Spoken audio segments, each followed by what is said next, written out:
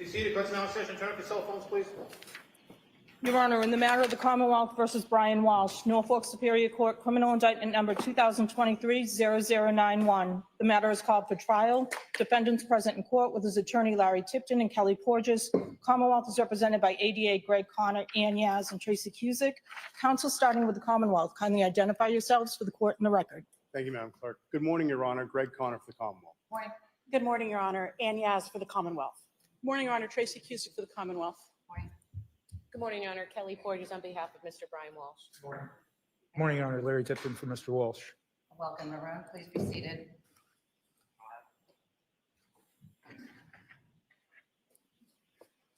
Let me start by a few things that I had on my radar for this morning, and then a few things that you put on my radar last night. Wrapping up our statistics with regard to our impanements, I just want to put on the record, on the last day of jury impanements, we saw 45 jurors. 30 of those answered yes to question 5, 2 were seated. 1 person answered yes to question 8, 0 people were seated. And I think if my math is accurate, and I'm sure one of you will correct me if I'm not, at the end of the impanelment, the Commonwealth exercised 4 peremptories, the defense exercised 8 peremptories. There are a few motions that have been circulating in the last few hours, and I want to first address with the parties it doesn't have a paper number, but has a title of defendant's motion in limine to exclude the evidence of the hole in the ceiling at the Walshe residence and the remainder of that, to which the Commonwealth opposed. To either party wish to be heard on that in oral argument? No, Your Honor.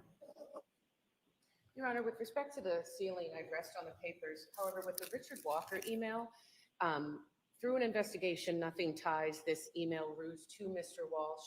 We have indicated that we have no intention on crossing on this, on making this an issue in the case. So it really is just a red herring that could be potentially inflammatory. It has no relevance. As the court knows, he pled to misleading, and this is not consciousness of guilt. This doesn't go to malice because nothing is tied to him. So I don't think it should be submitted to the jury. Thank you. Your Honor, the email was being put in to show the thoroughness of the investigation. The police received it as one of the many tips, and they actually asked the defendant about the name in one of the interviews. And so that is why the Commonwealth was seeking to enter the email, so it would show why the police were asking about this particular name. Defense's motion is denied. The evidence will be admitted. It is relevant to the issues, even with regard to the issue of Richard Walker. The Commonwealth gets to prove its case and prove that it was thorough, and its case, I'll permit it in my discretion.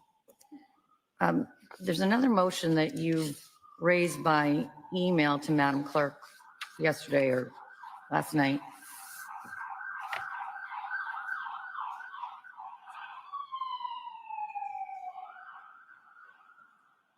With regard to the emails of Mr. Fasto. And I asked this morning, Madam Clerk, to ask you, what paper are you talking about? Because I know it was a long break, but I don't remember reviewing Mr. Fasto's emails since the time I reviewed them in connection with the grand jury. And that was in connection with the summer motions that we had. I got back and, oh, it's paper number 200. It's not paper number 200. Paper number 200 has to do with defendant's own text messages. So as a preliminary matter, we can handle it down the line unless somebody feels that they are going to have a problem with that in terms of your opening statements. You know what I mean? All right. So is there a problem with that, not resolving that for the Commonwealth? I was going to reference a image that was sent to Mr. Fastow in my opening. Is that the photo of Anna Walshe and her son? Yes. And the basis for that, Your Honor, is that Mr. Mutlu acknowledges in an interview that it was sent to Mr. Fastow that evening. And so that was where the good faith basis was to mention it. So I was intending to mention it. Also, the defendant acknowledged a text of that photo in one of the interviews. All right. Is there a problem with that aspect of it? So Mr. Mutlu saying that someone told him that this photo was sent is hearsay. No, Mr. However- Mutlu sent the photo to Mr. No, what they're saying is that Anna Walsh sent the photo to Mr. Fasto in this series of text exchanges. So it's contained in the text messages that we're objecting to. All right. What paper number is it?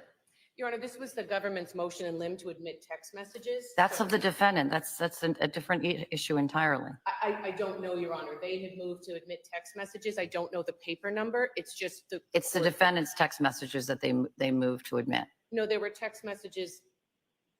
There's also, maybe it's the nature of the relationship. Is it that one you're thinking of, Ms. Houston?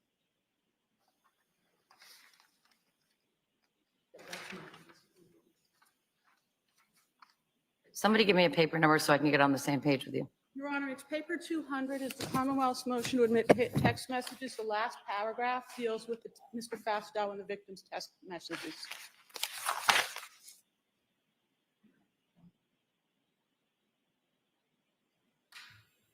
To which I wrote in my effort to be ever transparent. This is going back to motion in limine number 13, paper number 197.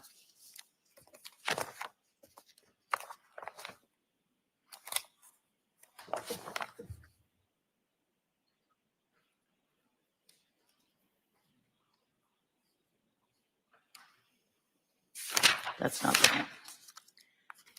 Your Honor, I believe I have it as paper number 199, which is Commonwealth's motion to eliminate 13. Here's what I'm going to suggest. The Commonwealth, I assume, intends to offer, or this testimony would be offered through Mr. Fastow. When is he testifying? This week, Your Honor, I think maybe Thursday. All right, then we deal with it later on down the line. And, That all my own. right, Yes, Your Honor. now, the other motion that was filed, same question. And that has to do with the Commonwealth's motion to eliminate to exclude the defendant from making any reference of his plea of guilty to the disinterment and to the lying to the police. Is that impacted by anyone's, is that going to, not ruling on that, is that going to impact anyone's opening? It will not affect the Commonwealth's opening. We're looking to avoid it. It will not. It will not? It will not for opening, no. All right, so I just want to be as transparent and as clear as I can be on the record. So I have not ruled on that, which means failing to rule it at this point, which I'm happy to rule on it. I don't think the law is going to get any clearer because there is no law on this. But that means that's going to put limitations on the defense in terms of what you can open on, right? Yes, Your Honor, I understand. All right, I just want to make sure that we're all speaking the same language. Judge, just so there's no surprise, there is a statement in my opening that said he lied to police. That doesn't trigger this issue. He can say that. He can. Yes, Your Honor, I apologize. Well, to the extent that you need to hear it out of my mouth, he can say that. He can say, I misled the police. He can say I lied to the police.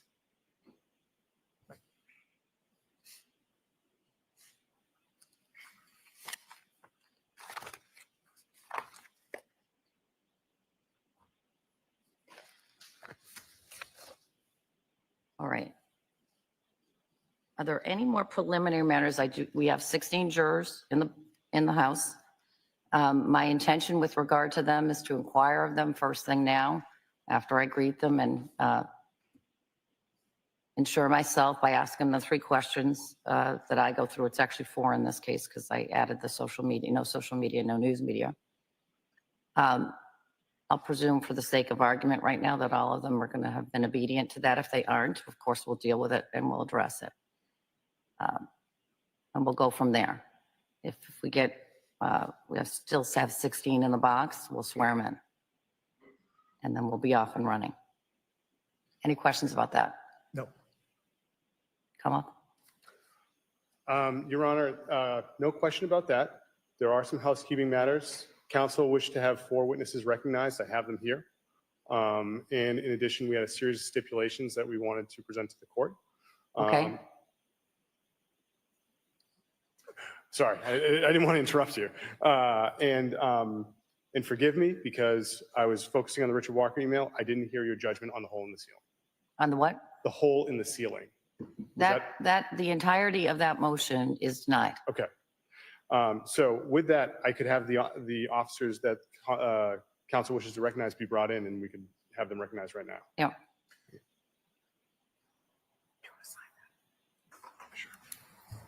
I'd like to bring up one issue. Before this? Doesn't matter, just, I'll wait till they're recognized and I'll bring it up.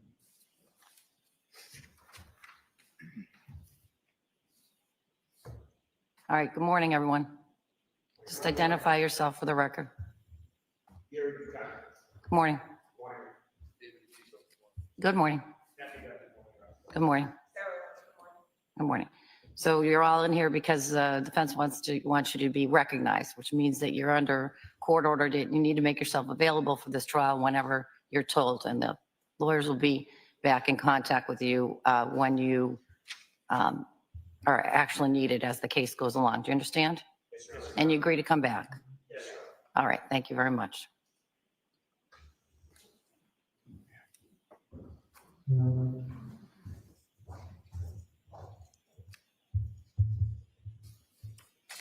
Your Honor, I'm handing up to the clerk 3 series of stipulations.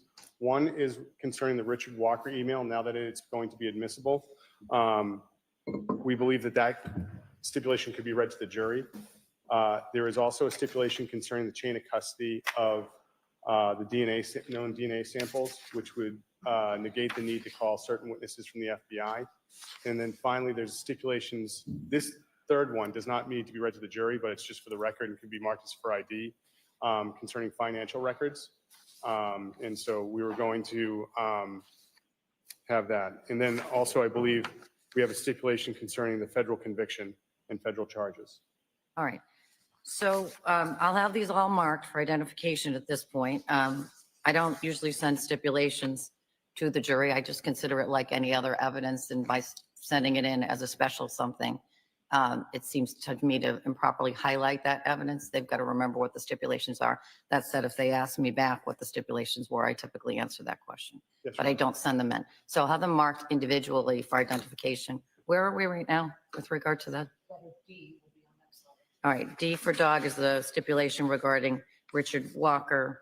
E will be the stipulation regarding the DNA samples of Anna Walsh and Brian Walshe. F will be the stipulation regarding authentication of records. And G will be the stipulation regarding the federal prosecution of the defendant. And when we get to the point in the case that you wish me to read those stipulations, just cue me by ID number that this is the time you want them to be read. Thank you, Your Honor. All right? That's it for the Commonwealth for housekeeping. All right. Attorney Tipton. First, the preliminary instructions, we're asking that no consciousness of guilt preliminary instruction be given. I don't have one in there. All I have is the elements of first-degree murder by premeditation and the normal beyond a reasonable doubt and presumption of innocence, all that stuff. Okay. But there's nothing about COG in there. Okay. And secondly, our understanding was that the sentencing was going to occur today. Are we wrong about that? I don't know that we set the day to take place, but I also don't think it's going to have bearing on the ruling on that other motion if you're concerned about that.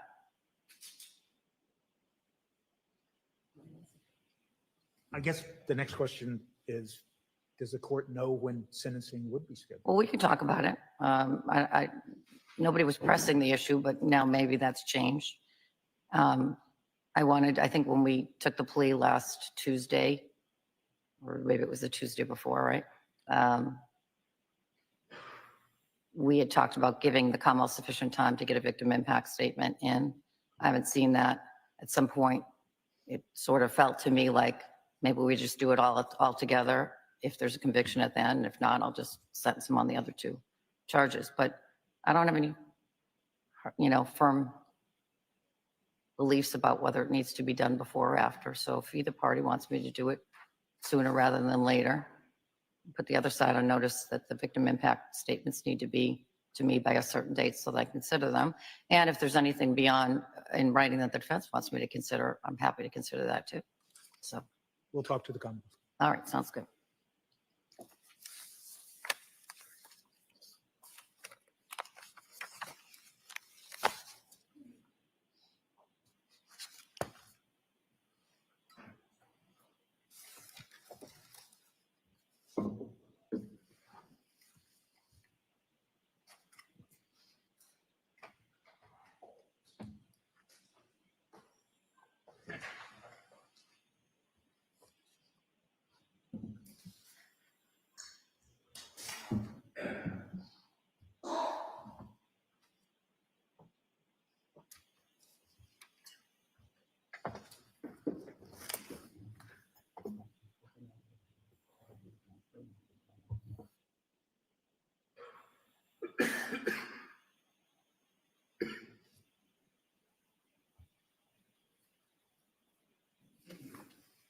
Indictment.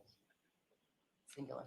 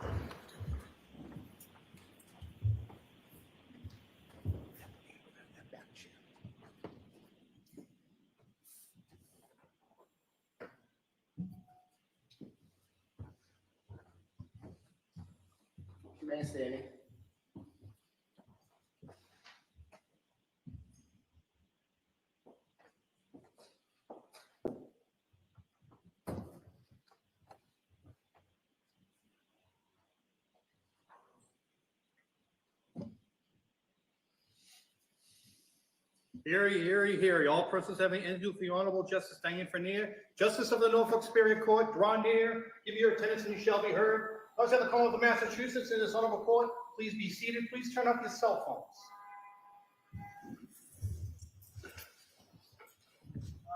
Good morning, jurors. Morning. It's nice to see you all as a group for the first time. Jurors, I hope you all had a nice holiday break, and we're here to start the trial today.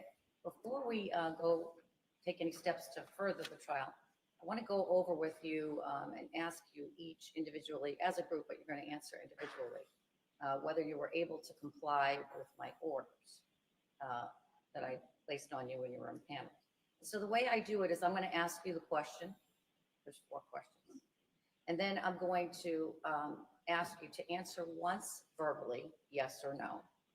And then nod your head, yes or no, until you and I make eye contact. and I will scan first from the left rear to the right and front left to the right. And keep on nodding until you really know that I connected. Sometimes you think I connected and I didn't, and then I'll have a long pause. Sounds more complicated than this. It's really quite simple. Jurors, were you able to comply with my order that you not speak to anyone about this case?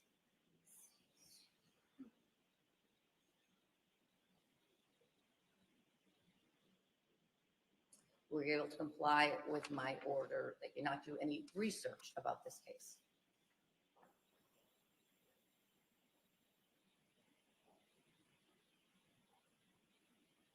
Were you able to comply with my order that you not go on social media or access any news media?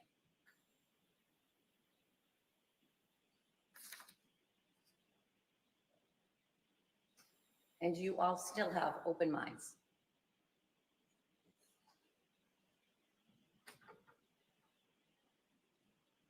With those 4 questions all answered in the affirmative by each juror, we're ready to begin today's work. Would you like the jurors sworn in? Yes, please. Members of the jury, if you could please stand and raise your right hands for me. Do each of you solemnly swear or affirm that you will well and truly try the issue between the Commonwealth and the defendant according to the law and the evidence, so help you God? Thank you all. You may be seated. Members of the jury, hearken to the indictments returned by a Norfolk County grand jury. Mr. Walsh, if you could stand, please. Norfolk Criminal Indictment Number 2023-0091 alleges that Brian Walshe of Cohasset in the County of Norfolk on or about January 1st, 2023, at Cohasset in the County of Norfolk, did assault and beat Anna Walsh with intent to murder her, and by such assault and beating did kill and murder said Anna Walsh in violation of Mass General Law, Chapter 265, Section 1. Members of the jury, to this indictment, the defendant has pleaded that he is not guilty, and he has placed himself before his country, which country you are, for trial. If he is guilty, you shall say so and no more. If he is not guilty, you will say so and no more. Thank you, Mr. Walsh. You can be seated. Thank you, Madam Clerk. So jurors, as I told you in the impanelment period, you will be responsible for deciding this case. Please pay careful attention to the evidence that you'll see and hear during this trial. When the evidence is complete, I will explain the legal rules that you must apply to decide this case. You will then meet in private to discuss and consider the evidence, apply those rules, and work together to reach a unanimous verdict. Before we start the trial itself, I'm giving you some initial instructions, also known as the pre-charge. I will explain the indictment that Madam Clerk just read aloud and describe what will happen during the trial. I will explain my role as the judge, the lawyer's important role, and your role as jurors. I will discuss some of the legal rules that apply to this case, and I will explain and remind you of some important things you must do and must not do during this trial. A moment ago, Madam Clerk read the language of the indictment in this case. An indictment is a legal document that formally accuses someone of a crime. The indictment in this case charges Mr. Walsh with committing murder. The indictment is not evidence in this case, and the fact that the defendant is facing this charge does not mean that he is guilty of committing any crime. As I told you when we were choosing you as jurors, the defendant has pleaded not guilty to the charge. And at the end of the trial, you, the jury, will decide whether the prosecution has proved the charge beyond a reasonable doubt. Let me give you an outline of the trial. When I finish these initial instructions, the prosecutor and the defense will make their opening statements. An opening statement is a summary of what the lawyer expects the evidence will show. After the opening statements, you will hear testimony from various witnesses. The evidence may also include documents and other things. The prosecution will call witnesses first. Then the defendant will have the chance to call additional witnesses if he chooses to do so. Both sides may question each witness. After you see and hear all of the evidence, each side will make their closing arguments to summarize the evidence and suggest conclusions you may reach based on the evidence and the law. The lawyer's opening statements and their closing arguments may help you make sense of the evidence you see and hear during this trial, but the openings and the closings are not evidence. At the end of the trial, I will instruct you in detail on the legal rules that you must apply in deciding this case. And I give them to you both orally, as I'm doing now, but you get written copies of the charge that go back with you as well. You will then discuss the case in private and work together as a jury to agree on a verdict. Let me next address the roles of everybody in this courtroom, and I'll start with myself first. As a judge, I am responsible to make sure this case is tried fairly, efficiently, and according to the law. I must make sure that you see and hear only evidence that's allowed under what we call our rules of evidence. Those rules determine what evidence the lawyers may and may not present to you. The purpose of these rules is to make sure that what you see and hear during this trial is relevant to the case and appropriate for you to consider. If one of the lawyers says objection, that means that that lawyer thinks a particular answer or an exhibit that's being offered violates those rules of evidence. If I'm not persuaded by the objection, I will say overruled. That means that the witness may answer the question or the other party may show you the exhibit, and you may consider the answer or the exhibit as evidence.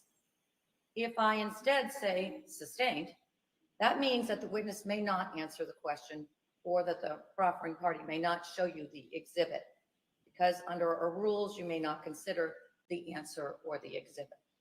If I sustain an objection, you may not talk about or try to guess or speculate what the answer might have been.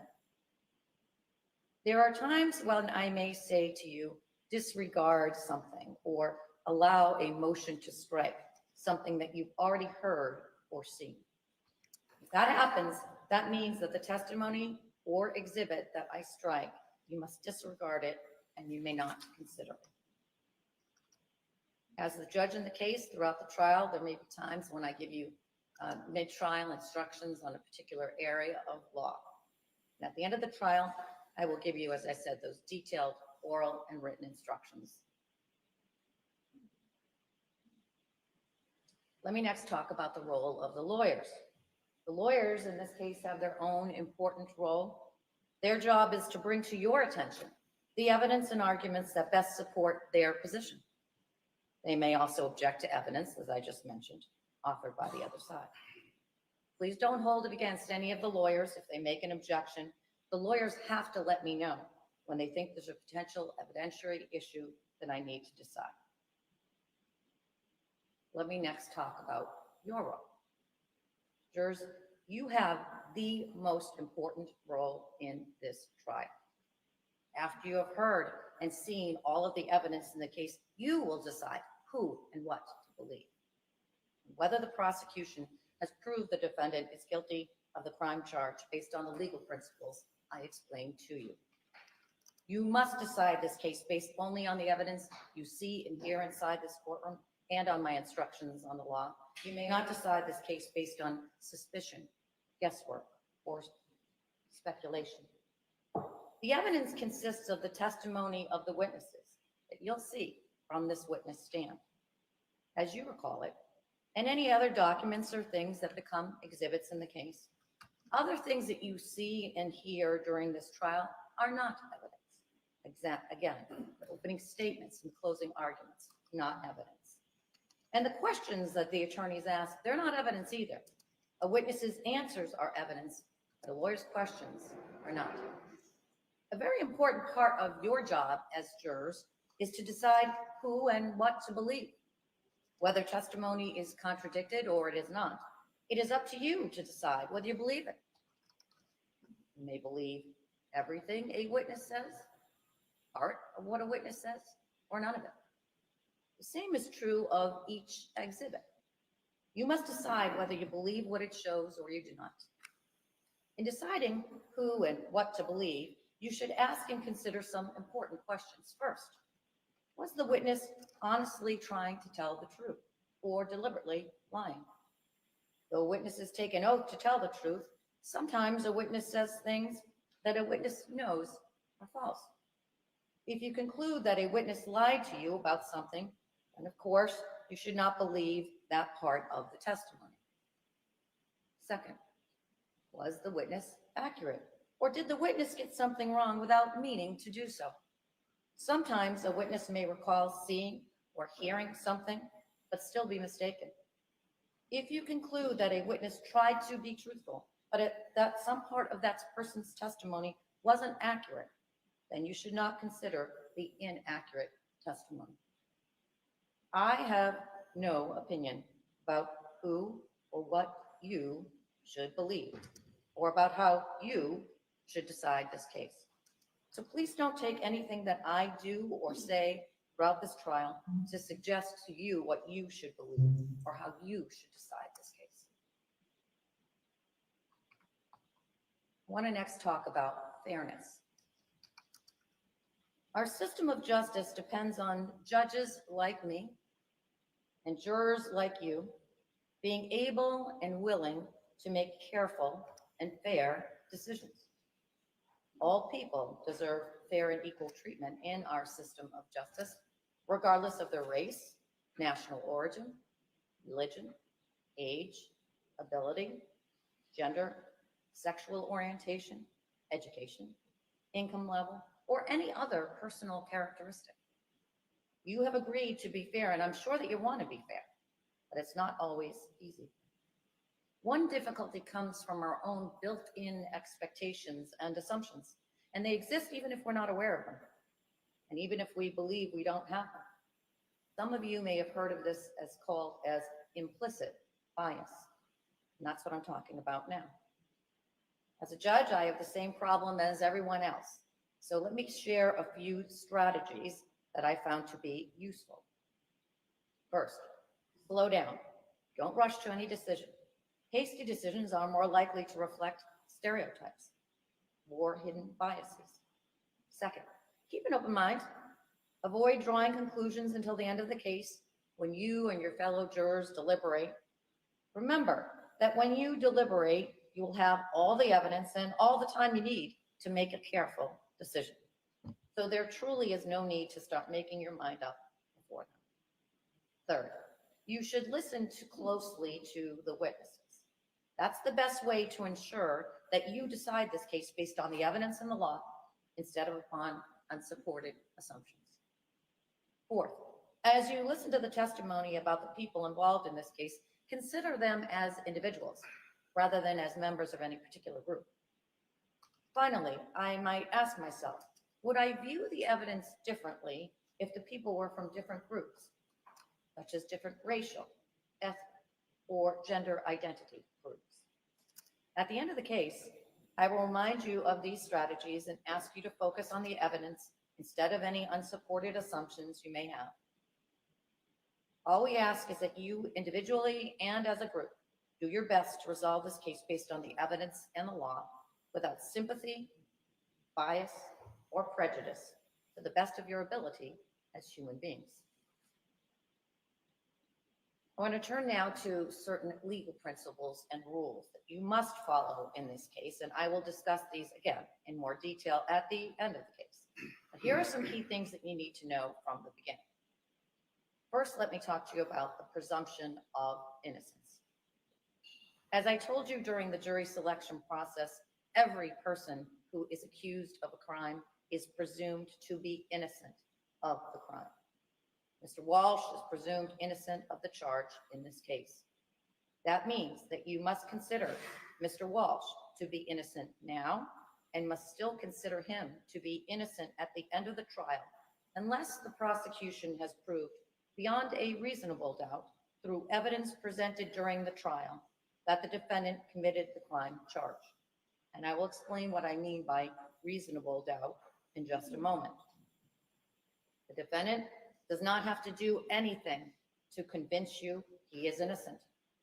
He does not have to explain anything to the jury. The defendant does not have to testify, call or question any witnesses, or provide any evidence at all, because you must presume he is innocent. Instead, it is up to the Commonwealth to prove the charge against the defendant beyond a reasonable doubt. This burden of proof never shifts to the defendant. At the end of the trial, after you've seen and heard all of the evidence, you will deliberate with each other, meaning you'll discuss the evidence and decide on a unanimous verdict. If you have a reasonable doubt about the defendant's guilt on the charge, then your verdict must be not guilty on the charge. You may find the defendant guilty of the charge only if all 12 deliberating jurors agree that the Commonwealth has proved the charge beyond a reasonable doubt. So the burden is on the Commonwealth to prove beyond a reasonable doubt that the defendant is guilty of the charge made against him. What is proof beyond a reasonable doubt?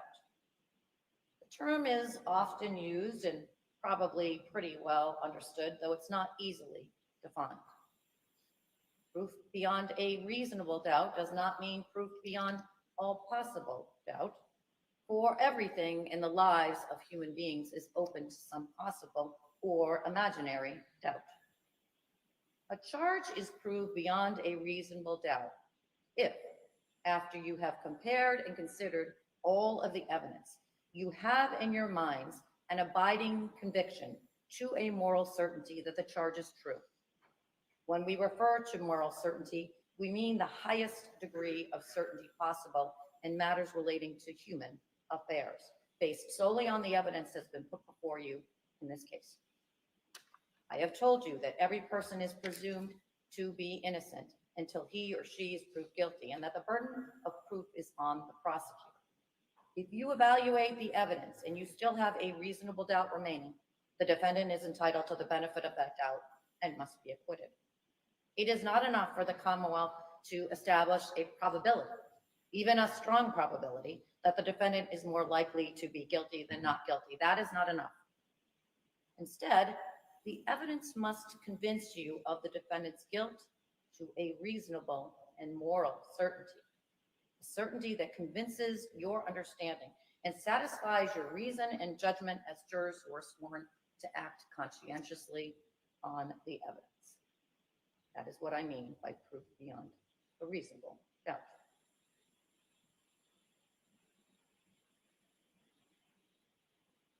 I've told you that the Commonwealth must prove the charge here beyond a reasonable doubt. To do so, it must prove each element or component part of the charge beyond a reasonable doubt. As I said, the charge here is murder, and the Commonwealth is proceeding on the charge of first-degree murder on a theory of deliberate premeditation. In order to prove the defendant guilty of murder on the theory of deliberate premeditation, the Commonwealth must prove 5 elements beyond a reasonable doubt. First, that the defendant caused the death of Anna Walshe. Second, that the defendant intended to kill Anna Walshe, that is, the defendant consciously and purposefully intended to cause Anna Walshe's death. Third, that the defendant committed the killing with deliberate premeditation, that is, he decided to kill after a period of reflection. Fourth, that the defendant did not act in proper self-defense or proper defense of another. And fifth, that there were no mitigating circumstances. Those are the basic 5 elements. And really, jurors, what I'm trying you to absorb at this point is that there are 5 component parts. And each of those component parts, the Commonwealth needs to prove, again, beyond a reasonable doubt. Let me talk about some of the housekeeping matters that you may be thinking about. One or two of you may ask about these actually when you were being selected as jurors. And I'll start first with note-taking. At the end of the trial, when you meet in private to deliberate, you will have all of the exhibits with you. We cannot provide you a transcript of any of the witnesses' testimony, however. So you're going to have to rely on your own memories of what each witness said to you. You may take notes during the trial, if you wish, and our court officers will pass out at an appropriate time a notepad and a writing implement, a pen or a pencil. I don't know what we have here today. Some jurors find it helpful to take notes while listening to the evidence. It may help you focus on the testimony and to remember what witnesses said. Some of you may not want to take any notes, and that's perfectly fine too. Whether you take notes or not, it's entirely up to you. Whether you take notes or you do not, you need to pay close attention to each witness and what they say. In deciding who and what to believe, you should watch and listen carefully to each witness. Think about whether the witness seems believable, whether the witness's memory seems reliable, and anything else about how the witness testifies and what the witness says that helps you determine whether and how much to believe that witness. When you deliberate at the end of the trial, remember that it is your memory that counts. Your notes may help jog your memory about what a witness said, but they are not a substitute for what you and your fellow jurors remember about the testimony. Do not assume that because you or another juror wrote something down, that it is more accurate than your or another juror's memory of what the witness actually said. Your notes are confidential. No one, including me, will read them. The court officers will collect your notebooks and your writing implements at the end of each trial day and will keep them safe, and they'll be returned to you the following morning. And at the end of the trial, I will order the court officers to destroy any notes that were taken. Next I want to talk about your comfort. If you have any trouble seeing anything, hearing anything, if you need an unscheduled break, please raise your hand and one of the court officers will come over. We'll make the necessary adjustments. I remind you that we take a morning break at about 11 o'clock, and that's usually about 20 minutes to 30 minutes, depending on what I have to do during that time. And then we proceed on to the lunch hour at 1 o'clock. We take a break from 1 to 2, and then the afternoon session is the longest session, 2 hours long, between the hours of 2 and 4. So you can predict your day, how your day will lay out most days that you're here. If you need to communicate with me at any point during the trial, again, let one of the court officers know and they'll get me the information. And do it through a note is the best way. Finally, jurors, I'm not going to give you the longer version of this because I just asked you about this morning. But it's imperative to the administration of justice in each criminal case, and in this one, that you abide by those rules that you agreed to. If anybody needs another written version of the order that I gave to you, I have plenty of them. Don't hesitate to ask. But I remind you, no social media, no news media. Don't do any research about this case on any medium. Don't talk to anyone about this case. And continue to have open minds as you listen to the evidence in the case. It's the first thing that I'm going to ask you every morning, and it's the last thing you're going to hear me remind you of every night. All right?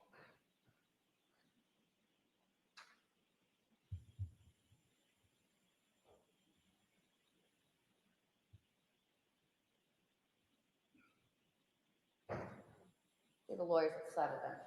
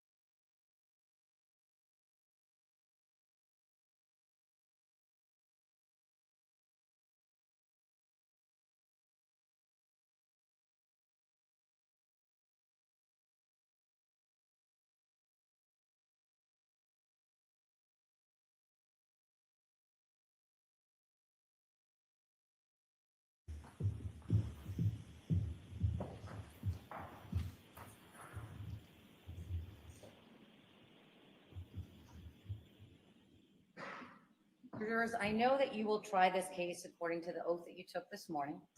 In that oath, you promised you would well and truly try the issues between the Commonwealth and the defendant according to the evidence and the law. If you follow that oath, approach this case with an open mind and make your decisions fairly, without prejudice or bias or sympathy for anyone, then you will arrive at a just and fair verdict. It's now time for the opening statements. And you will find that there are customs in the law, many customs in the law that dictate how the case plays out. And the first custom I'll alert you to is that the Commonwealth opens the case first. ADA Connor. Thank you, Your Honor.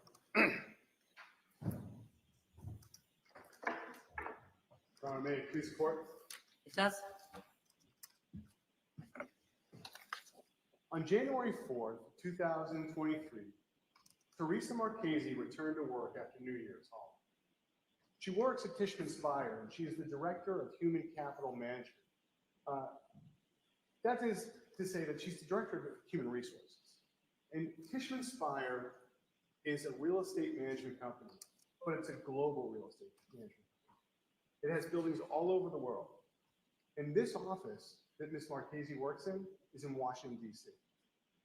When she returned to her office in Washington, D.C. that morning, she was alerted that one of her coworkers' husbands was trying to find her coworker. The coworker was Anna Walshe, and her husband is Brian Walshe.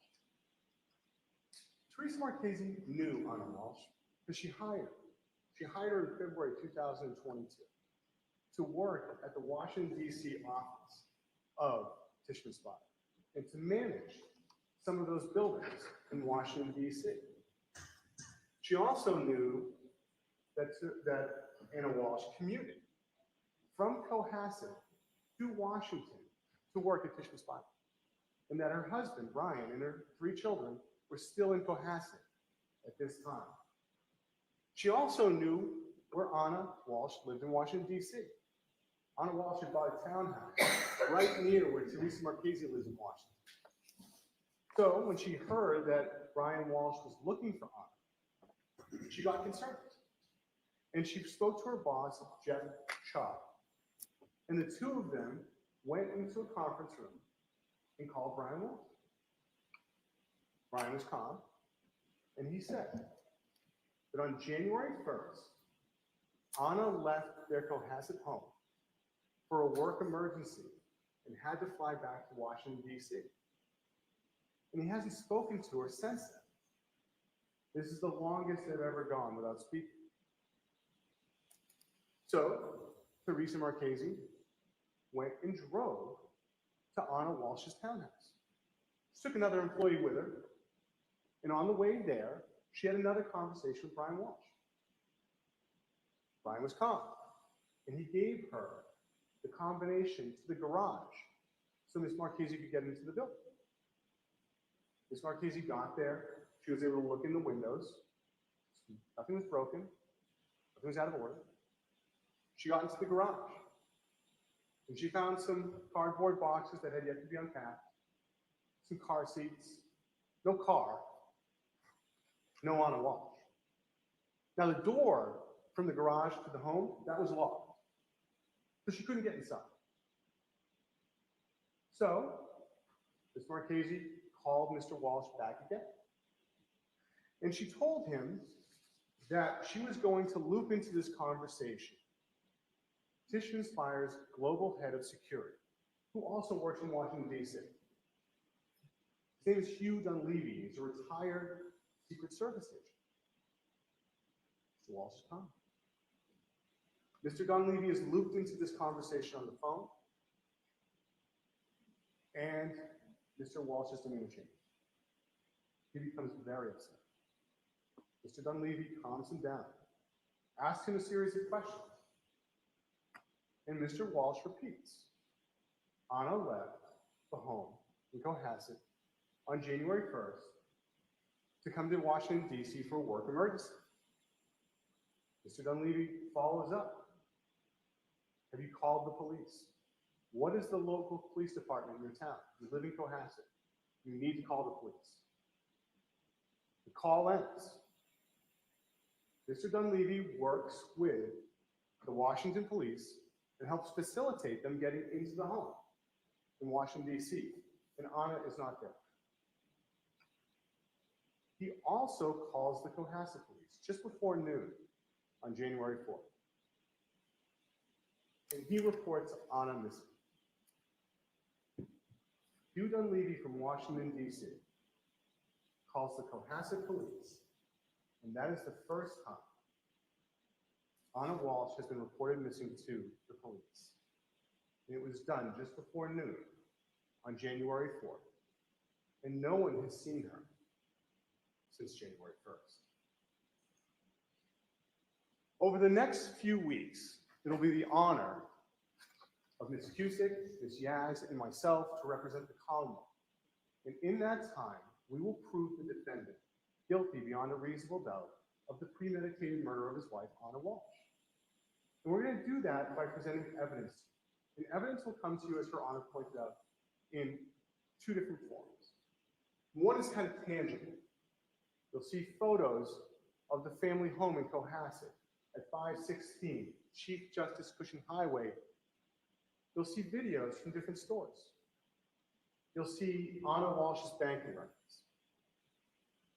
You will also see objects, like a Tyvek suit, like a hatchet, like a hacksaw. Now, in addition to those objects, you will hear from witnesses. Witnesses like Teresa Marchese and Hugh Dunleavy, who I just mentioned. You'll also hear from a group of witnesses that are Anna Walsh's friends and colleagues. They will tell you that Anna was 39 years old in January 2003. She was married to the defendant. She had 3 children.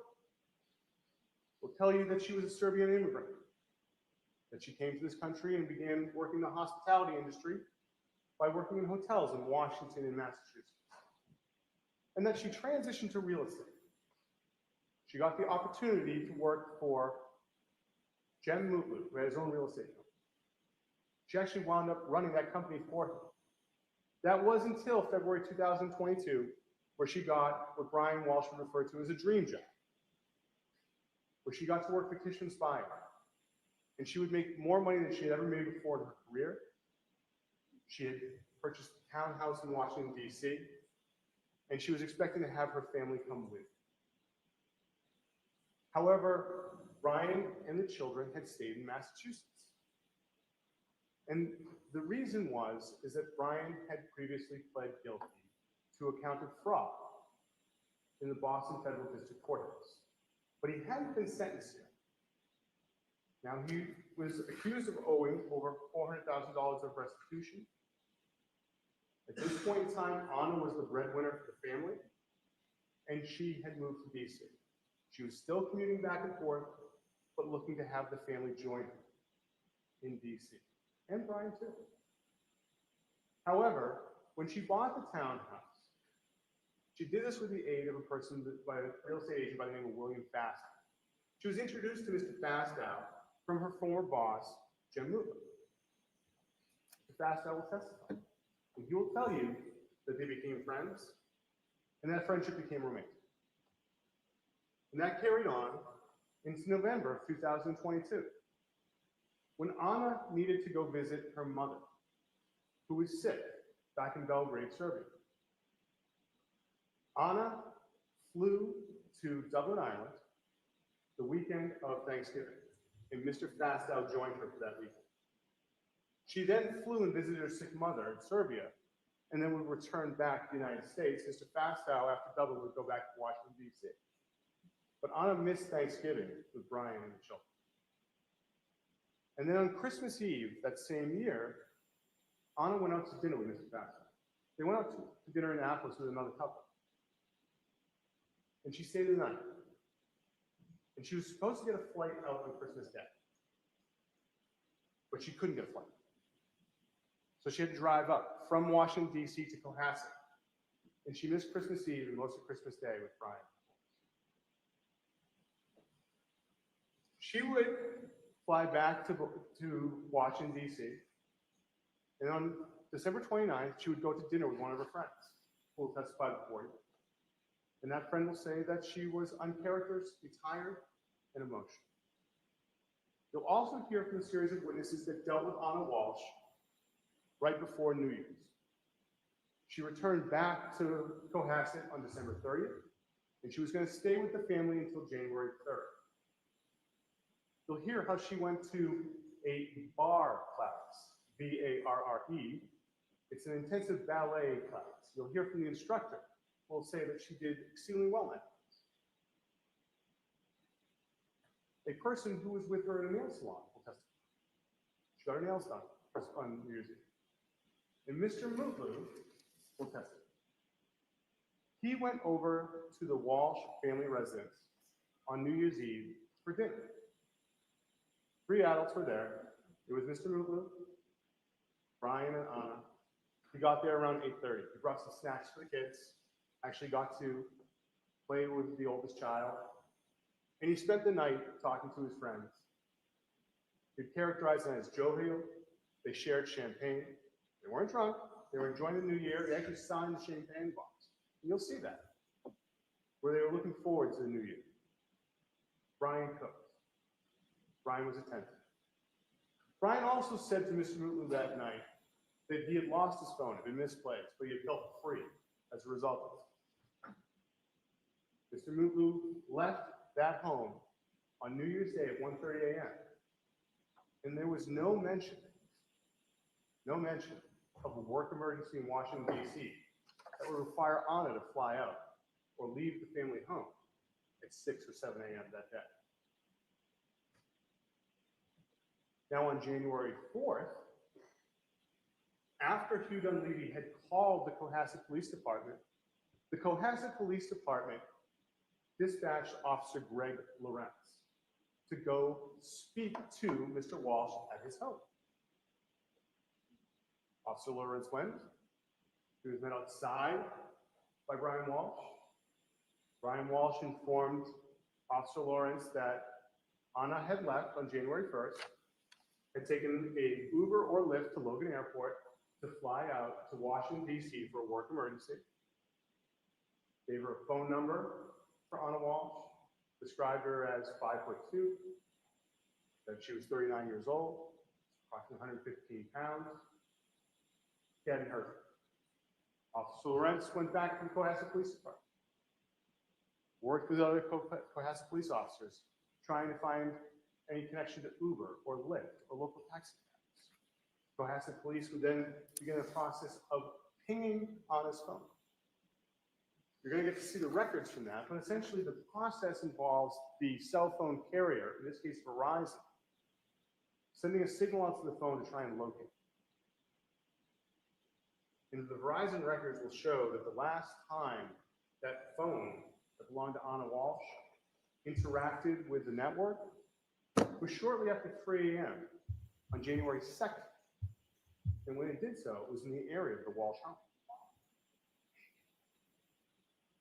That same day, Cohasset Police also tasked Detective Schmidt with investigating this case. He and Officer Lawrence would go back to the Walshe family residence at 516 Chief Justice Cushing Highway and interview Brian Walshe. And he recorded it. You'll get to hear the recording.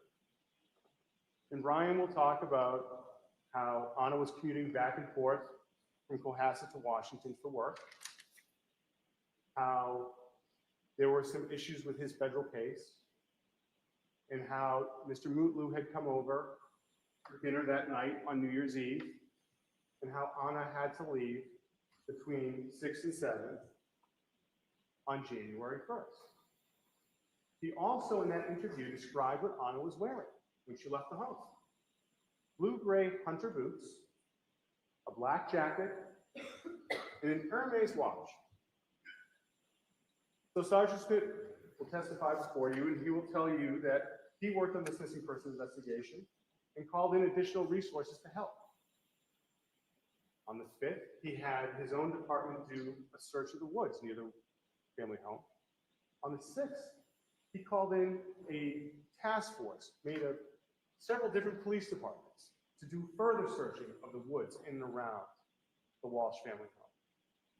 Contacted the state police to use their resources. He also got the opportunity to speak to Mr. Walsh on January 5th, January 7th, and January 8th. And when he did those interviews, he was accompanied by detectives from the state police. And those interviews were recorded. You'll get to hear those interviews. And Mr. Walsh, during those interviews, will explain that he and Anna were happily married. He had no knowledge of any extramarital affair. That Anna had her dream job. That it was taking care of the family. And conversely, he didn't take a salary this year out of his company that was a consulting company. He told the police that he owed over $400,000 in restitution on his federal matter. That this case was causing stress on his marriage. That he might have to go to jail.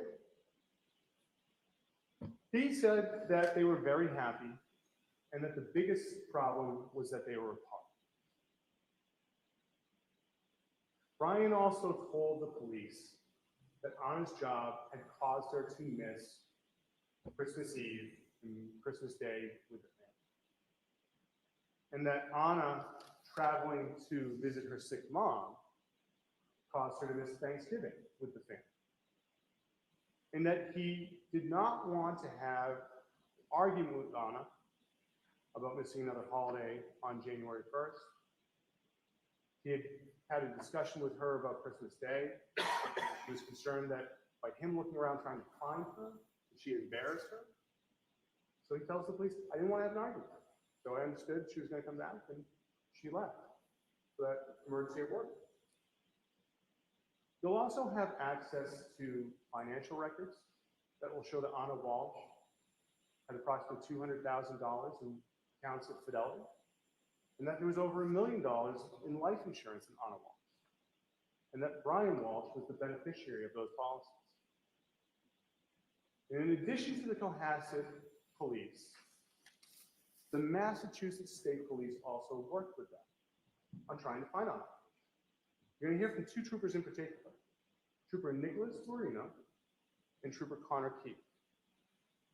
They are digital forensic specialists. They have special training in examining computers, tablets, phones.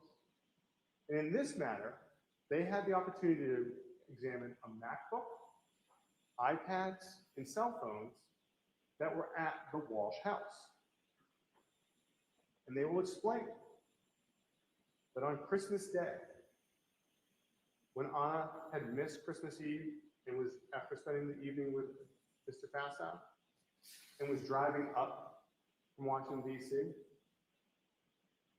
the cell phone that Brian Walsh was using looked up Mr. Fastow on the internet. And that on December 27th, a MacBook that used the Apple ID for Brian Walsh, between 8:30 and 9 o'clock, researched best strategies to divorce for a man, best state to divorce for a man, Washington, D.C. divorce laws. On December 29th, Brian Walsh's cell phone was researching buildings that Anna Walsh managed for Tishman's Fire and emergencies she had handled for them in the past. Trooper Guarino will also explain to you the internet history of that MacBook that had Brian Walsh's Apple ID beginning on January 1st. At 4:54 a.m., the MacBook searched best way to dispose of a body. And then went to similar websites for more than an hour. At 6:24 a.m., same day, the same device, searched how long for someone to missing to inherit, how long missing to be dead, can you throw away body parts? Later on that morning, on January 1st at 9:33 a.m., the MacBook went to search, how long does DNA last? And then an article, is it possible to clean DNA off a knife? 30 minutes later, the MacBook researched disposal of a cell phone. At 10:28 a.m., the MacBook researched, I am the user of my wife's credit card. She is missing.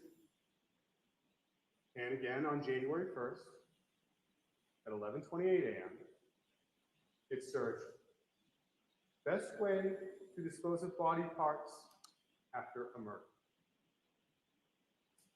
Trooper Guarino will explain the numerous websites and searches done by the MacBook in the morning and early afternoon on January 1st, and that these websites were about cleaning blood with ammonia, bleach, and hydrogen peroxide. Websites visited included those as whether it is better to throw away crime scene clothes or wash them. One site was entitled, you want to get away with murder? Use a special deterrent.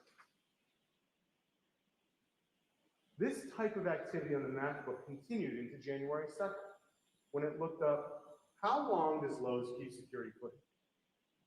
How to saw a body. How to dismember a body. Can you be charged with murder without a body? Can you identify a body with broken teeth? The MacBook also visited websites for apartment complexes in Brockton and Chelsea. One in particular, Chatham West in Brockton. Brian Walshe told investigators that his phone, which was an iPhone 13 mini, had been misplaced and not found until the afternoon of January 2nd, 2023. When investigators examined that phone, they learned that it had been connected to a power source. It had been unlocked 4 times by either using the face or the passcode. Investigators will also tell you that the location data from that phone showed that it remained in the Walshe residence until the afternoon of January 2nd, 2023. However, there was another phone in the Walshe residence, an iPhone SE, which belonged to one of the children. When investigators examined the location data from that phone, they found that on January 1st, the phone traveled to a Walgreens in Cohasset, then to a liquor store nearby the defendant's mother's home, an apartment complex in Swampscott, to a CVS in Danvers, to a Lowe's in Danvers, and to a Stop and Shop in Swampscott. You will see the surveillance video from those stores. You'll see the video from Walgreens, where a white man with dark hair using a credit card buys Band-Aids and antibiotics. You'll see on the surveillance video at the CVS in Danvers that a white man with dark hair, now wearing a mask, buys hydrogen peroxide using cash. You'll see the surveillance video from the Stop and Shop in Swampscott, where a white man then goes buys ammonia with cash. And you'll see the surveillance video from the Lowe's in Danvers, where a white man wearing a mask and dark hair buys several items that cost more than $400 using cash, including a Tyvek suit and cutting instruments such as shears, snips, and a hacksaw. Investigators will explain how the cell phone location data from the iPhone SE shows that it went to a Home Goods in the morning of January 2nd, and that Brian's iPhone 13 mini went to a Home Depot in Rockland in the afternoon of January 2nd. You will see the surveillance videos from those stores. You'll see a white man with dark hair at Home Goods buying scented candles and area rugs. And you'll see a white man with dark hair at the Home Depot buying more cleaning supplies, 20 pounds of baking soda, mop, buckets, and a hatchet. The investigators will also explain to you that Brian Walsh's cell phone on January 3rd was located near apartment complexes in Brockton. You'll see the surveillance videos from some of the apartment complexes, including one of Chatham West. You'll see someone going to the dumpster and then leave. The investigators will also tell you that on January 5th, Brian Walsh's cell phone was in the area of dumpsters and a trash compactor by his mother's apartment complex in Swampscott, and that this was before he was interviewed by Detective Schmidt later that night. On January 9th, the police went to those dumpsters and they took that trash compactor and that dumpster to a facility in Peabody where they searched the contents of both. And they found an Air Mary's watch, blue-gray Hunter boots, a black coat, a COVID vaccination card with Anna Walsh's name on it, rugs, a Tyvek suit, a hammer, shears, snips, a hatchet, and a hacksaw. The police will tell you that these items were packaged and brought back to a laboratory, and they were brought there for examination. And how some of these items were examined for DNA. And the DNA was compared to samples they had from Anna and Ryan. And scientists from the state DNA lab will identify DNA of Brian Walsh and Anna Walsh on the Tyvek suit. They will explain that Anna Walsh's DNA was found from items in the dumpster, including drugs, the hatchet, and the hacksaw. Jem Mutlu said goodbye to Anna Walsh about 1 o'clock, 1:30 a.m. on New Year's Day. When he left, she was home, she was alive, she was with her husband. No one has seen her since her husband said she left on January 1st. She has not accessed her finances, her email, her phone has made no calls, and no one has found her body. During this case, we ask two things. The first is that you keep an open mind. Do not rush to judgment, but instead, see how all the evidence fits together. Pay careful attention to the timing of certain events. And second, use your common sense. Don't leave it home. Bring it with you here as you make your examination of every piece of evidence. And at the end of this trial, we will speak to you one more time. And it is at that time we will ask that you find the defendant guilty of murdering his wife with deliberate premeditation. Thank you. Thank you, 88 Connor. Just why don't you take a break and stand up, shake a leg.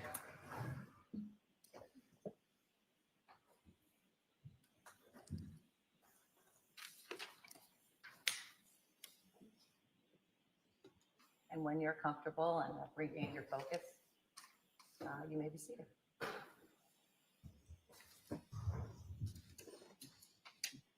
Now we'll hear from the defense for the opening statements. Attorney Tipton. Thank you, Your Honor.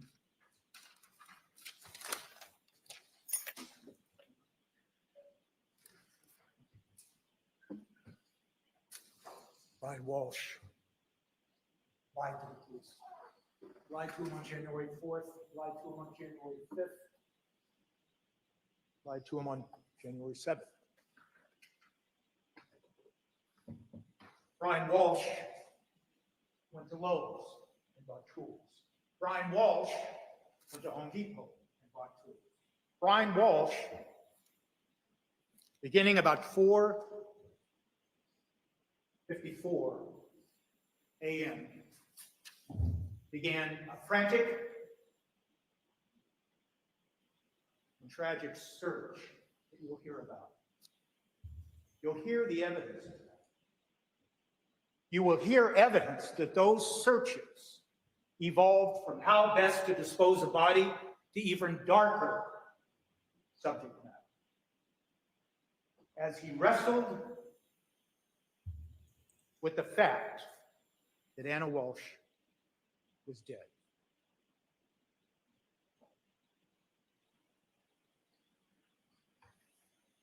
That evidence that you will hear will be hard to understand, but it is true.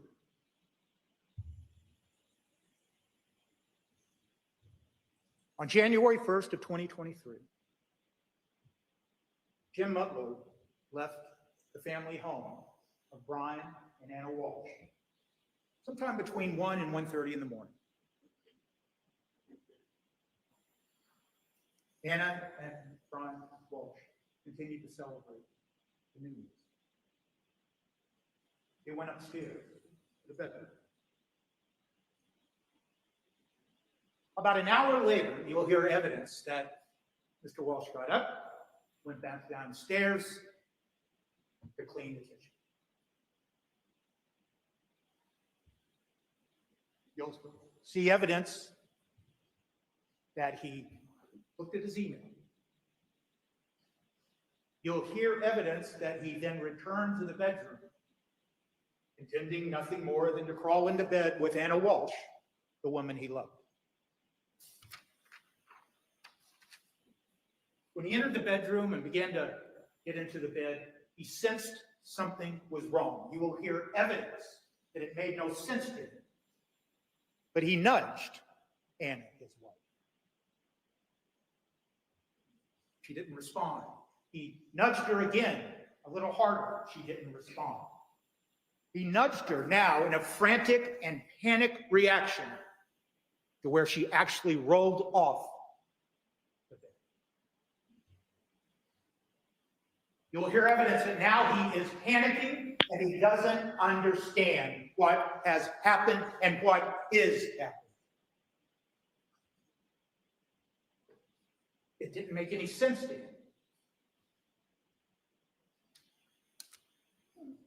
It didn't make sense that somebody that he had just been with and enjoyed New Year's Eve into New Year's Day would suddenly be dead. Not him. You will hear evidence in this case of sudden, unexplained death. You will hear evidence that it is rape. You will hear evidence that it happens in young people and old. You will hear evidence it happens in male and female. You will hear evidence it happens during the day and during the night, that it happens to trained athletes. You will hear evidence that it can be the result of both mechanical and or electrical problems within the body. You will hear evidence that it might be cardiovascular, pulmonary, neurological, or other reasons. You will hear evidence that it occurs in people who have never manifested a symptom that something might be wrong. And in fact, you will hear evidence that sometimes the first manifestation that something is or was wrong with someone is the sudden, unexplained. That's the evidence you will hear in this case. Sudden, unexplained death is known within the medical community and the forensic community. But it is to this day not well understood, and that is the evidence you will hear. And it is not well known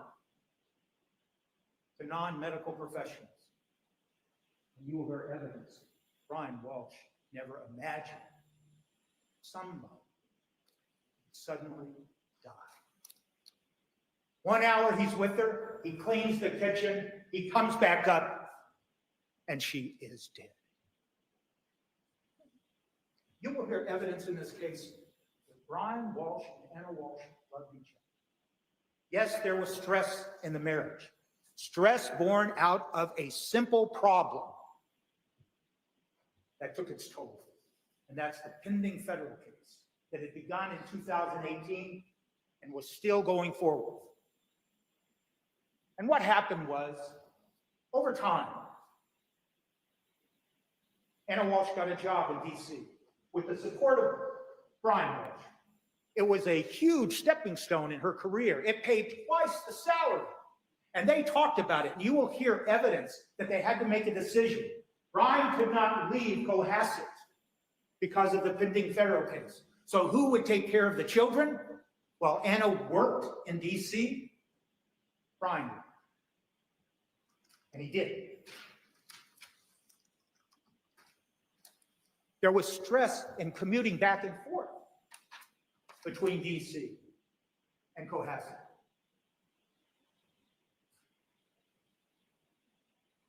Brian Walshe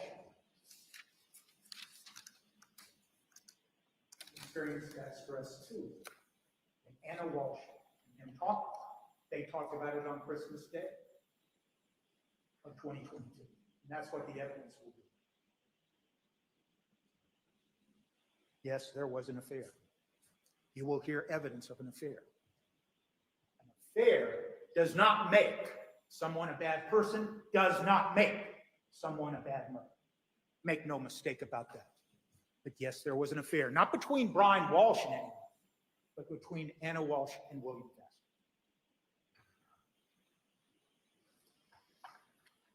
The evidence in this case will be that Anna Walshe did everything she could to hide that affair. That she did not tell her closest friends, her confidants, some of whom lived in DC, the same person, Alyssa Kirby, that she spent December 29th with, drinking and talking about her life. She hid the affair. William Fassler will tell you that he was unaware of any plans of Anna ever telling Brian about the affair. William Fassler will testify that they behaved differently in public in DC to make sure there was no appearance of the affair. William Fassler will testify that Anna Walshe told him she would be devastated if Brian ever learned about the affair. Brian Walshe didn't know about the affair. He did know. Anna Walshe had a crush on William Fassler because she told him. And he did not react in a jealous way.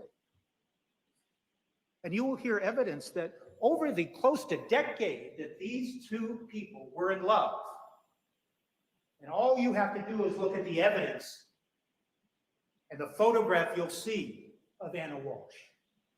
And the evidence will establish she is a beautiful woman. And it was not unusual for her to comment to Brian. I had some man look at me today. I think he liked her. That didn't upset Brian, not over a period of 10 years. And when she told him that she had a crush on William Fassler, the man who had sold them the $1.3 million townhouse in DC, it didn't upset Brian. He trusted her.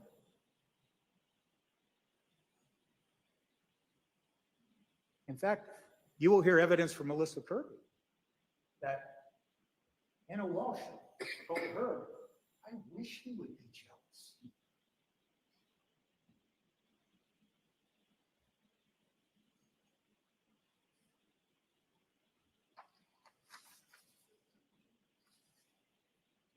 You will hear evidence that there was no financial issues or problems. Anna Walshe just got that job in the early part of 2022 that paid close to $300,000 a year. They own that townhouse in DC. It was worth over $1 million. They own whole life insurance policies on their sons in the amount of $1 million each. Whole life that you will hear you can borrow against if you need cash.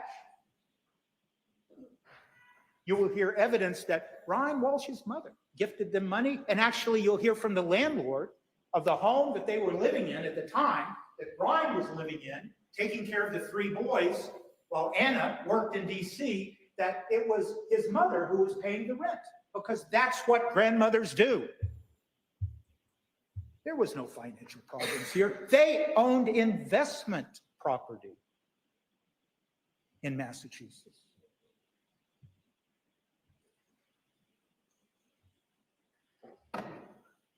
The evidence in this case is that Brian Walshe loved Anna Walshe. You will hear that she spoke of him in glowing terms to William Fester. That she said, I want people to see the Brian that I know.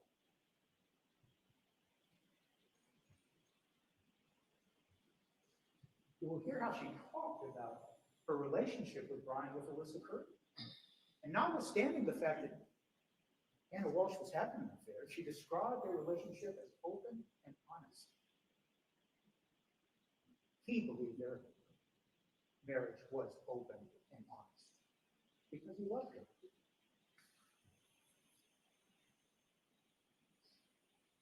You will hear how she described Brian as her best friend to her friend Alyssa Curry.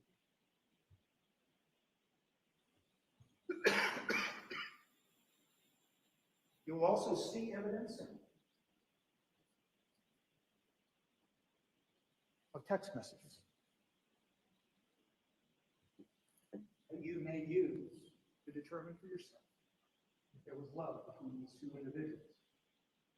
The importance about those text messages that you'll see is simply that they're dated.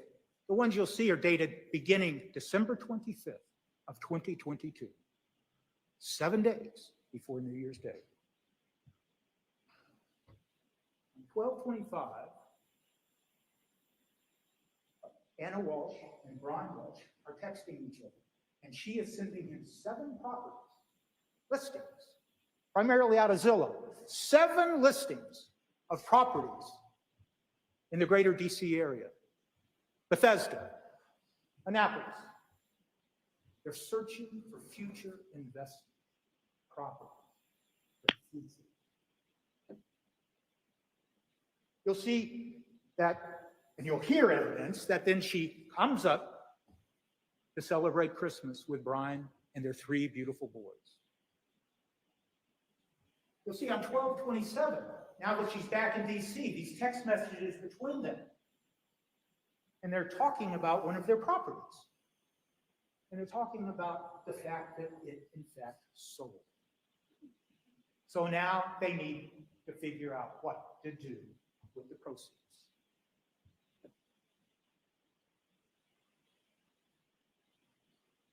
You'll see on 12/28, text exchange between Brian Walshe and Anna Walshe. Now, she's back in DC. She's not feeling well. She's telling Brian, I don't feel well. So I'm going to stay at home and work at home today in DC. And they joke. And on the text, Brian says something like, well, I guess I'll have to get you a plunger. Anna responds, I'll tell you what. I'll buy the plunger. You buy me that Porsche. Why? Because Anna Walshe wanted a Porsche. And what you see on that text exchange, right after she says that, is you'll see postings that he sent to her of the Porsches he'd been shopping for the woman he loved. And you'll see in his medical that he was shopping for Porsches because she had asked for them.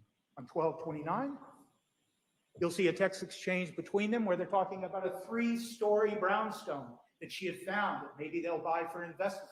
And you'll see the text references to how much it cost, the square footage it's up and below.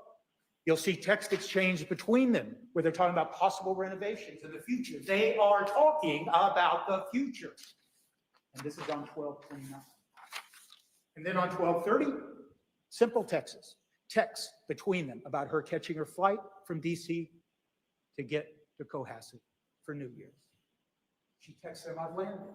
And what you see in those text messages are she begins to send Brian pictures of her playing with the boys now that she's reunited with her 3 beautiful boys again. And then you see 7 pictures sent by Brian Walshe back to Anna, taken of her playing with the boys.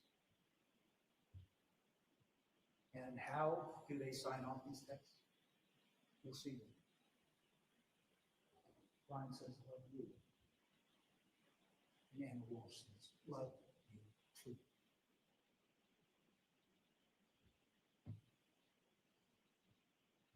We've come full circle in this opening, and now we're back to New Year's Eve. Jim Mutlow, the family friend, is invited by Anna to come to the house to celebrate New Year's Eve. You'll hear evidence that he was thrilled. He was thrilled to be with 2 people he'd known for years, but he hadn't seen in some time. He knew their kids, 3 beautiful boys.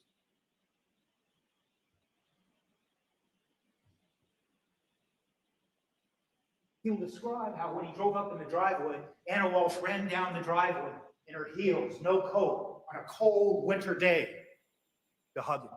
And then what happened? They all went into the house. And what was occurring in the house? Brian was cooking New Year's. He was feeding them as they all talked for 4 to 5 hours. And what were they talking about? They were talking about the future. They were talking about investments. Anna Walshe told a story about how Brian had found a ring for her and the whole adventure of finding the ring and buying the ring. She talked about it in glowing terms when she talked about how Brian did that.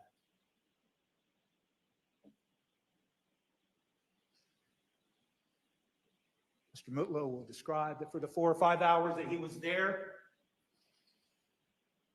he saw no problems between them. Said that Brian was happy and Anna was happy. He described the atmosphere as jovial, festive. He described it as loving.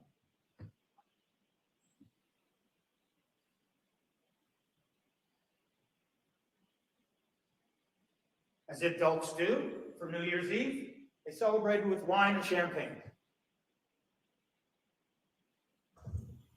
You will have that box, or at least photographs of that champagne box, where they signed it. And what Anna signed on that box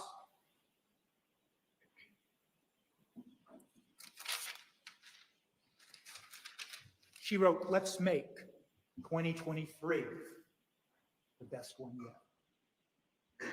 She went on to say, "Courage, love, perseverance, compassion, joy," and signed it, "Love."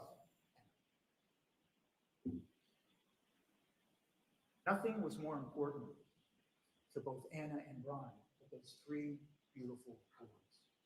They had talked about the problem of the federal case.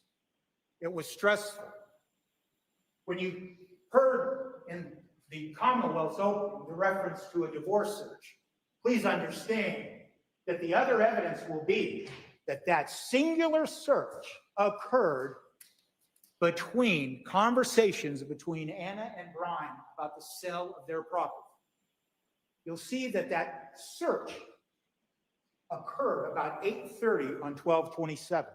And why is that important? The evidence will show that the only time Anna Walshe talked about divorce with William Fastow, she talked about it in terms of Brian and I attempting to preserve the family assets. Why is that important? Because yes, there was $400,000 of restitution that was going to come due. And yes, Brian may have had to go to prison for some time. And what did that mean? It meant that there was going to have to be arrangements, not just to pay the money, which wasn't going to be a problem, but the boys had to move up to DC because Brian could no longer take care of them. And there would be all that added expense. And they went so far as to talk to Robin Howe, their nanny, their babysitter, and asked her if she would consider moving up. So there were expenses. So when you talk about preserving the family assets, You have to decide, how is it that I make sure, how is it, as Brian Walshe will tell you, how is it that I make sure that my wife and my 3 sons are financially secure if I have to go to prison for a day, for a week, for a month, or for years? That's what they were talking about. And in all of the other digital data that the Commonwealth has been poring over for 2 years, you will not hear evidence of any other conversation about divorce. And you won't hear it from William Fastow. In fact, William Fastow will tell you he had resigned himself to think Anna Walshe was never going to be the father of her children.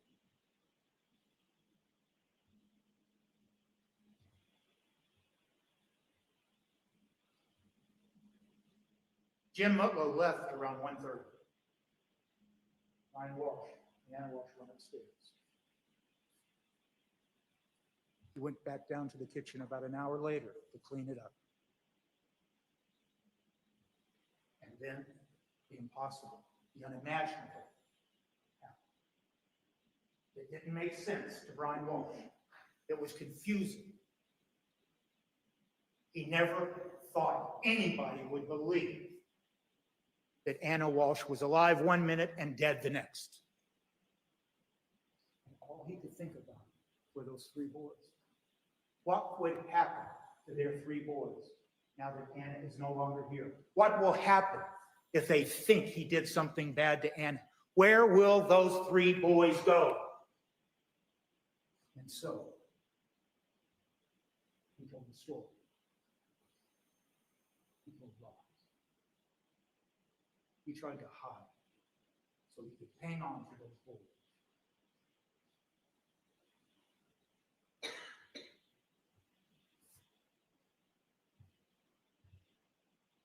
Brian Walshe never killed him.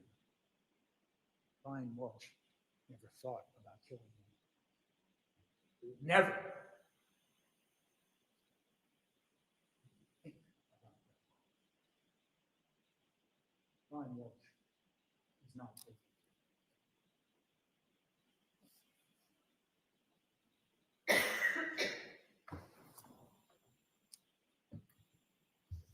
Jurors, once again, why don't you stand up, shake a leg? 15 minutes before the break, but it's been a long little stretch here, so I can either break you now or we can start the evidence. Does anybody, just a show of hands, need a bathroom break? Or can we hold on for 15? All right, we're going to take a break early, and we'll see you back in about 20 minutes. All rise for the court, please. What is that? Front row.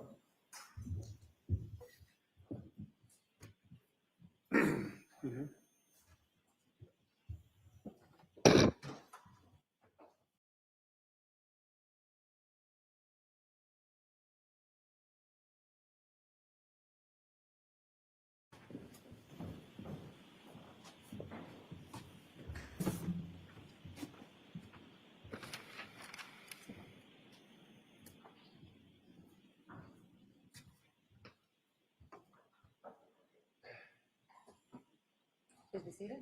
Does anyone need to address anything with me? No, Your Honor. Anything from the defense? No, Your Honor. All right, we'll take about a 20-minute break, and Commonwealth, what's the lineup today? It's going to be Sergeant Harrison Schmidt for the entirety of the day. The intention is to try and get through the audio interviews today, Your Honor.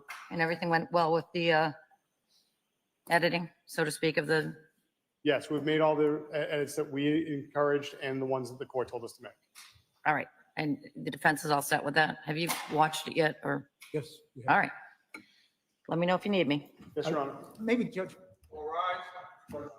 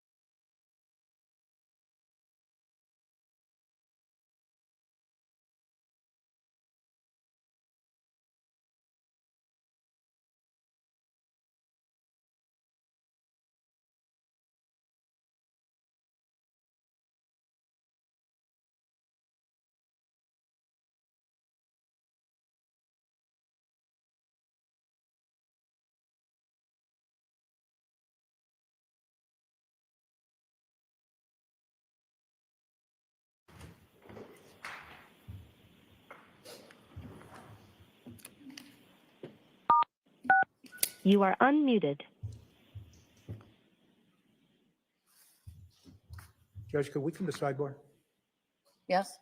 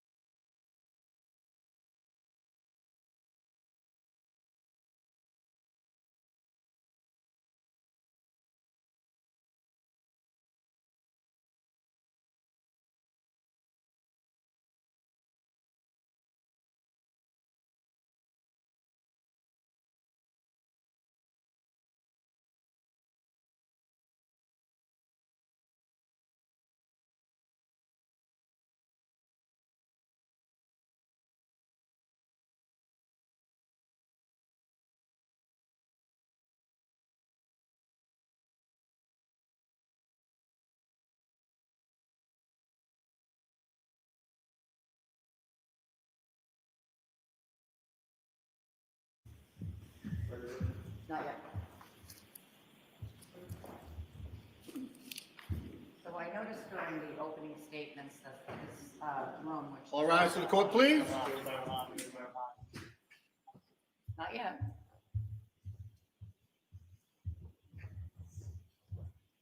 This room, which has terrible acoustics, is being made even more intolerable, I would say, by the typing that's going on in the front row. So I'm going to ask, press is welcome here at all times. It sounds like you're taking a transcript of what's going on. That's fine. But I'm going to ask all three people in the front row to move it back.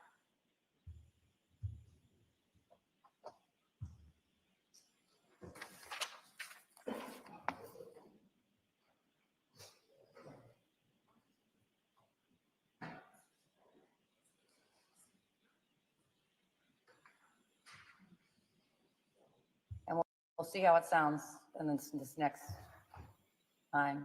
And I encourage the lawyers. I hear certain things, but I'm quite a distance from you. I found it disruptive to what I'm doing. And so I expect that you found it disruptive to what you're doing. And I want to make sure that you are clear-headed and can do your job. So if you find that that's not working, you let me know. All right? Thank you, Your Honor. Thank you, Judge. You can bring them in. All rise to the court, please. Jurors entering.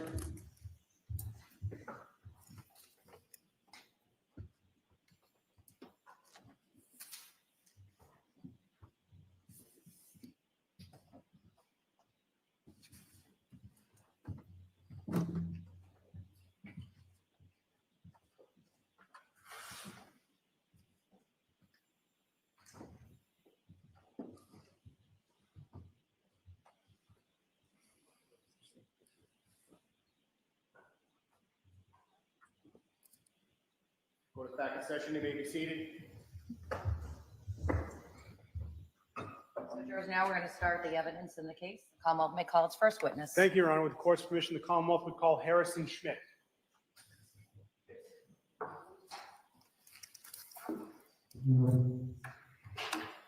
Sir,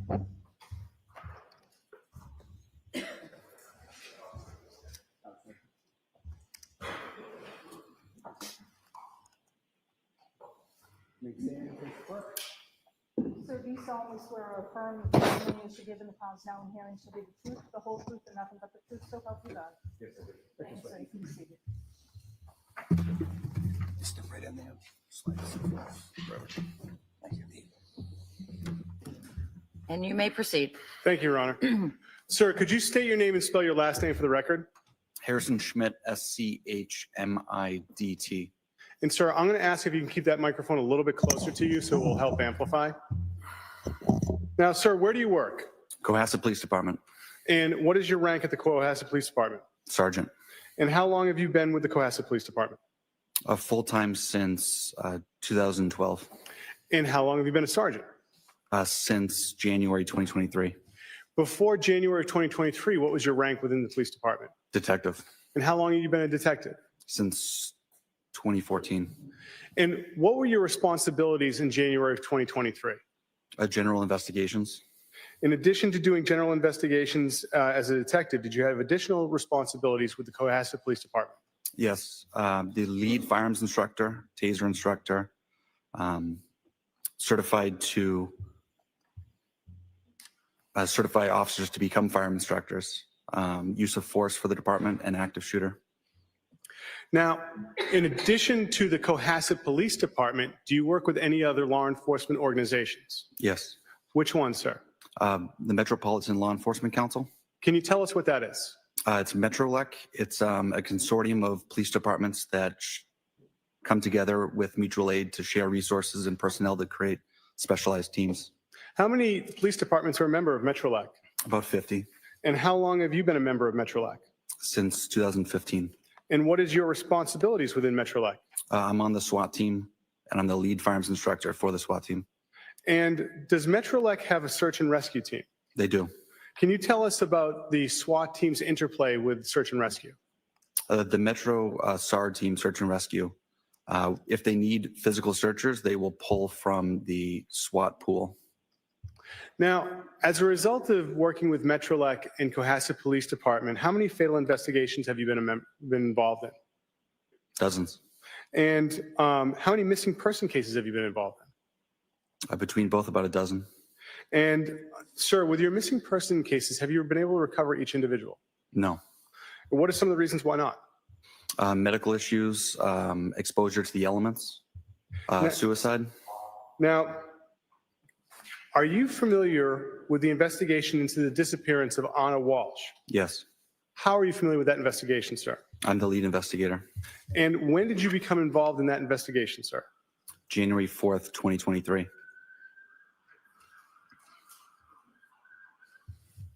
And about what time on January 4th did you become involved? I was notified on my way back from SWAT training by a supervisor that there was a missing persons investigation beginning in patrol. So I was requested to respond and assist. And so about what time of day do you think that may have been? I went to the police station about 4:00 p.m. Now, sir, when you went to the police station, what did you do to begin your investigation? I coordinated with the patrol officers that initially responded to investigate. Yes. I reviewed their reports. I conducted queries in law enforcement databases to get background information. And after doing all of these activities, did you have the opportunity to do anything else to further your investigation that afternoon or evening? Yes. What did you do? I went to Mr. Walsh's home and interviewed him. Now, where is Mr. Walsh's home? 516 Chief Justice Cushing Highway. And can you tell us about that street? First off, I take it's in Cohasset. Yes. And does that street go by any other designation? CJC Highway or Route 3A. And so as it being Route 3A, is it a busy street or is it like kind of a smaller side street? It is 2 lanes divided by a double yellow line, main thoroughfare through town. And about what time did you go to 516 Chief Justice Cushing Highway? About 6:30 p.m. And who went with you? Officer Lawrence. And why did you bring Officer Lawrence? He was the initial patrol responding officer. And so That night, when you got to the Walsh residence, can you tell us what happened when you arrived? I was greeted by Mr. Walsh. Okay. And when you were greeted by Mr. Walsh, who else was home at this point in time? His 3 children. And what were the children doing? They were eating McDonald's. And whereabouts? In the kitchen, there's a kitchen island that they were seated at.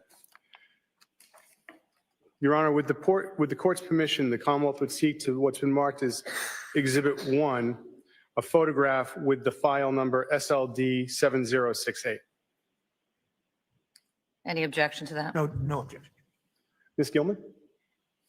Marked in a minute as Exhibit 1. Thank you, Your Honor. Do we want to move them all in? Are there There's no objection. objections to this group? I just want to be as efficient as possible. Do you want to move them all in? Yes, Your Honor. All right, how many are there? 52, Your Honor. Okay, and do you have an index of what their designation is, or can you get that to the court just so that we have a record of that? Yes, Your Honor. I'll give that to the court at the lunch. All right, so any objections? I know you've, and by the way, jurors, before a case starts, the parties work together collaboratively to see what evidence they can agree to and what they can't to limit the rulings. And they've agreed that these 52 photos are fair and accurate representations of what they report, and so the defense is agreeing that those 52 photos offered by the Commonwealth are now marked and admitted into evidence.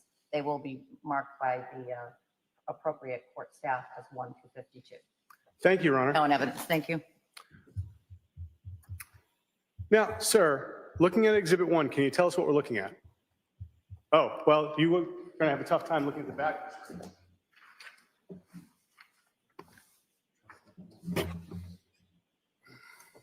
And if I could, sir, I'm going to ask that you could put that as close to the judge's bench as possible. Oh, sorry. So it's not blocking any view. Sure, sorry. Thank you. Sir, can you see it? Yes. Excellent. What are we looking at? This is the front of the residence at 516 CJC Highway. Thank you. Now, Ms. Gilman, if we could have Exhibit 2, file number SLD 7067. What is this we're looking at, sir? Still the front of the house, focusing on the right front corner. And at that right front corner, are there any other entrances or egresses to the house?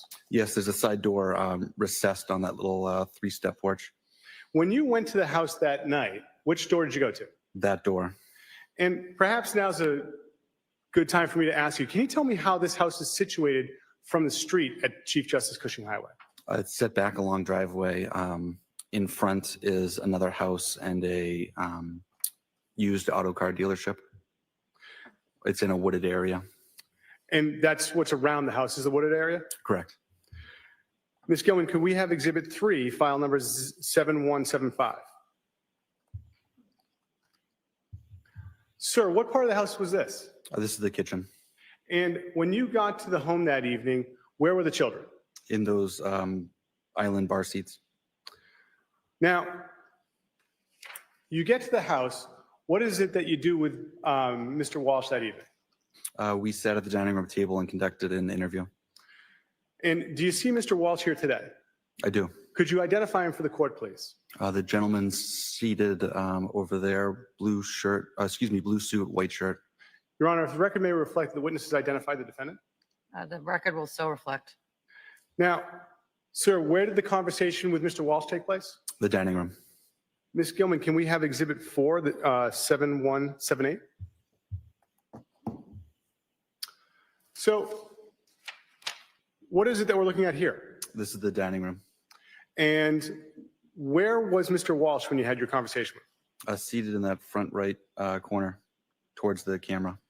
And where were you seated? The far seat, the seat that has that black jacket on the back of it.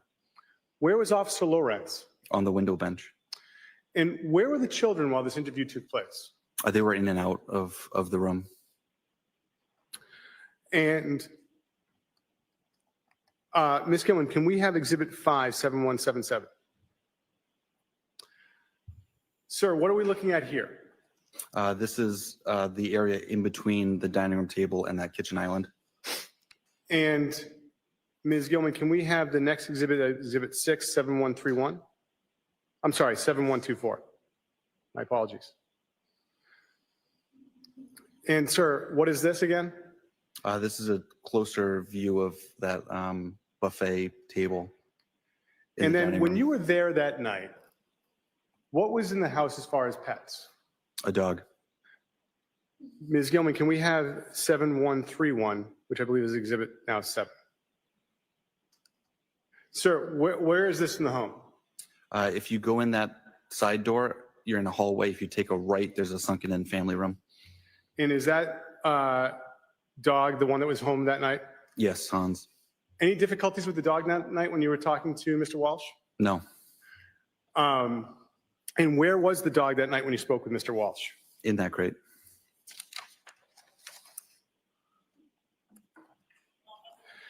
Your Honor, at this point in time, the Commonwealth would seek to play the interview of January 4th.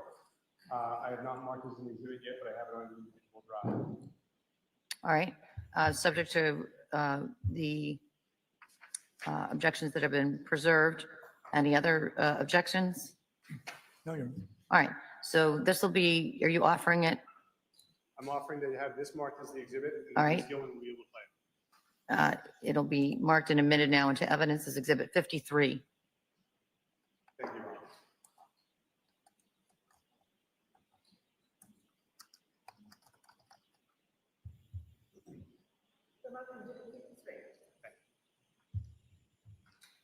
Now, Exhibit 53, you've had the opportunity to review that, correct?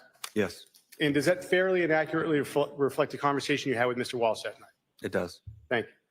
At this point in time, Ms. Gilman, I'd ask if you could press play on Exhibit 53, the interview from January 4th.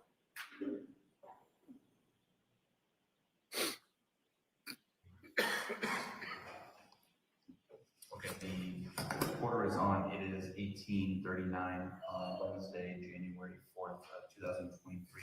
My name is Harrison Schmidt. I'm a detective with Cohasset Police. Present is Officer Lawrence and Sir Brian. Can you state your name for me? Yeah, Brian Walshe, Brian Walshe. Okay. Brian, what's your date of birth? 13175. Okay. And we're at your home on 516 CJC Highway. Yes, it's right the right path. Perfect.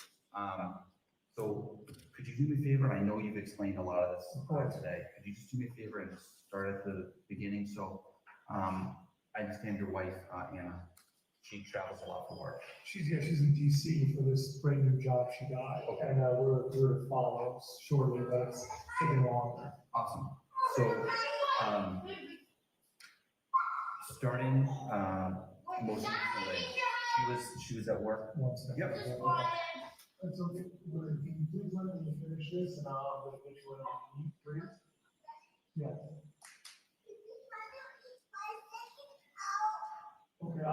Okay, 1 second. Do whatever. We're on your turf, so do whatever you need.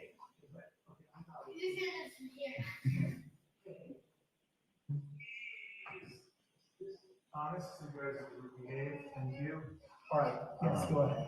So most recently, so Anna, it's my understanding that Anna came home on, was it Friday? Friday morning she arrived, yes. Friday morning she came home, okay. And she flew from DC to. Yes, I can show you she sent me that information. Sure, I would love to.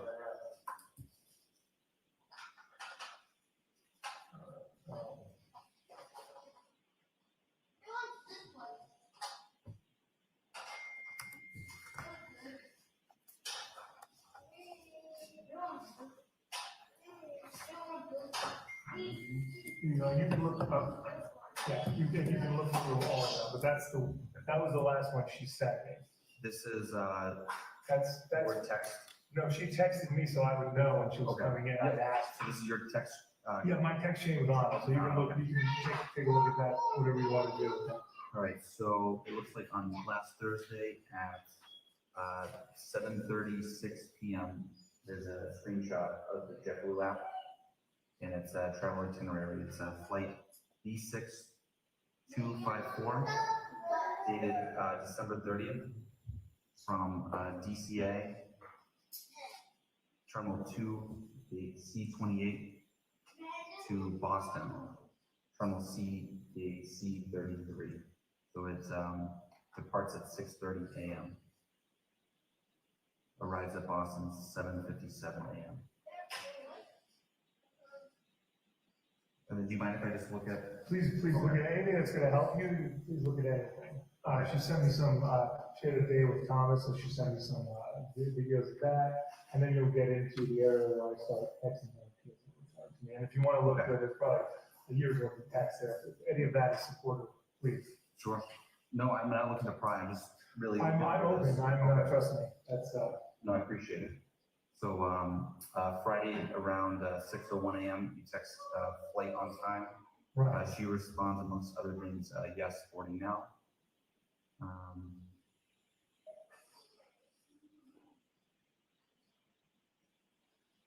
So, okay, Friday, 7:59 a.m., landed.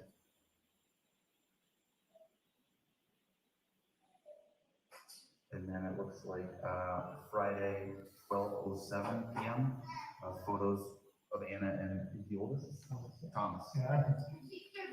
6 years old, my man.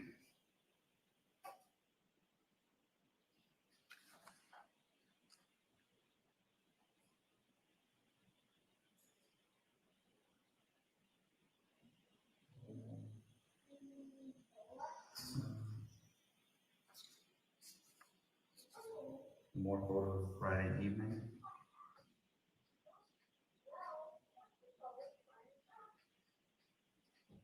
Did you take these photos? I took that photo, most likely. You took these and sent them to Anna? She usually would just send them to herself. Okay. Yeah. Oh, so She'd she, take my phone and send it to herself, okay, the ones that she had. very good. Okay, I know it's exciting for you guys.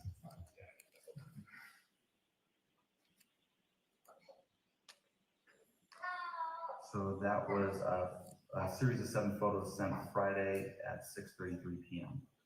And Anna sent this group of photos? I believe so, yeah. So I took the photos, a lot of times I take the photos and she takes my phone and sends them to herself. Okay. Monday, 2:33 p.m., a text from you to Anna. Monday, 7:18 p.m., another text. Yesterday, string of text. 6:39 a.m., continuing to 8:30 a.m. Usually she'd be back in touch with me at this point. Okay. What's Viber? Calling you in Viber now?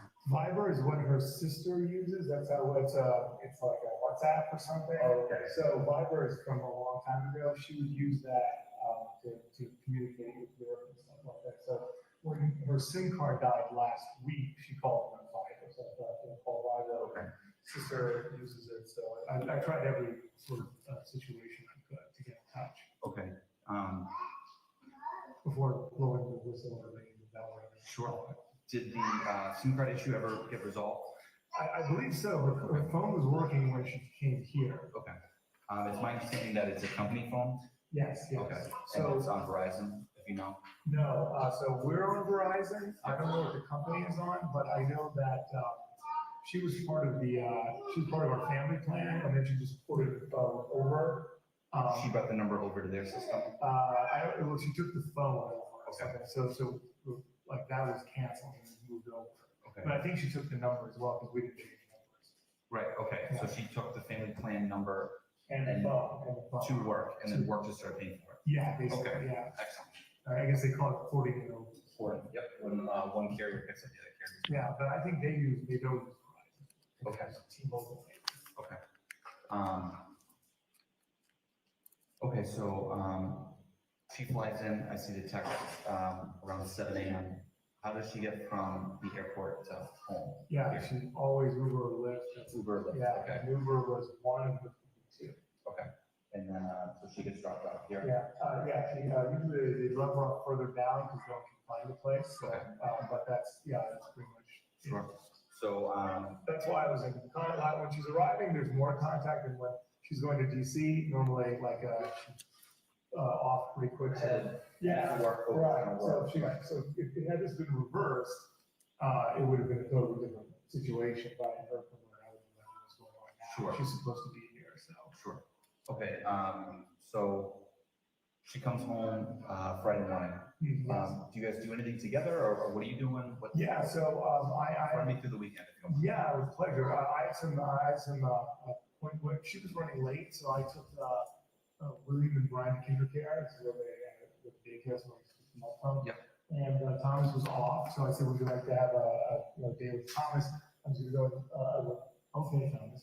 I just am going to do a few errands that I've already scheduled for. And then she was having a good time, and then I came back, and then we spent the rest of the day with the evening with the kids, and then we hung out. Okay. And then, she was a bit tired when she came. She wasn't feeling well.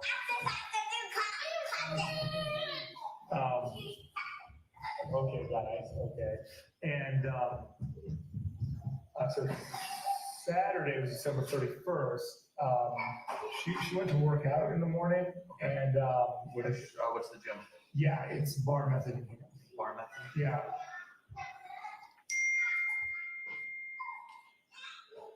Okay. She went to Glossy Nails to have her nails done for the new year. Is that also in Hingham? I believe so, yes. Go back to Friday. Do you guys just hang in the house? Or did Yes, you, that's it, you didn't yeah. go No, we didn't go for lunch? And No, we were just in the house. so she could see you ran some errands. Yeah. And then you just hung out in the house. Yeah, then the kids, doing that.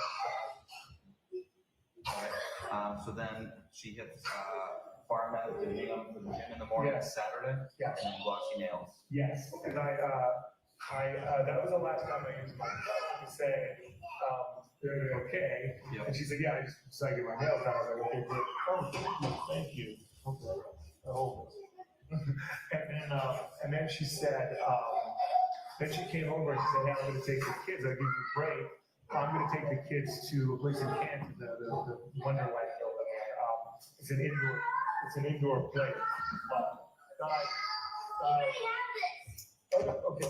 So this is what, and then my son took my phone up to his room. Okay. Sorry. Okay. I got it. Oh, thank you. Okay. Thomas, can you make a movie? Can you organize a movie for others? Thank you so much. This guy's mesmerized by you. What happened was, I was like, that would be great, so I get ready, because we're making dinner for her former boss, Jen. Okay. So she hadn't seen him face to face for a while, so I said, I got some time alone to prepare dinner, get everything together, and she took the Jim. Yeah. A lot of people call him Jim. He's been on the phone with me 5 times today as well. So he came over, and then we had Dinner here? yeah, we had dinner here. Yeah. We had dinner here, we celebrated the new year, and then signed the bottle. She signed 23 things, the best year ever. And then I'm working on it. 1, 2, 1, 2, 1, 2. There you go. Okay. Okay. See, that's how it happens. At that time, I didn't have access to my phone. Okay. So sorry, he does that a lot. I apologize. He's not. The kids had the phone, right? Yeah, so William, the excited one, took it up to the room. I didn't know it was there, but I knew it was going to turn up. We have a lot of worry that it's going to be thrown out. And he had thrown out my wife's phone down there a while ago. That's the age of the kids, but they have a tendency to throw stuff away. So then she's on the phone a lot. Or texting with work, and she mentioned with Jem that she was worried about work and things like that. Okay. And I was like, all right. She was scheduled to leave Tuesday morning early. And then she said that there was an emergency at work, one of the buildings, and that she had to leave early in the morning. Sunday morning, and I was like, okay, normally I would have been like, that's ridiculous, but she worked up until 7 p.m. on December 24th in another building in DC. Okay. So I thought, all right, this is, we're going to be together soon enough as a family, it's fine, we made this decision together. So, do you know what kind of issue arose? She didn't explain it to me, Some kind of. but there was like one of the buildings had a bunch of leaks, another building, the FBI raided at one point, another building, there was a disgruntled tenant, and so she was dealing with all of that. She's the regional manager there, so I didn't know, because I didn't want, I was like, all right, well, whatever has to be done. Then she said, hey, I'm gonna have time off for Martin Luther King Day, I can be here for 4, maybe 5 days, and I was like, well, that's great news. And then, so then she only brings her bag. Her carry bag is normally a Louis Vuitton bag, Okay. and she didn't bring. She just brings a little bit of stuff. She's got a bunch of stuff all over this place, or she just goes and buys it. And then what happened? Yeah, then she woke me up around 6 and said she was going. She came down. I guess Thomas heard her and came down, and she said, I have to go. And he said, I love you very much. And she said, I love you very much. And then he said that she left and got in a taxi, but I don't think he saw it because it was further down. If you want to talk to him, but he said it's a taxi. And I was like, he described the car. He's like, well, I really didn't see it, Dad. So I was like, okay. So he was coming down to get, I think Maybe Anna said taxi. And maybe she's my driver, like, but I know that she was not driving. There's no way she was driving a vehicle. There's like zero possibility of that. Okay. When was she originally scheduled to fly back? Well, it was Tuesday at probably 8:30, either the early flight that she takes. But what was I going to say? I never got the confirmation for that. Okay. But she usually just sends me her arrival because that's the most important for us once she's with the kids and everything and scheduling. Right. So. Okay. Does she particularly travel on JetBlue? Yeah, she got a JetBlue credit card. Okay. That gave her 80,000 points, and she doesn't like getting new credit cards, but she was like, well, we're doing this a lot. So she had gotten that. I had no access to that. She just got it, but she also started to use it more because she needed to spend a certain amount of money to get the points. So that changed our whole dynamic over the last month. Yep, that makes sense. So, she's been flying JetBlue lately. Is it a particular airport that she's going to as well? Yeah, I mean, it's JetBlue or American Airlines. American Airlines is second. Okay. This is Jim. You guys don't want to talk to him, do you? Yeah. That's a focus. Yeah, One gotcha. thing, So JetBlue number 1, American Airlines number 2. That's all I know. I don't think she ever took anything else. And someone said maybe she took a connecting flight. She never took a connecting flight. Even once in the summer where they had the thunderstorms, she spent 8 hours at the airport. She didn't even consider, like, well, I just go get stuck somewhere. It's not DC or Boston, so that's no good. So I don't think that happened at all. I can't imagine that. And then it was always DCA and it was always Logan. It was never, she never went to national or anything like that. Okay. So you heard this from William as to the whole taxi mention? Thomas, this is my I'm sorry, 6-year-old, Thomas. yeah. Thomas. Yeah, William doesn't have it. Yeah, well, that was time. Yeah, William's story would be much more fantastical. Yeah. So, why do you think Thomas was up? He gets up early, Okay. and he's always watching. I let him sleep with his iPad, so he wakes up and starts doing that. And then I guess, anytime he hears action downstairs, like during when we were having the dinner and celebrating, he came down to say hello to Jem. So anytime he hears something, he comes down. So he must have heard his mother, and he was like, "Oh, great, I'm awake," so he came down. Okay. Because when he was on the couch, I came down and said, "I'm sorry, Mommy, I had to leave early." Yep. And he said, "I already met that Daddy." I said, "Goodbye." Okay. Okay, that makes sense. Yeah. Because I was like, okay, because he was on the couch earlier than normal but he had been off the whole week, so he had a lot of rest. So. So going back to New Year's Eve. Yeah. So it's you, Anna, And the Jem. boys, and Jem. Yeah, well, the boys we put them to bed. Jem didn't get here till late. Okay. And Anna took They're all in them. bed. Yeah, Anna took them to that indoor play. So totally. Is it Wonderland? I call it Wonderland. It's probably indoor play Canton. It's in Canton. It's an indoor play. But I don't have the exact name. Anna was on top of that. Okay.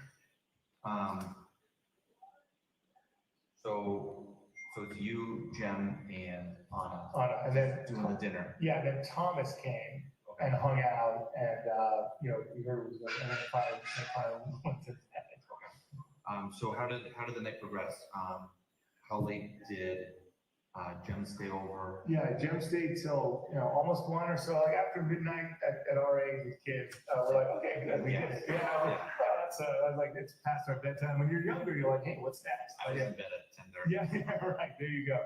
So, and that's when, during that time, Anna was dealing with her phone a lot, and she'd gotten a message from Adela, who I spoke to today, who was like, hey, you didn't see me before you left, and so he was upset, and then she was seeming, I don't know, she seemed like the last couple of weeks, she seemed like under pressure at her job. And she mentioned, even Jem spoke about it today, there were a lot of things she didn't like doing that she's not good at. So that seemed to be on her mind. She spoke to me a few days before saying she wanted to see a psychiatrist. And I was like, yeah, we're apart. It's been difficult for all of us. I've seen a therapist, like I told you today, the last 35 years. So anything that would support you is fine. And then, but I mean, I always make fun of her, my super sturdy woman. So, it seems like she was invincible. And so that was going on. And then she said that she had to go. After Jem left, she said she had to go. Okay. And I was like, So maybe around 1:30? yeah, maybe before, like after 1:30. Okay. And then, because she was like, we're gonna go to bed. And I was like, what's this? She's like, Brian, I really have to go back. And that's what she told me. And I was like, that seems odd, but I get what's going on. She was supposed to be here the whole week. Right. But she didn't get to Friday because she was just too much work that she's trying to keep up with. So the schedule has, hi, thank you, thank you. But the schedule has been like that for the past few months, like where she's been having to cut back on family time, and it's been difficult for all of us, definitely. Sure. When exactly did she? How many months ago did she start the job, or when did the whole new arrangement? Yeah, it's been a while. We've been here for 9 months almost. We were only supposed to be here for 3 months, and then things took longer. Hello, hi. Okay, thank you. Okay, and then at first it was supposed to be in Boston, the job. Yeah. And she worked at the Boston property. And then that wasn't working out, and then she moved to DC, and then I was like, all right, well, we'll do this.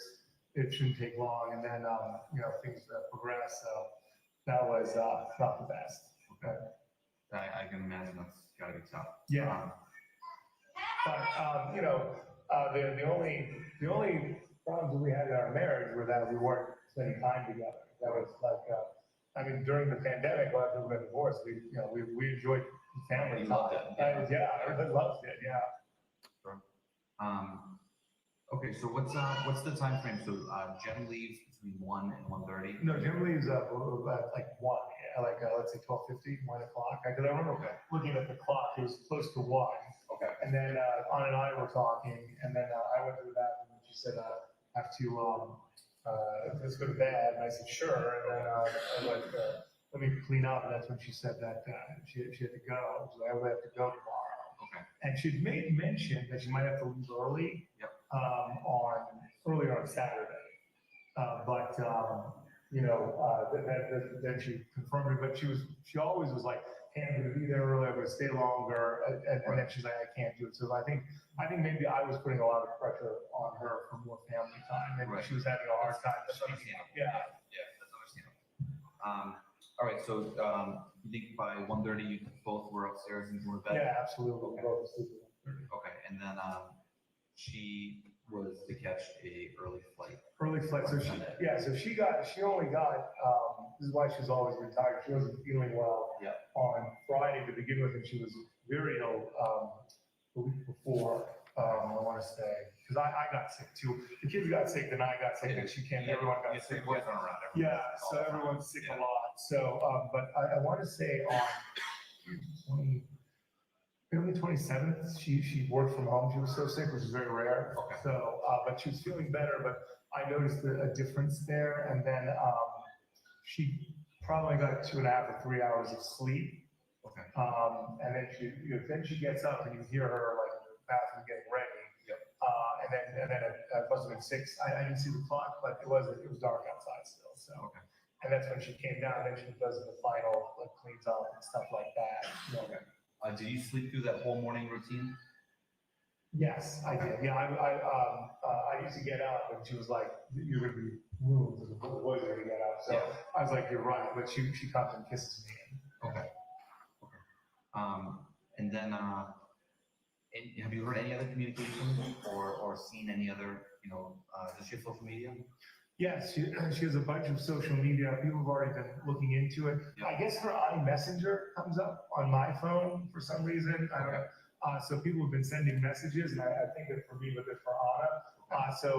And her Instagram, I have some access to, but I don't do any social media really. So it's her domain. But everyone is called saying that they thought that they saw some action on the Facebook, Jem and Adela, and I said it must be me. Comes through, and I look at it because normally I don't.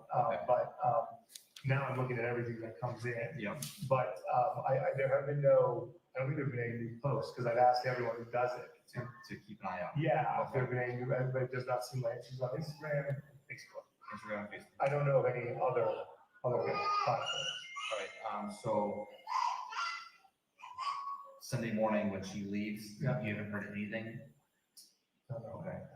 But just to be clear, I didn't have the phone, and last week it was the 24th, she had that work at Mazda building or something. So I didn't hear, I was talking to her, but I didn't hear from her all day, and then she was supposed to be here on a flight. And she missed that flight on the 25th. Okay. And she drove up. Okay. At that point, that's when I freaked out because she was coming here. So I'm like, well, where is she? I haven't heard from her. Right. Super weird. And that's when I said, you're missing. And I called Sally, her sister, This is the 24th. the 25th, I'm sorry, 25th, yeah. So Christmas Day, Christmas Day. because she worked all night, New Year's Eve, Yeah. which I was not happy about, but I understand. She was supposed to be here early on the 25th. She wasn't here. And she hadn't sent me her flight info. Okay. That's one of the few times. So then I started to really get nervous, and I called Sally and Alyssa, and I called Jim, but I didn't say anything to Jim. And then I called my mother, and I was gonna file this first report right there. So I was like, Yep. And then she called, said, I'm driving up. I was at the airport. My flight was canceled. I was busy. I couldn't get in touch with you. Okay. And I was like, okay. So this time around, it was a bit different. She's going to DC now. And I didn't have the phone, so I just emailed her saying, I hope everything's okay, and all that's fine. So, where was your phone on Sunday? So Saturday at 11 a.m., I guess William took it, put it up in his bed. It was Thomas found it under his pillow on Monday at that 2:30 time when I got in touch with her. Okay. But I emailed her twice before that, but I was like, you know what, it's fine. I don't want to, every time my wife needs Right. 5 minutes. So, and then I started getting nervous. And then on Tuesday, I started to call around, and I remember her telling me, "Hey, go call work. Don't embarrass me at work, Brian." And I was like, Right. "Sure." So I called Sally and everyone, and then I was like, and then this morning, that's when I was like, I have to, and We're going on another day. yeah. So now it's Wednesday. Today's Wednesday, right? Yes. Okay, I'm sorry, I lost. And then this morning, that's when I started calling everyone Okay. and then the Tishman's Fire people got back to me very quickly. I left a message at their off-site sales. I said, can you please say Brian Walshe called? I called another building that we didn't pick up, and I was going to call her boss, Jeff Chod. I didn't have his number, but I was looking for it. Yeah. And then it was Graham that called me and said, is everything okay? And I said, I don't know. She had work. He said, I didn't see her yesterday. Okay. And that's why things kind of moved a lot quicker. Okay. All right. Very good. That all sounds reasonable. Has she ever forgotten her phone or left her phone here before? She's never left her phone here. I mean, she's pretty good at it. It has happened. Yes. It has happened, but I don't think she's ever left her phone here. Does she ever turn the phone off or put it on vibrate or anything like that, or does she always keep the ringer on? No, she definitely, turns it on, well, in the evening we have Okay. to, so. Is she like on call at times where she would always keep her phone on, or is she okay to like just shut it off at night? She would like turn on the side, she never turns the phone off though. Okay. So the phone is almost always on. I mean, a lot of times she's running out of, battery. That would be my next Yeah. question. Is she one of the types that's always looking for phone chargers? Yeah, no, we have also the kids are destroying them all the time. And so here at the house, she's always looking for juice from her phone. Okay, okay. Does anything else come to mind that we should be aware of? I mean, I talked to my wife I mean, even though that we've been doing this for a while, we haven't had that, I talk to her a lot. And even if she can't talk, she sends me a text saying, I'll call you right back or something. I mean, it's very rare. It's one or two times that I didn't hear from her, and then I freaked out, and she's like, you need to take it easy. I mean, it's too much pressure, Brian. I said, sure, of course, I understand. Right. And now this time, I feel like it's not high pressure enough. I should, done something more. So my mother is always calling, like she's like, what's going on? She was high crime investigators and stuff like that. So I was like, coming. So the detectives class, they're coming. Global, the gentleman at Tissue Inspires head of global security. So okay. So I think we have a good shot here. Yeah. Do you have like shared or access to her Uber or Lyft accounts? Or No. does she run her own? Yeah, I don't use any of that stuff. Yeah, I'm driving around and I never did. It worked out when I was single. My friends would pay for all the Ubers, but Anna was always ahead with the tech and things like that. And since she was, I never did anything to learn about it because I didn't have to. So right. Does she have any family here stateside or New England? Me and the boys, that's it. Okay. And then her sister is in Toronto. I told her sister you guys are coming and that she's available to talk. Everyone's available to talk, whatever you want to ask. Okay, perfect. Appreciate that. So she got a sister in Canada. Where's Anna's mother? Okay, so Anna's mother's in Belgrade, and Anna was just there. Her mother has been sick. She was here, and then she got back to Belgrade. So she went up. She was going to the hospital to do some work. So she and her sister were both there to support her mother at the end of November, beginning of December. Okay, so not too long ago. No, and that's Serbia. Yes, yes, Serbia. Okay. And Sally, her sister, called and let her mother know what was happening. Okay. So. So any other siblings? It's basically just the three of them. It's her and Sally and Malaka as her mother. Okay. No brother or anything? No. Okay. Any like half siblings or anything on the father's side? There's someone, his name is Milan. He is a cousin that they share land with, that they've been in a dispute with for, 30 years or 20 years. Okay. And that's been going back and forth for our entire marriage. They had a deal. It just fell apart. They went up to deal with that as well. Okay. Yes, but Sally and Anna do not get along with Milan at all. Okay. But he's that's kind of a tumultuous relationship. There. And there was activity related to that as recent as early December. Yeah, they had to go deal with the lawyers and they had a contract that was signed 5 years ago, but they had to,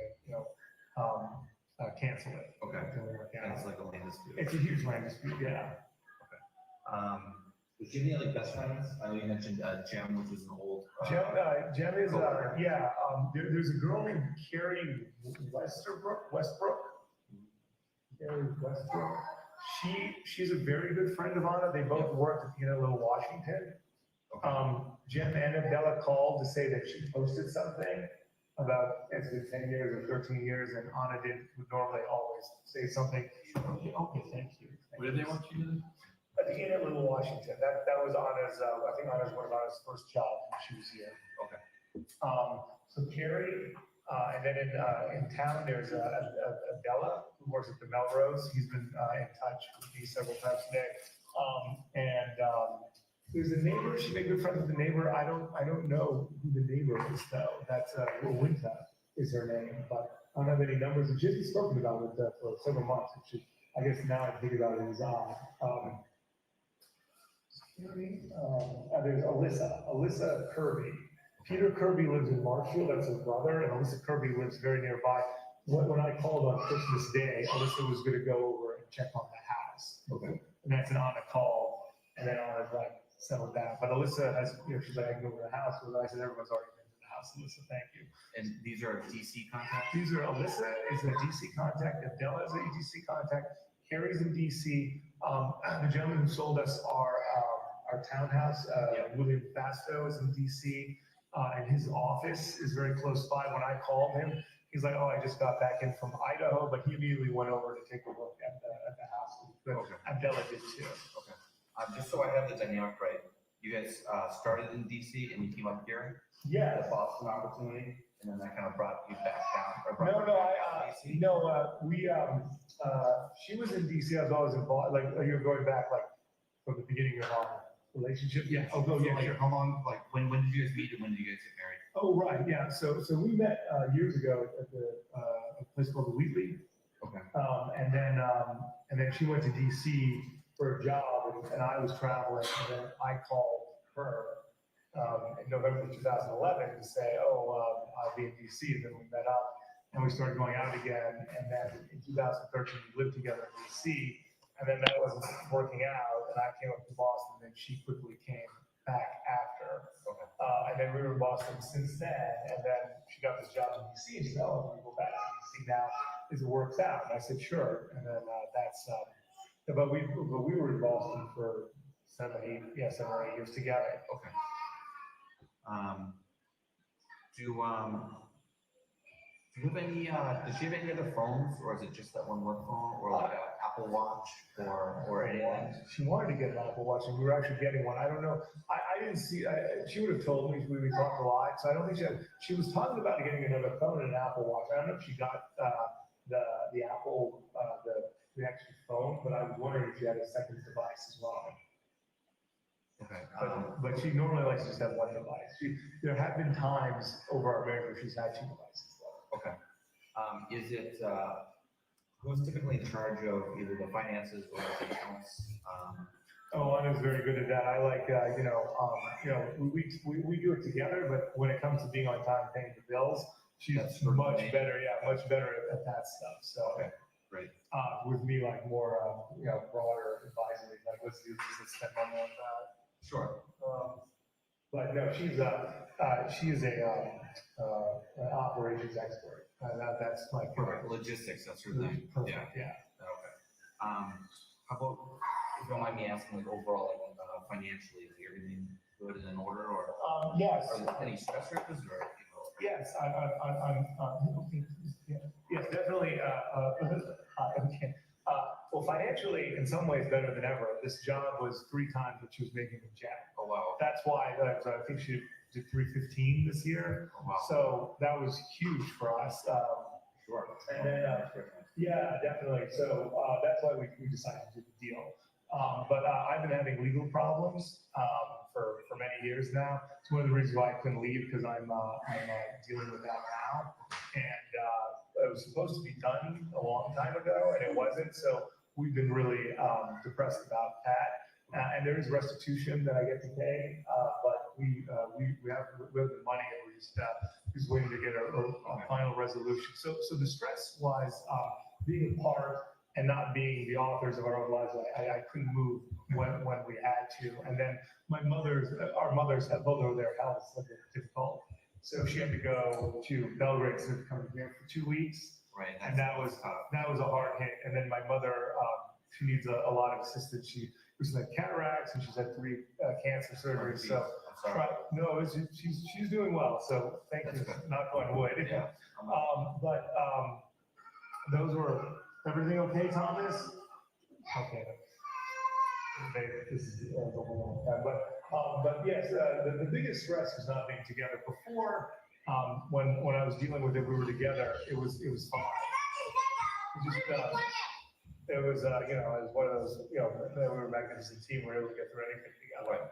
I was reading her a love note just the other day from 4 years ago about how we're able to blossom under such difficult circumstances. So Perfect. I appreciate you being so open. Yeah, Is it okay if I ask about? please ask any questions you'd like. The legal stress? Absolutely, yeah. Do you have a specific question or would you like? Just to run down, what? Yeah, I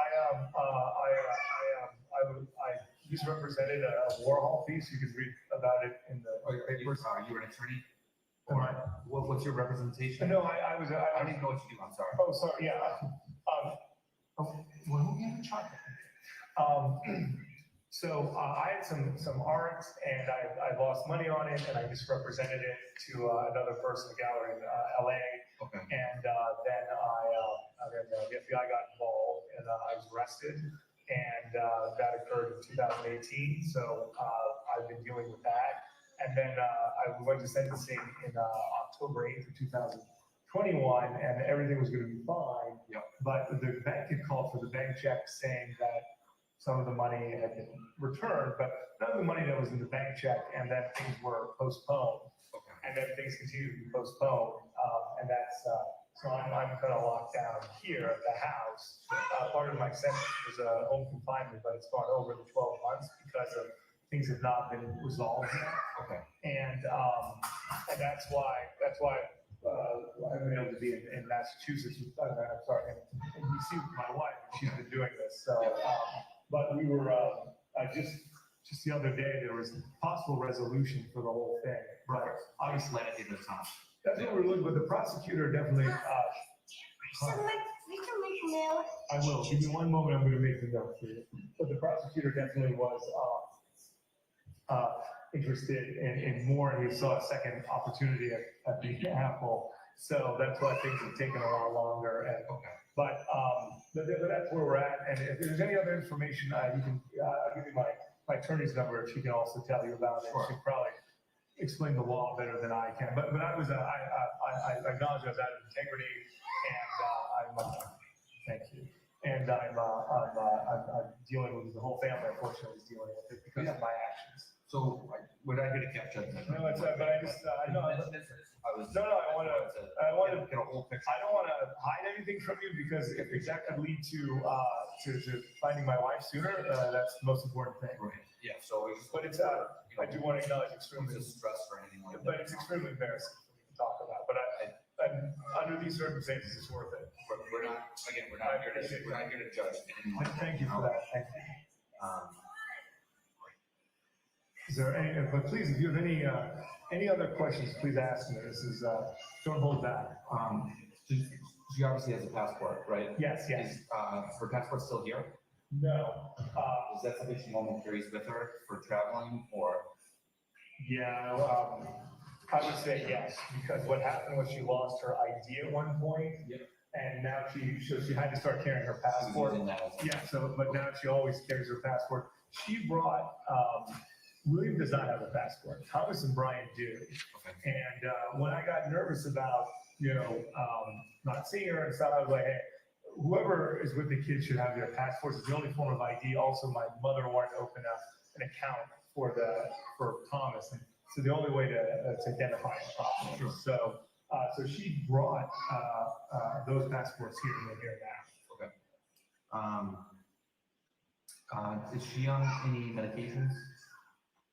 Not that I know of.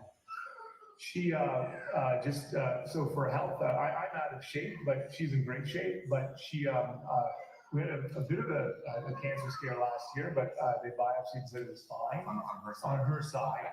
And, but she kept saying that she felt that she was pale recently. And I said, because she hasn't had a lot of rest, she'd be working hard and flying. Okay, and flying in, and then when she gets here, it's not restful. The kids are like, so I would give her some weekends off and say, hey, stay in DC. I'll take care of the kids. You've got to get, because she's here the whole weekend and leaves early in the morning. And then now her work schedule really, when she got back, the work schedule really got very tight because she'd taken 2 weeks off. Okay. So we really didn't have any time for the holidays or anniversaries. So it's Sure. sad. So, you're not aware of any medications, any other health issues or anything coming up? One biopsy? No, nothing. I mean, it's very unlikely that she would hide something from me. Right. we really talked about everything, and, no, I can't think of that there'd be anything else. Okay. Luggage wise, she probably has a full set of clothes in DC. Oh, yeah, and most of my clothing's in DC too, so the idea, she thought it was gonna take a month or two to get there, Yeah. it's taking a lot longer, so. Oh, we had to buy stuff, just to like everything, we keep having to buy new stuff. Up here. Okay. So, I assume she travels light. Very light. Okay. Yeah. So, one time she just brought her, purse, Yep. and then, this time she brought up my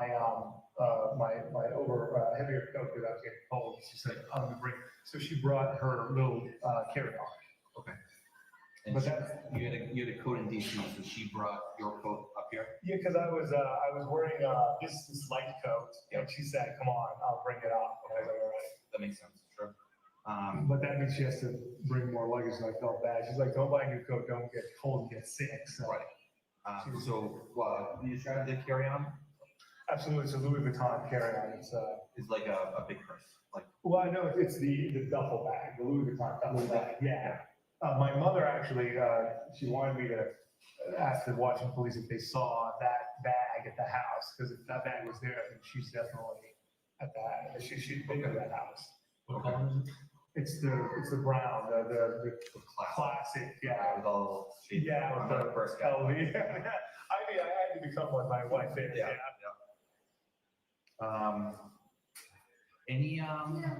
Any like memory issues?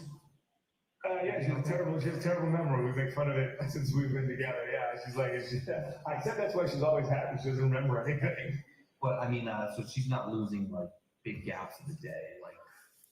No. Like hours go No, missing. nothing Just like, classic, you know, like like what I have, like, I No, forget what I had for lunch. yeah. Oh, well, yeah. I mean, she, but that's the joke it always made. It's like, well, I don't know. She was always, that was always the thing. Or even, further back, I was the one who had the memory of everything. Okay. But I told her it was good. I could repeat stories. So your fresh marriage forever. It was good. I like that. Any substance abuse? No, actually, Anna basically drank nothing when she met me. She started to drink more. Okay. And then we both, with the kids and stuff, pretty much shut it down. But New Year's Eve, we did have some champagne and stuff Yeah, like that. that's completely reasonable. But no, Anna's, totally screwed there, always. Do you have any sort of like family tracking on the apps? Like I- Find My iPhone? I don't. Air tags, anything like that? So my mother just bought air tags for us, and Yeah. Anna had picked it up on Saturday. She said, "Now I have one." I said, "Yeah, one of these is for you." Sure. But because things went so, what did you find? Did you love it? Okay.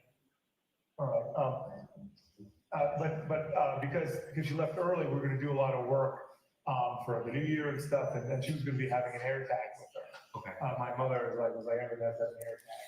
Yeah. But they're right on my desk all wrapped up and everything. And she's the one that like launches all of it. She's the one who puts stuff together. So, and I would always just say, "Oh, we'll wait till you come back." I was always waiting for her to come save us. Four guys over here. That's what happened. Yeah. Okay, thank you. Okay, I should take these. No. Those look expensive. Yeah, your mother's gonna get upset, okay? Don't break them. Okay. All right. Where did he find those? I don't know, they must have been over here or something like that. I didn't notice, I didn't notice them. Okay, no swearing, sorry for that. I thought he was saying truck for a while. I heard truck. I'm on his side, I heard truck. Okay, good, thanks. Did she bring the big duffel bag back with her? Have you seen it I yet? know we haven't, so when you asked me what she might be wearing, her black coat, but it's a small coat. Yep. The hunter boots were gone, blue and gray, the duffel bag, and then the purse that you brought, Okay. a black purse, probably. Do you have any cameras at the house?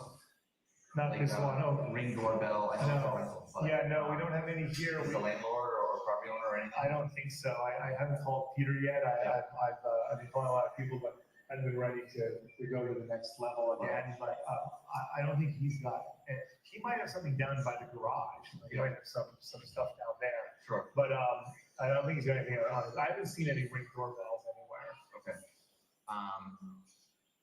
Any cameras at the townhouse in DC? There's she installed, we had the door, what's the, not ring, but what's the other one? Not our, Yeah. there's a lot of them now. Ring, Blink, Net- Arlo, What's the one with the thermostat too? Nest. The Nest, I think it was a Nest camera. But that would be on her phone. But when we were, I'm going to, one moment, when we were at Jerusalem Road, we had 3, so I'd be out playing with the boys and she'd call, or she'd talk through it and Oh, stuff yeah. like that. She's very good with that, yeah. But no, I just, not here, I'm sorry. Okay. Any other questions or? Sheila, anything else you can I find? can't think of anything else I haven't already explained. Appreciate it. No, I appreciate, no, I appreciate it. I know it's 7:30 and, you guys are still here, so thank you for that. Do you mind if I take a look at the camera roll? Maybe if she took your, if she took The photos I have on this, photos? Yeah. Just if there's something that jumps out, you know what I mean? sometimes the kids get it, so sorry. But that's everything there. You can take a look. There's probably 1,000 photos.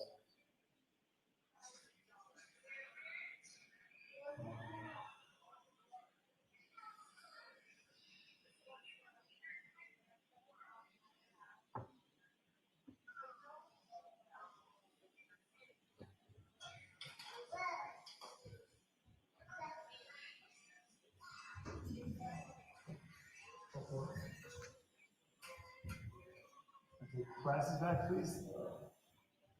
Front glasses, please. Okay. You said it'd be okay if they went around. Yeah. That's fine. It's gonna happen, Mills. Yeah. I always make the joke, I'm gonna make it extra happy for you guys. Yes, Thomas. Okay, well, please tell them not to, that's not.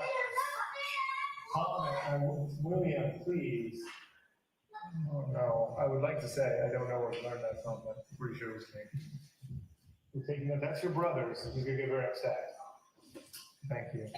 Can I have the glasses back, please? All right.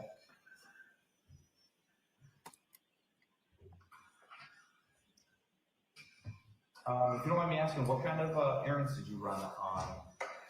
Yeah, on was it Friday. Friday. Yeah, basically, I just went down to see a friend of mine, Paul Fleming. We hadn't seen each other in a while. Yeah. And then, brought back some of the stuff for New Year's meal and things like that. And trying to think what else. Where was that? Where did you meet him? It was in Boston. Oh, yeah, I think what's there. What?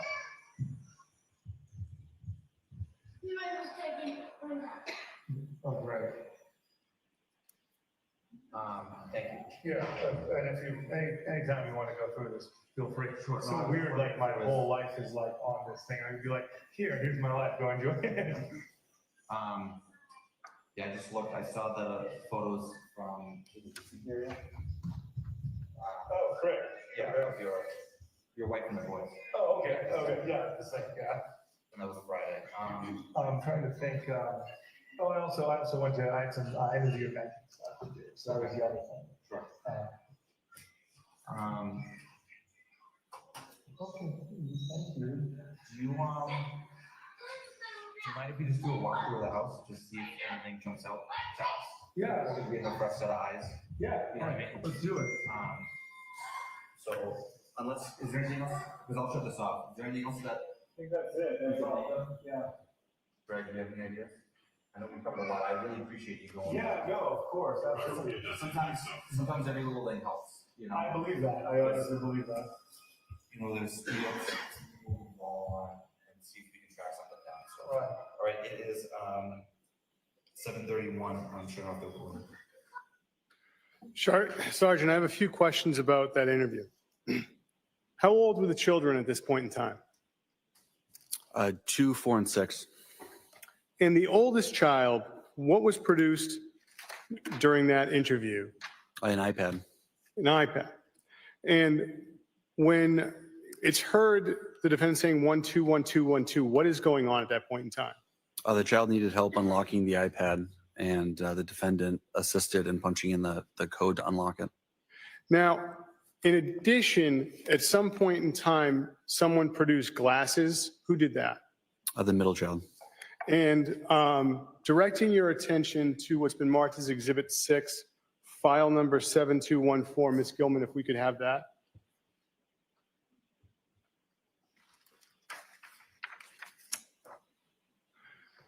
Sergeant, did you see the glasses there in that photograph? Yes, there were ladies' glasses there in the black case underneath the mirror on the counter. Now, after or during the interview, he showed you his phone. What did you look at on his phone? Text message thread between him and Anna, and the camera roll. And what did you see as far as travel arrangements? There were screenshots of the JetBlue app that Anna had sent him for the flight from DC to Boston. So at the end of the interview, there's mention of doing a walkthrough. What did you do next? We concluded the interview and began the walkthrough. Okay, and so what is a walkthrough, sir? We just went throughout the house to see if anything jumped out or seemed important. Ms. Gilman, can we have Exhibit 8, 7115? So, sir, what part of the house was this? This is the front of the house that it's not the front door, but it's like the primary access door to the right. Ms. Gilman, can we have Exhibit 9, 7120? Now, where are you in the house at this point in time, sir? If you go into that door from the last photo, you're in a hallway. If you look left in that hallway, this is the entryway into the kitchen and dining room, that open floor concept. And Ms. Gilman, if we can have Exhibit 10, 7122? Where is this in the house, sir? If you go in from that outside door and you look straight from the hallway, that's the first floor bathroom. And what is inside the first floor bathroom besides the bathroom? Washer and dryer. Ms. Gilman, Exhibit 11, please, 7169. And I take it this is the washer and dryer inside that first floor bathroom? Correct. Could we have Exhibit 12, file number 7137? Where is this, sir? If you come in that same door, that hallway, if you look right, there's a sunken in family room. And what is at the back end of the sunken in family room? There's a staircase that leads up to a single bedroom. Could we have Exhibit 13, 7138? Where is this, sir, in the house? Those are the stairs leading up to that single bedroom. Exhibit 14, please, 7140. Now, where is this in the house, sir? This is that single bedroom on that right side of the house. What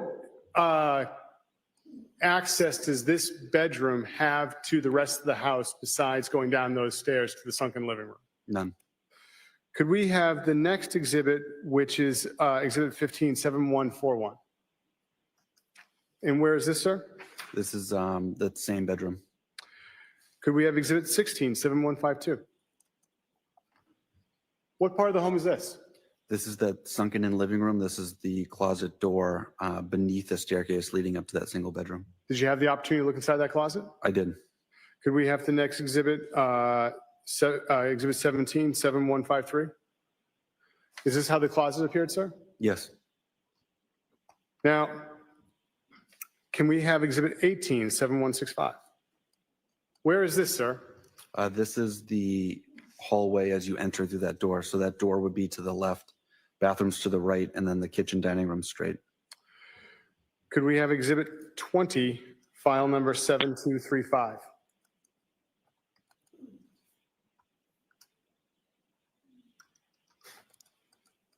Now, what part of the home is this? That door on the left is the front door.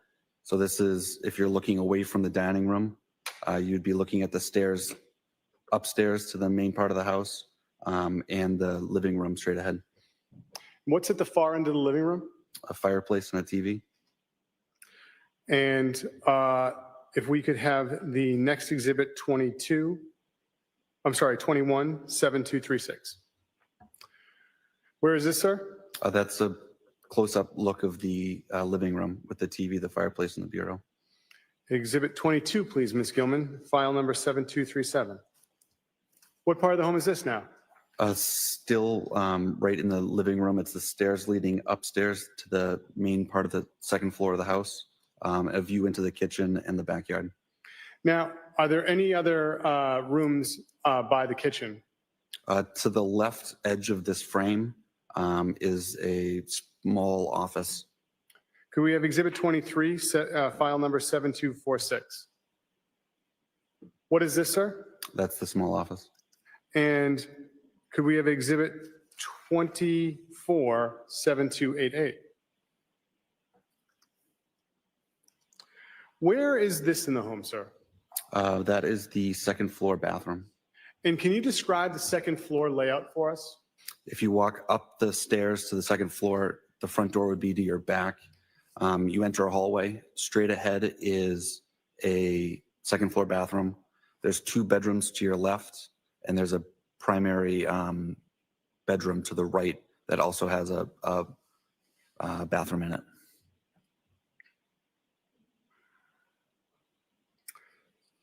Could we have exhibit 25, which is file number 7298? What are we looking at now, sir? If you were in that hallway coming up the stairs, if you look left, that would be the doors to the 2 bedrooms on your left. Could we have exhibit 26, file number 7301? Which room is this, sir? This is the front left bedroom on the second floor. And who is residing in this bedroom? The defendant. And sir, what is in the drawer next to the bed? Some sheetrock or drywall from the ceiling. Could we have the next exhibit 28? Well, actually, I'm sorry, 7301. Could we have 27-7302? And sir, where is this? That same bedroom. And then could we have exhibit 28-7309? And what orientation is this, sir? This is looking at the bedroom door from that same bedroom. Your Honor, we would object for the reasons stated before. Excuse me? We object for the reasons stated before. Thank you. Preserved. And then I'd like to have exhibit 29, if I may, Ms. Gilman, 7319. What is this, sir? A hole in the ceiling in that bedroom. Now, what is above the ceiling in that home? An attic. Did you go into the attic that night? No. Now, can we have exhibit 30-7320? What room is this, sir? This is the second bedroom to the left in that hallway. And could we have exhibit 31-7321? What is this, sir? That same bedroom. And who is residing in this bedroom? The middle child. And who is residing in the bedroom that was by the sunken living room? The eldest child. Could we have exhibit 32-7259? What room is this, sir? This is the bedroom to the right, the primary bedroom. And with this primary bedroom, what was it attached to as far as a bathroom? There was an attached bathroom. Could we have exhibit 33-7269? What is this, sir? That's the attached bathroom. And could we have exhibit 34-7335? Bless you. What's this, sir? If you're standing in the kitchen, looking towards the front of the house, this is the basement door. And what was on this door as far as child safety locks? Up top was like a child safety device.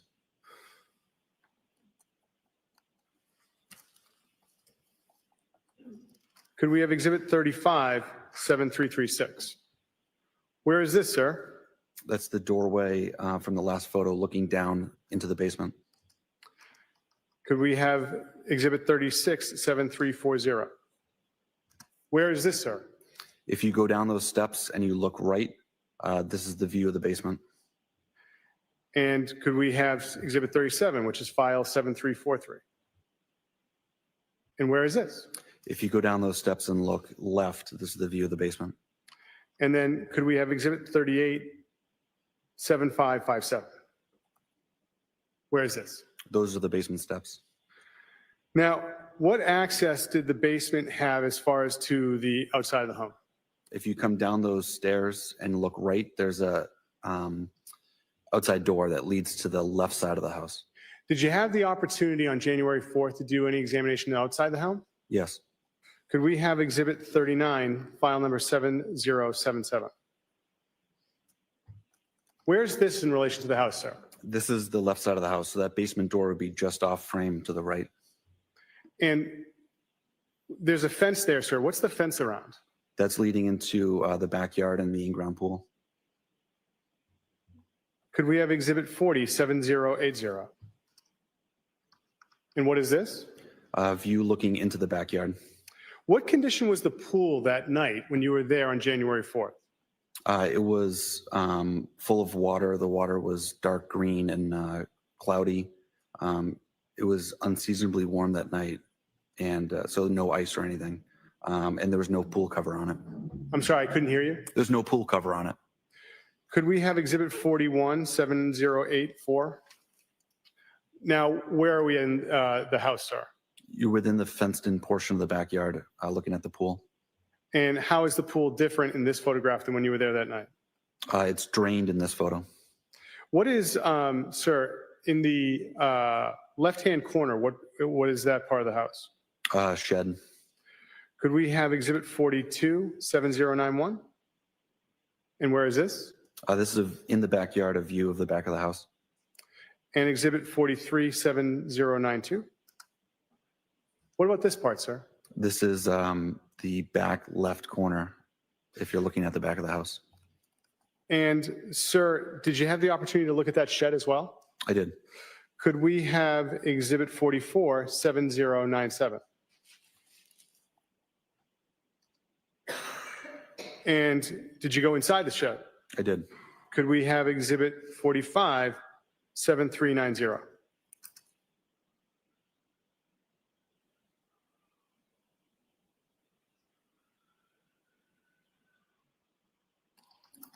And where's this, sir? That's a view inside the shed.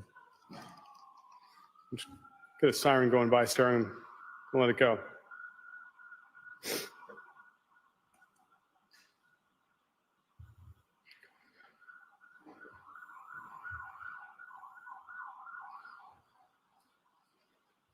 Sir, did you find anything that night when you were there on January 4th?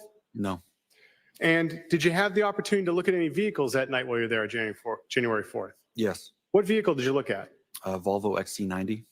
Could we have Exhibit 46, file number 7057? What is this, sir? That's the Volvo XC90. And sir, if I'm going to just ask if you can keep your voice up, did you have the opportunity to look inside the Volvo? I did. What did you see inside the Volvo that night? I noticed the trunk portion of the SUV was lined with plastic sheeting that was folded. And anything else inside the Volvo? In the trunk, I noticed like a maple seedling, like it looks like a V they spin when they fall from the trees. Now, how long did it take to do this walk around? About 30 minutes. And what did you do after the walk around? I returned to the Cohasset police station. And what did you do when you went back to the station? Furthered the investigation. How so? I checked for any international flights, if Anna had taken any, by putting a flag on her passport. Yes, sir. I reached out to the Metro DC police to do a walkthrough of the townhouse down in DC. Yes, sir. And I called Anna's sister. Now, after doing those things, did you ever have the opportunity to return back to 516 Chief Justice Cushing Highway? Yes, that evening. And why'd you return back to the home? I brought the fire department back to the house to investigate the pool. And so how did you do that, sir? The fire department brought high-powered floodlights and a pike pole to like scrape the pool to see if there's anything inside. And what did you see happen when they did that? They found a pool skimmer at the bottom, and then they used that pool skimmer because it was wider than the pike pole to scrape the bottom of the pool. And was anything recovered? No. And about how long was this? Did it take to do this checking of the pool? 15 minutes. And after you did that, what did you do next? Returned back to the police station. But what time do you think you got back to the police station? 10:30 or so. And so did you do anything further on January 4th? Would have reviewed the notes I had thus far. Okay. And then what's next in the investigation? I spoke to Jem the following day. Okay. So now we're on January 5th. Yes. Okay. So walk us through January 5th as far as what you did as the investigation to find Anna Walsh. I began contacting friends and family, gathering more background information. I created a missing persons bulletin, and I disseminated that to the department internally. I believe it went out on our social media. I sent it to the Mass Fusion Center, the Mass Crime Net, and the South Shore Detectives as a shared distribution list. And may we have Exhibit 47, the poster?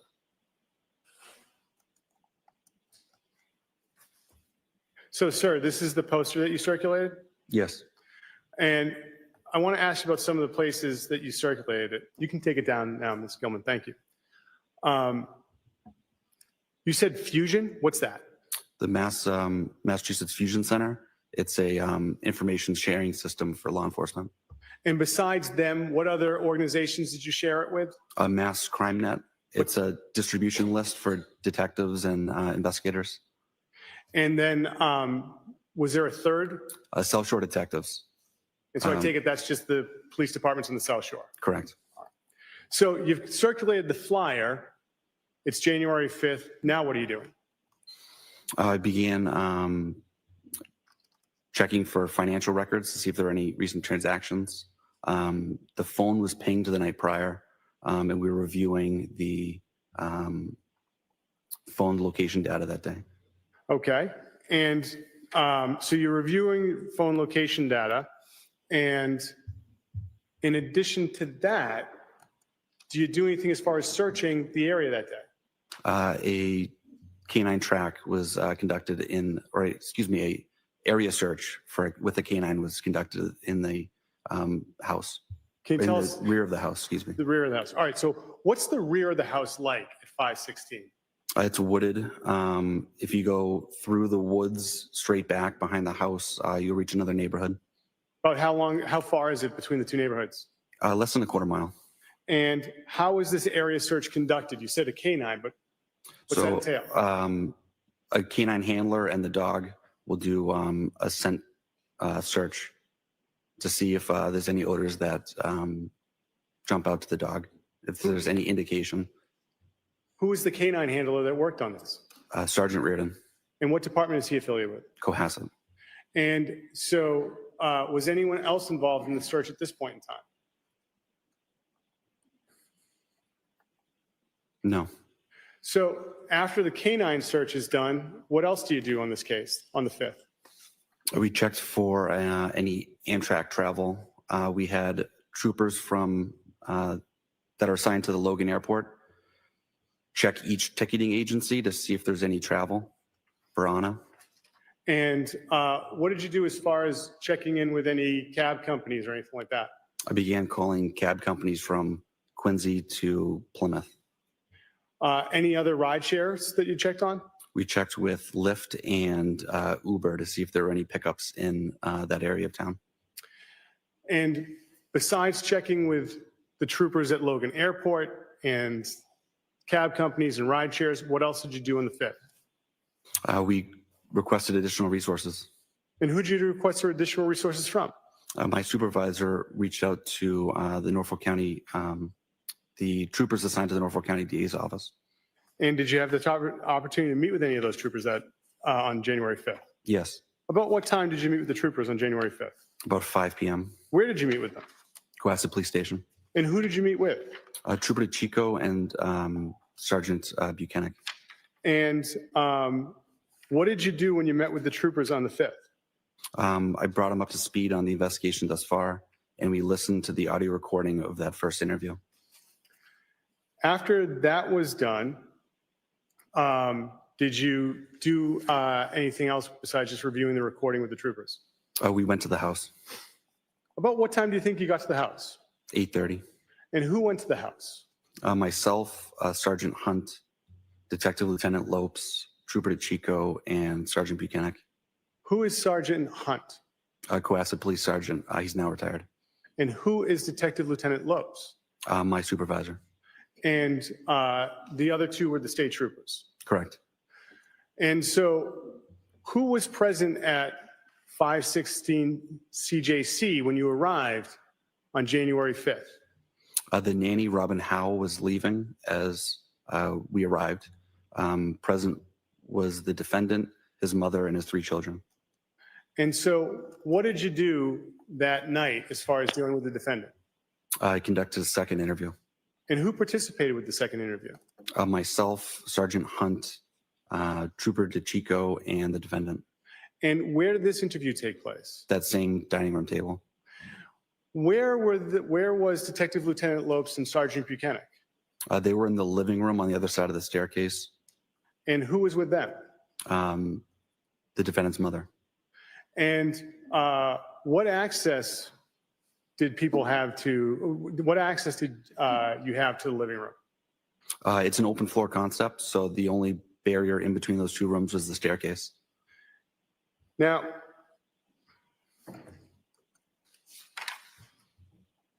Your Honor, may I have a moment? You may. Thank you, Your Honor.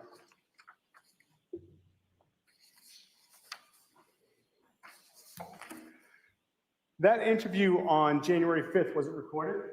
It was. And have you reviewed that interview? I have. And does it fairly and accurately depict the interview you had with the defendant that night and Sergeant Hunt and Trooper Chico? Yes. Your Honor, the Commonwealth will seek to enter a drive with the interview from January 5th as the next exhibit, which would be, I believe, 54. Subject to the earlier objections, any new objections? It'll be marked and admitted as Exhibit 54. Thank you, Your Honor. I have it as 50.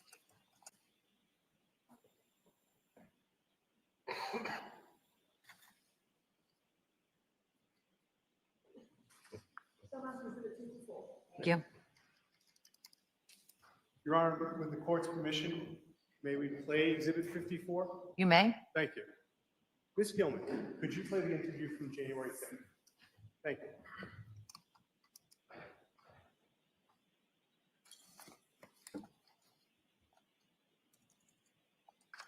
The recorder is on. It is 1956, January 5th, 2023. We're at, we're home. We're at 516 CJC Highway. My name is Harrison Schmidt. I'm a detective with Cohasset Police. Present is Trooper Chico, I'm assigned to the Northwest Police Office. My name is spelled B-I-C-I-C. and Sergeant Garrett is at Cohasset. Brian. Beautiful. Other- So I'd just like to circle back to,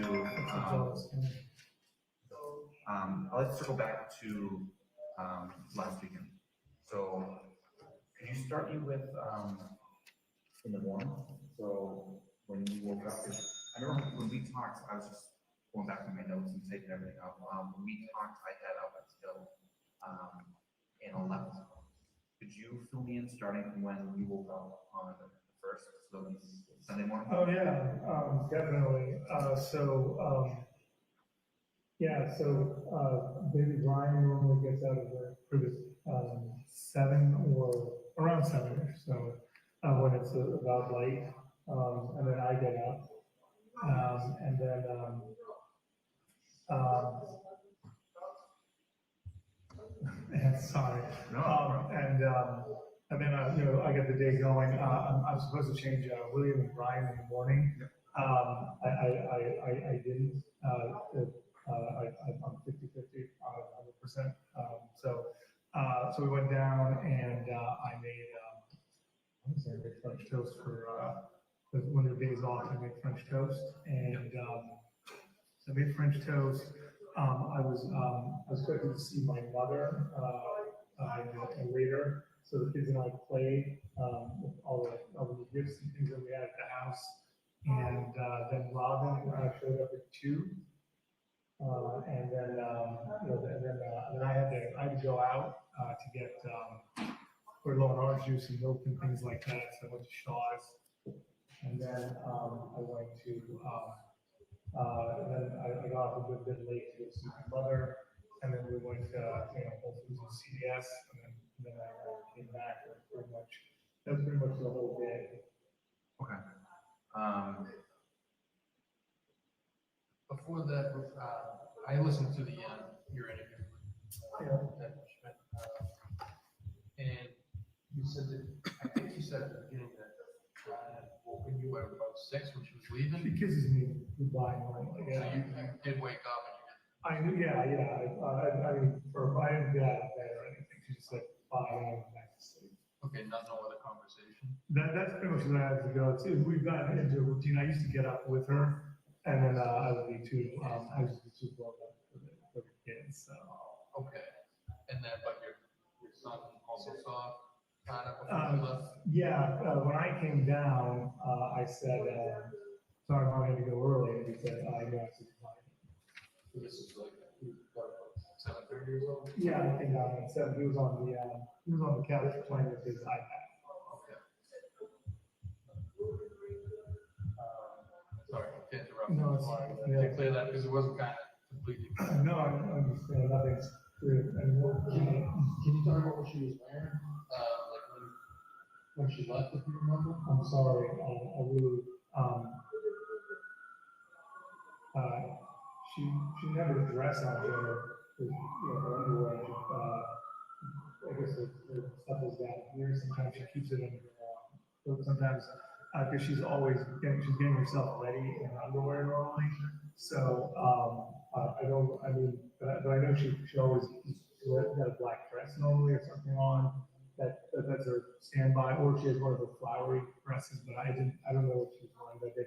I do know that she wore, she had to have worn her short black coat, because I was listening, she wore her hunters, which is odd, normally she wears fancy shoes to leave. And what color are the boots again? They're blue gray or something like that. And the pocketbooks, stuff like that? Yeah, she had a Louis Vuitton bag, Yeah. and then she had her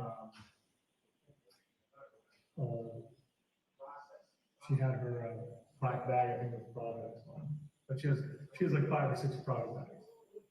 You're confident that she took that with her, like that hasn't turned up in the No, house here? the only thing that turned up was when you were here last night at Tiffany sunglasses. Sunglasses. Yeah, she did not take that. And were you able to track down where she left those, or where She left her sunglasses. Thomas that found them, right? No, William? Brian was playing with them. Maybe Thomas found them. I think they were right there, because they go in there and start like taking stuff. Okay. Okay. Sorry if I sidetracked there. Has anything like this ever happened before? No, this is not a normal thing at all, and the reason why I didn't call sooner, one was that when she leaves, if she was coming here and she was 5 minutes late, I would freak out, and the week before, she was late for Christmas, because as I said, she worked late for December 24th. Yeah. So I was like, "Are you coming? You're missing." I emailed her and I called people, and she's like, "Hey, I missed the flight. I was canceled. I'm driving up." So I didn't have the phone, and she wasn't coming, so I held off. And then I should have called work on Tuesday. I don't know. Go ahead. Sorry. So going back to Sunday, you didn't have your phone for the duration of Sunday, is that I correct? didn't have, I have the phone was, with, I think I was going to bed the whole time. Because Thomas found it, Robin took the day that you just met, was up there, and then Thomas, I guess, they went in the garbage to report, because I guess they brought his phone on his phone away a while ago in the garbage, so they were out in the garbage, and then they came back, and Thomas went upstairs to play with William, and then brought the phone down. And I think Robin was there, so, and then we got it for my mother, so. And that's when I called, when I got my phone back, I called, that's when things, I got, normally now, you can call, it's been a while, that's the last time I know what's going on. Right. So it was, I didn't give you the exact what was going on with the emergency, normally she updates me, she's had several emergencies with the FBI, storm crossing at one point, that was her building. Huge leaks in Mazda or TJ Maxx, was gonna, leave, and then there was this kind of, resident that she was dealing. So anytime she had one of these big, like, she debriefs me on it pretty quick. Yeah. Okay. So then, when was it that you got your phone back? I called on at like 2:30 or 3:30 on Monday. Monday. So it was a Monday. You said about 2:30 to 3:30? So yeah, I think it was actually, I think it's 2:33, because the moment I got it, I called. 2:33. Yeah.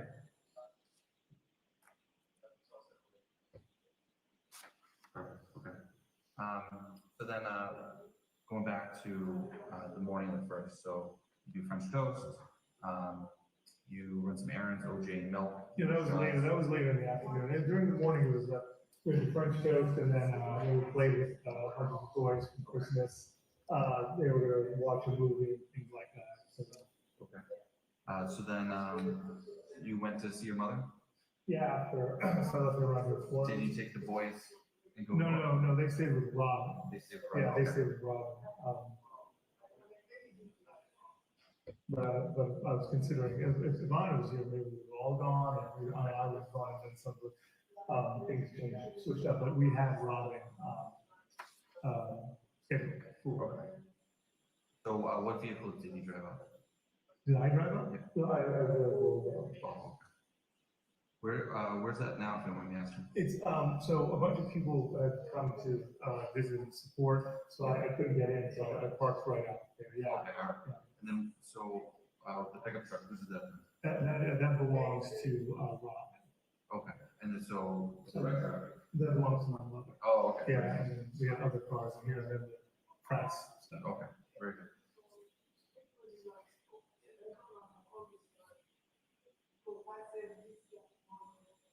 So how long were you visiting with your mom? A few hours.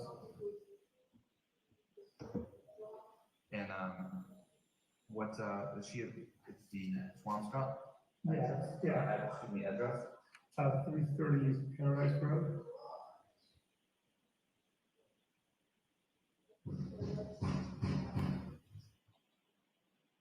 What was that? Oh, I'm doing something. Okay. So, sounds like had a really stressful job. That's true, some people would call them, I yeah. bet. Sounds like Anna had a really stressful job. So, just to be clear, her experience was that she was over her head, as I said, it was huge. It was the job of her dreams, and she'd done like 2 or 3 times the money that she had been making before. And she was worried to a certain extent that she was over her head, and she kept talking about that. And then being away from the family was very difficult too. Yeah, that's a lot. And what did she do prior to this job? She worked for Jan, who was here on New Year's Eve. But what did she do? Yeah, she was his, he runs a real estate company, Yeah. and she was the operations officer. So it's just a similar job, just larger scale, more money. Yeah, I mean, like, it's a way larger scale, Yeah. multi-billion-dollar company, and, yeah, it was a lot. It was overwhelming, unbelievably overwhelming. I know that in the previous conversation we had with Detective Spence last night, you mentioned that the distance, the issues that you were having on your end. Yeah. This job, you caused some depression. Absolutely, yeah. I mean,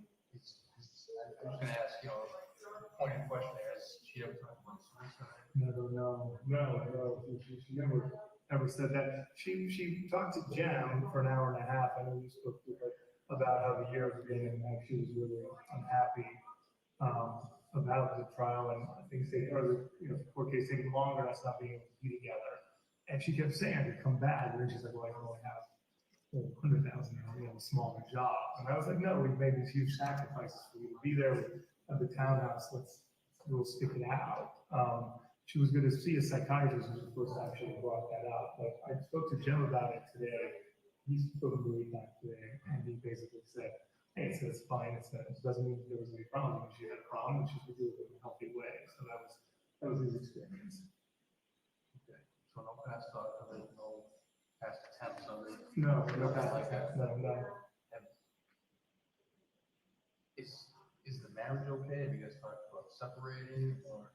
No, not at all. I mean, we've been separate, so it's been sad for us. We love spending time together, and think about when kids grow up, what time we have together. So, during the pandemic, with all the family time, best for us. It just wasn't like that. We really enjoyed each other's company. So, a friend, my mother was like, what do you think about Anna? And we're good groups of friends. It looks like they really enjoy each other's company.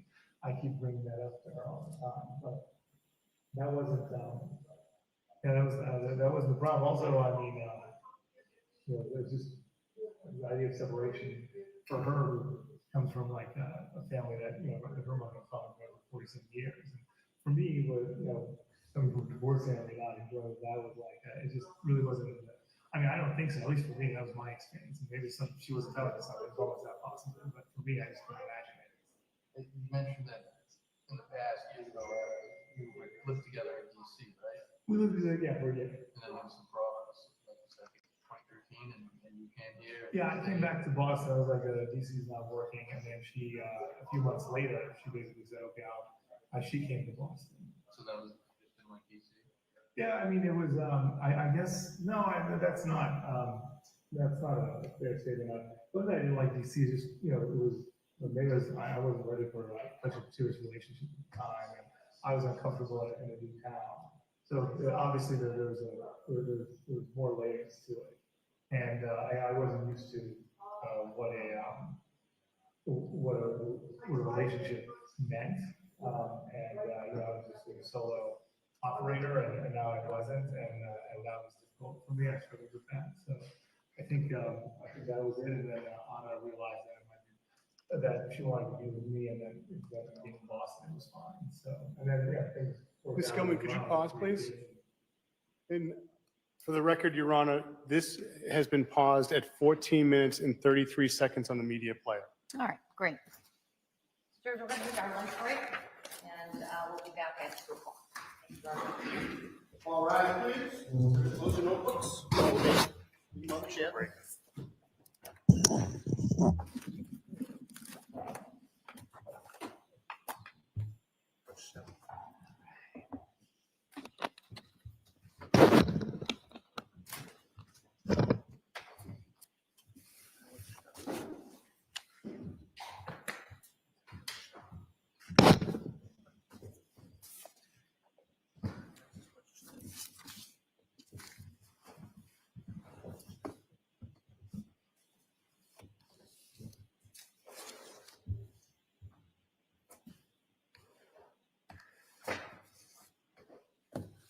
You may step in.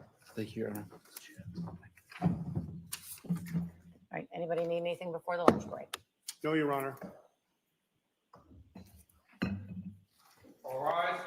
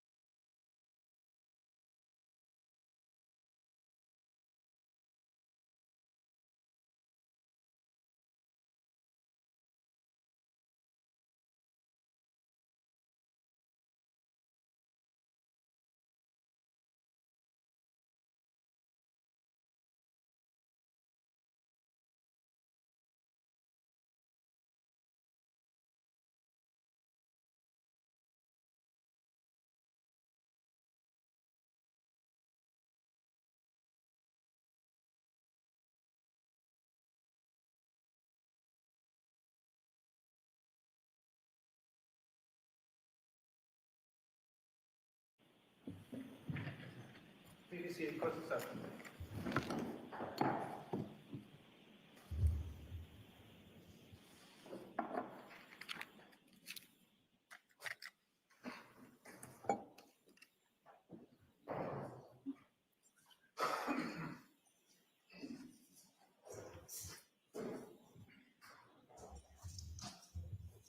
Your Honor, for the record, Mr. Walsh is back in the courtroom. Thank you.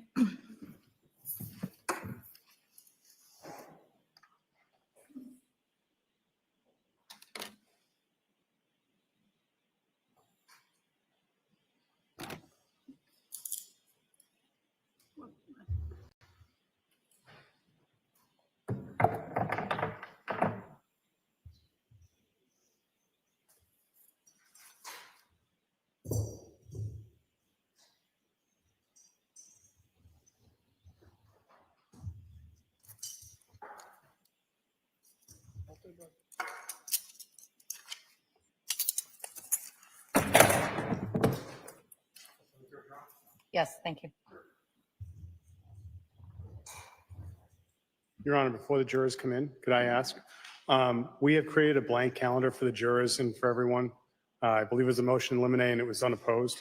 Could I mark one for ID and then pass them out, have the court officers pass them out to the jurors? I'm fine with that. Any objection to that? No, you don't. All right.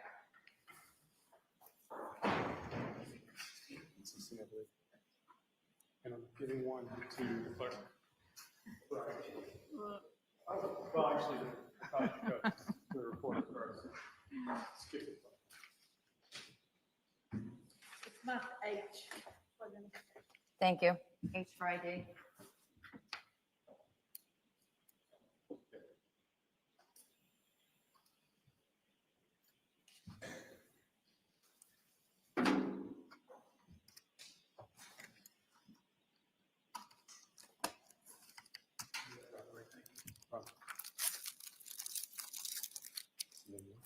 What's up, Paul?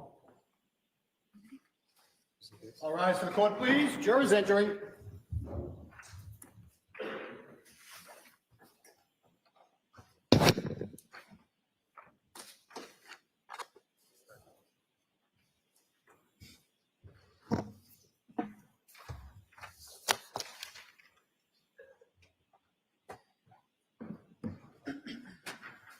Remain standing, please.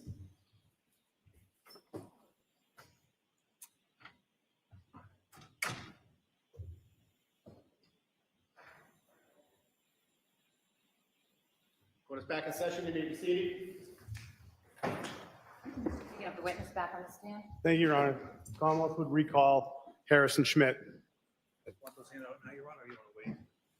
Oh, we'll wait till he gets back on the stand.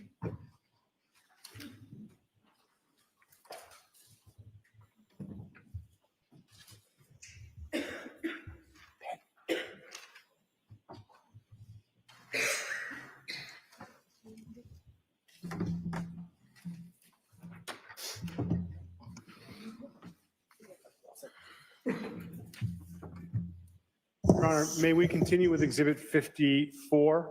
I believe we left off at 14 minutes and 33 seconds on the media player. You may. Thank you, Your Honor. Ms. Gilman?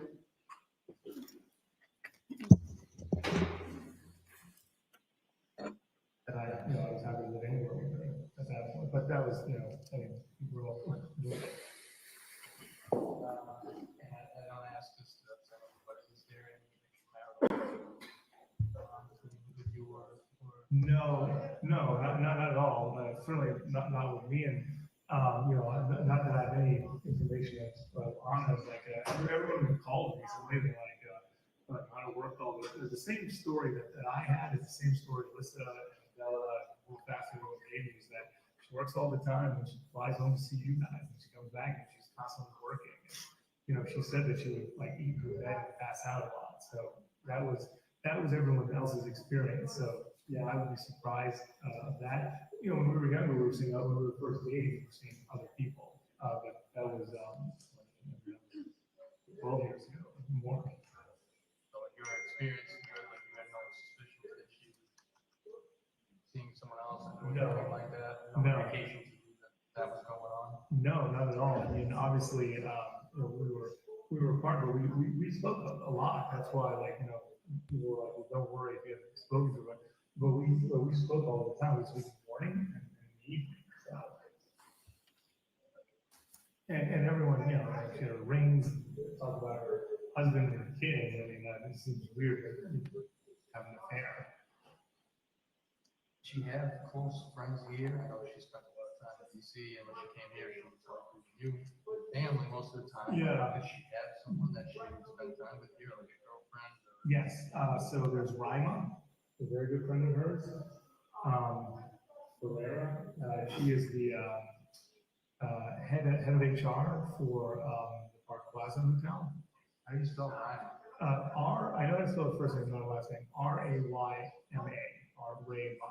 So Rayma, and then Ferrer, which I'm not as familiar with. Take a guess. Ferre, Ferrer. All right. And you said head of Park Plaza? Yes.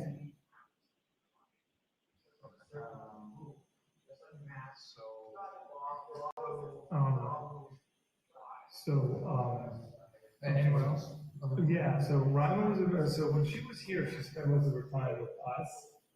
Trying to think who else were the people that she would lead. Rima was the biggest, Jam, obviously.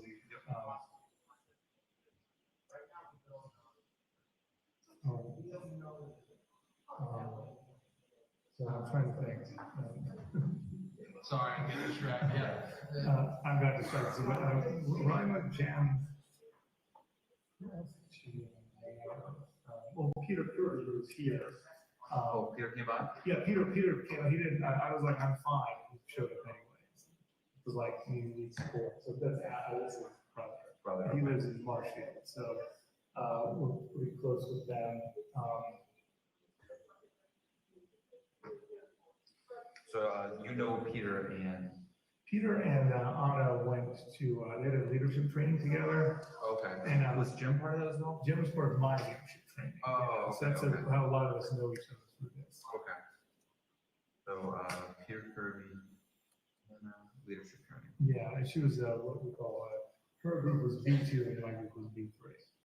We raised over $200,000 from the pandemic. Really? Yeah. Oh, wow. That's awesome. That's part of leadership training is the community service projects. Okay.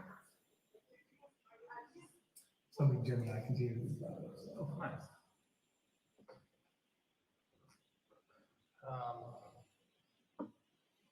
What do you think? What do you think? First it's been like, I feel like it's a bad dream. I'm having to wake up and it's gonna be all over. I'm having a hard time like sleeping or thinking. And then the fact that my mother has an investigative team in DC who's now, they don't believe she went back to DC.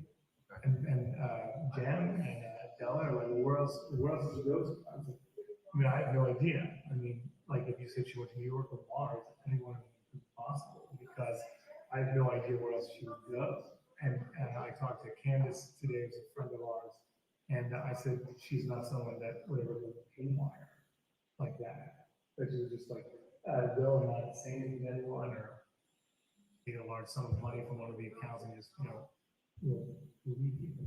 She wouldn't leave us or the kids. I mean, it's not possible. What do you guys do for banking? I know she's got the JetBlue card. Yeah, so I everything's in her name the way I set it up.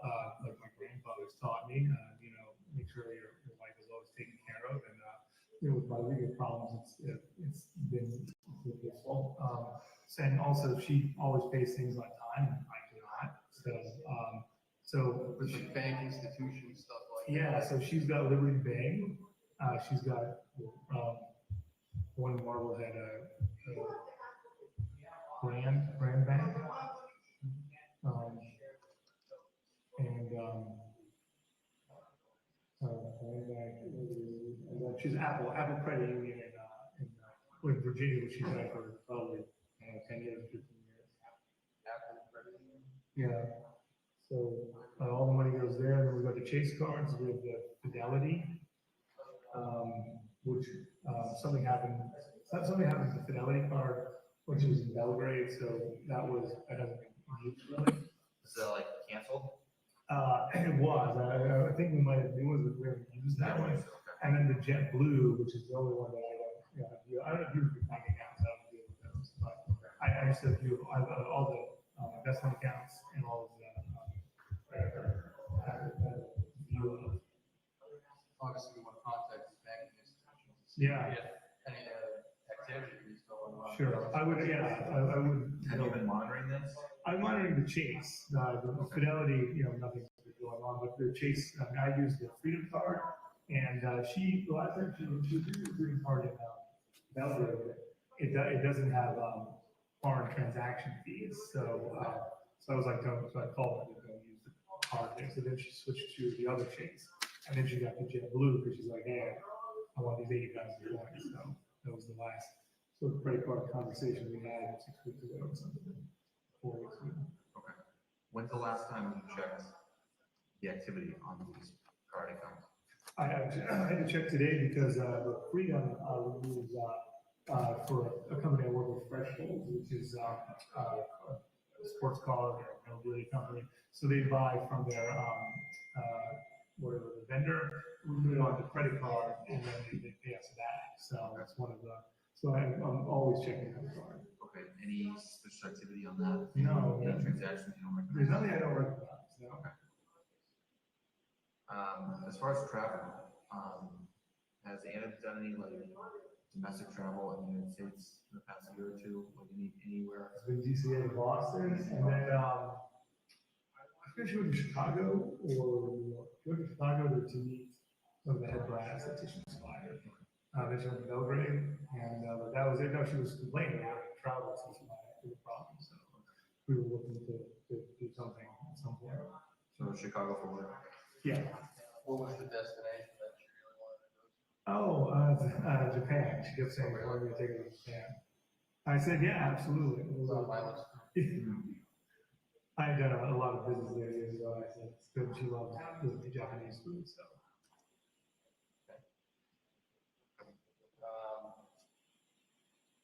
Going back to her phone, you guys have a family plan or you had a family plan? Okay, so we have a family plan. When she got the job at Titian Spire, she's like, trying to decide what to do. She's like, well, she wanted to take her phone over, so she ported it over, and then she left the family plan that we have. So you have no access to like her. I know. Records, right? No, but Titian Spire was, right? So, Yeah, well, that's. I thought you had the phone number. We've been talking with them, but they're a big company, so getting information from the bigger Oh, companies. really? So, yeah. Oh, I thought they were just handed right over. They always have corporate accounting. Oh, You know what I mean? yeah, if she was on the family, if she was on the family plan, I could just hand it right over to the guy right now. Yeah, all the phones, mother, my her brother, me, and all on it, so. Okay. Anna was married in the past? She was, yes. And what's the relationship like with her? They don't talk anymore. How long ago was that marriage? I guess she got.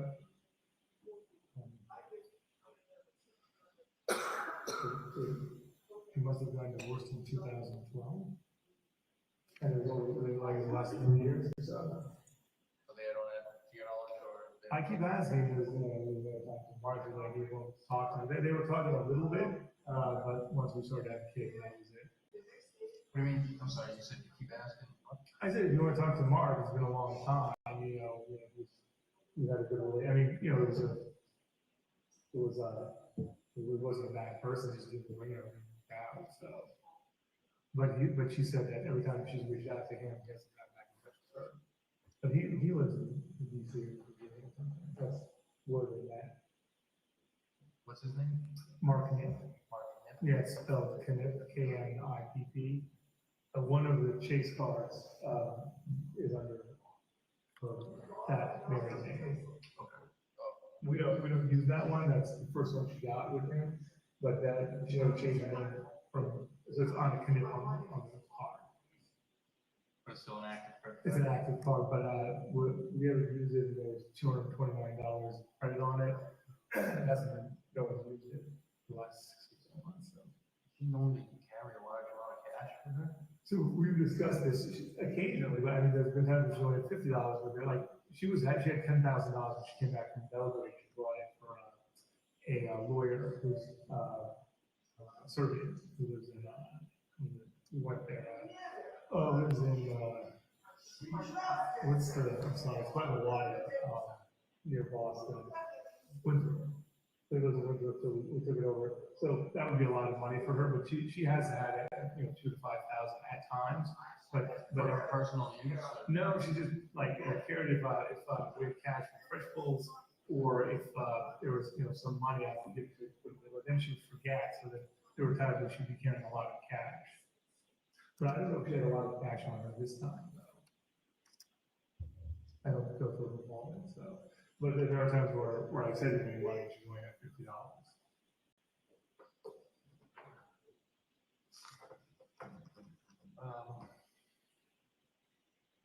But she always dresses like she had a lot of money on her. There was no financial trouble, nothing like that. No, actually, we're better than ever right now. We're facing restitution charges, but the new job and where the real estate has worked out, we're really in good shape. Did you guys have any arguments or anything on New Year's Eve? No, New Year's Day before she left? no, I wasn't enough time on New Year's Day to have an argument, but New Year's Eve, everything was fine. We were excited, what she wrote, Peter saw what she wrote, so I think it was very positive, and Jen was here, and it was exciting, like 2022 was a hard year, but 2022 is going to be the best ever. She was and it's just not, they are at all. You guys have you had arguments, major arguments in the past, anything like that? So the biggest, and yes, I mean, the integrity is that we haven't arguments, but we're very aligned with almost everything that we do. We really have a lot of the same tastes, and ultimately we defer to each other with what the other person's good at. But the biggest argument we had in 2022 was when she had to go to Belgrade for 2 weeks, and that was 2 weeks of vacation. I was like, I don't know if you hear boys for 2 weeks, so I have to go to Belgrade. So yeah, that was our biggest argument, and I couldn't get in touch with her. My mother reminded me, I couldn't get in touch with her for the first few days in Belgrade because the phone didn't have international. So I was upset about that. So that was the only other time this year that didn't have contact with her daily. So you normally have daily contact with them? Yeah, more than once. What's the longest you go with no contact? The 3 days in Belgrade, and there was the last week of December, there's some points of December where there was like 24-hour gaps, which was really not normal. And then when she was supposed to be here and she wasn't, and I was like, I'm gonna file some person's report, you're missing, where are you? But like 24 hours, 36 hours would be a lot of time. But I was making a big deal out of it over the last couple of months, and everyone told me to relax about it, and then I did. So I feel good. When you guys did communicate, what was the conversation like? Well, Just any time, like during Oh, the last yeah. couple months when she's been traveling. Oh, yeah. to Work. I mean, well, yeah, it's been like, she always says, hey, hello, and this is what I'm doing today. I said, oh, the boys are up. Sometimes I would send photos of the kids. She would send me photos of what she's doing. We had a recap. Anyway, at night I was like, oh, I'm tired. The kids are running crazy. She's like, oh, there's no food because I do all the cooking normally. So I'm going to go to Cabo to get something to eat. And, it's just a recap of it. Normal as if we were together. Yeah, as if we were together without being in person. But there were some nights that I remember December, like 23rd, 4th, 2nd, 1st, we didn't have those calls because I think I'd been sick and she was tired, so we would go to bed. The kids sometimes I go to bed, like, if you guys not coming, I was going to go to bed. I didn't sleep well last night, so I was going to try to get some sleep tonight. So it's not uncommon for us to go to bed very early. Is there any mental health anything, any indicators to you that something is amiss there or a diagnosis? No, and not for me, my mother might have a different opinion, certainly, but, yeah, she's like that, well, I guess, not, yeah, probably pushing, it's the pushing, and not a mental That's not problem. necessarily. Yeah, sorry. No, I mean, probably, if I really couldn't think of anything, I mean, she'd never, thought about psychiatry or even discussed it until recently. Has she ever been violent or anything like that? No. Have you guys ever had a physical confrontation? No, none of that stuff.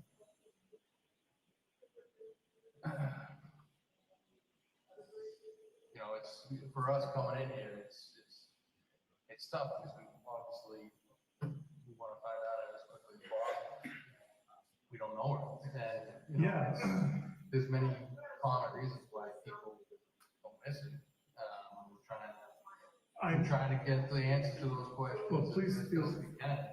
please feel free to, ask me questions that you have. Don't worry about, moving, I understand that you're here to find out and you're working for her. Well, all right, I mean, one of the reasons someone goes missing is because they were abused or injured or assaulted. Did you do anything to hurt your wife? No, sir. I wouldn't hurt my wife. I mean, I love my wife. All we want is to have her back. This family doesn't work without her. I mean, we can't function without her. You guys never had a physical fight, nothing like that before? No, not at all. I mean, so there's no mental health, there's no financial problems, there's no extramarital affairs, no physical abuse. The only stress I'm hearing right now is the work, Being separated. separation, Yeah. depression from the combination of those two. Yeah. Also, her mother being ill, she had a, major, neurological event last year. And that's why she had to go to Belgrade, so there's like pressure from that. My mother has had some, health problems, so, and then the kids, it all adds up. I mean, I want you to know, up until, looking at it now, it's nothing compared to this. It seemed like a lot a week ago. Being apart, the mother's not doing well, the legal problems, the kids growing and you're worried about them. All of those things seem like a lot. So you worked with her? I think we discussed them both, like I was like overwhelmed by the 3 children. This is a really bad situation. We discussed splitting them up, like Tom would go with her and then he wants to split up. So why did they all the kids? And I was like, how is that going to be for your job? I mean, we did not have a good solution. I mean, it up until, it felt untenable until right now. Go back to that moment, it'd be very easy to work out because I still my partner would be here right now to work it out.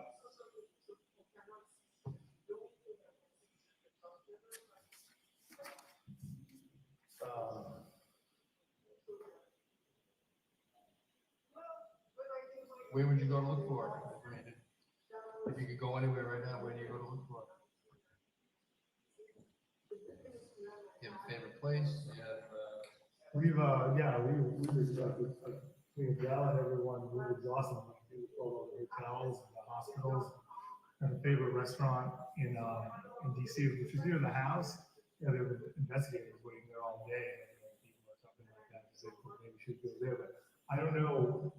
Anna was not someone who would just want to go out and she was adventurous, but not that adventurous. When she had a layover in Frankfurt, I think, and I told her that, her flight is delayed, so I said, go into town. I don't know. So that's someone who would want to do it by herself. That would be, she would always want to do it with me, or at least someone else. I like to think it would only be with me, but obviously, it wouldn't be something, she would just go off on her own, like my father would be traveling by himself and seeing TV and things like that. So that was not my experience in Lana. this tough week last week, you don't think it rises to the level of wanting to hurt herself or anything like that? I just can't, I mean, I personally can't imagine that. But she did, I mean, I remember, I talked to Alyssa about it today, where she's a friend, Carrie Westbrook. And I guess she was gonna go see her. They've been good, they came up at the end of Washington together. I don't know what happened, she was trying to get there, but SIM card broke, and she was exhausted, not feeling well. I saw her, she was on FaceTime with 5 minutes because the SIM card was broken. And I was like, I guess maybe I was complaining about some stuff, and she's like, hey, you're breaking, I'm not doing very well. It's the first time she's ever said that. I say that all the time, I'm not doing well, but it was the first time she ever said that to me. So that was new, and Jen said that she seemed different, but I mean, the extent that you're talking about, to this extent, is, this is just unbelievable. Was that before or after Christmas? It was before Christmas. No, SIM card went down after Christmas because she got in touch with me very quickly, so it wouldn't freak out. Well, I know you said you're willing to, do whatever you can to help the investigation. We thank you for that. And, part of that, I think, is trying to understand Anna. And I think if you would allow us to look through your phone and consent to us downloading your phone and seeing some of the communications between you and her and like her tone. And you said in the interview that she said that she may have used your phone occasionally to receive stuff. Yeah. I think it'll help us really create a permanent timeline of the events of the 1st and the 31st and the 1st, and maybe get a better insight into Anna. Is that something you'd be okay with? Just to be clear, you want to download everything on my phone? We will download, the extraction will download all the contents to your phone, yes. Oh, that's a lot. What we're focusing on though is, what we're interested in, yes, download everything, but we're interested in looking in and finding information specifically in there that would help us do that. The Anna specific content. That's a huge amount of personal information, gentlemen. It's a big ask, but there's a lot on the line. No, there is a lot. You know what I mean?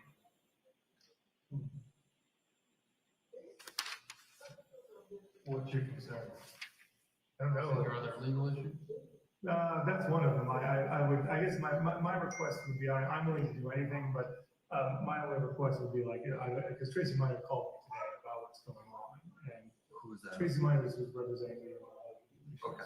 So she said, before you do anything like this, you have to talk to me. I want to do everything I can to support this 100%, but I gotta call her about it. She said before you do anything, like turn on the phone or No, anything? like before you do anything else. I mean, she always wants to be here to talk to her. And I said, well, I'm going to talk to them and give them money if they want. But I have to ask her quickly about that. I'm sure it'll be fine. Or she might say, hey, can we just do the information that you're asking for? Right. Well, that's all we would be interested in. We'd be interested in your communication with Anna and dates of, the 31st and the 1st for presence. We're not interested in your other tasks. No, I understand.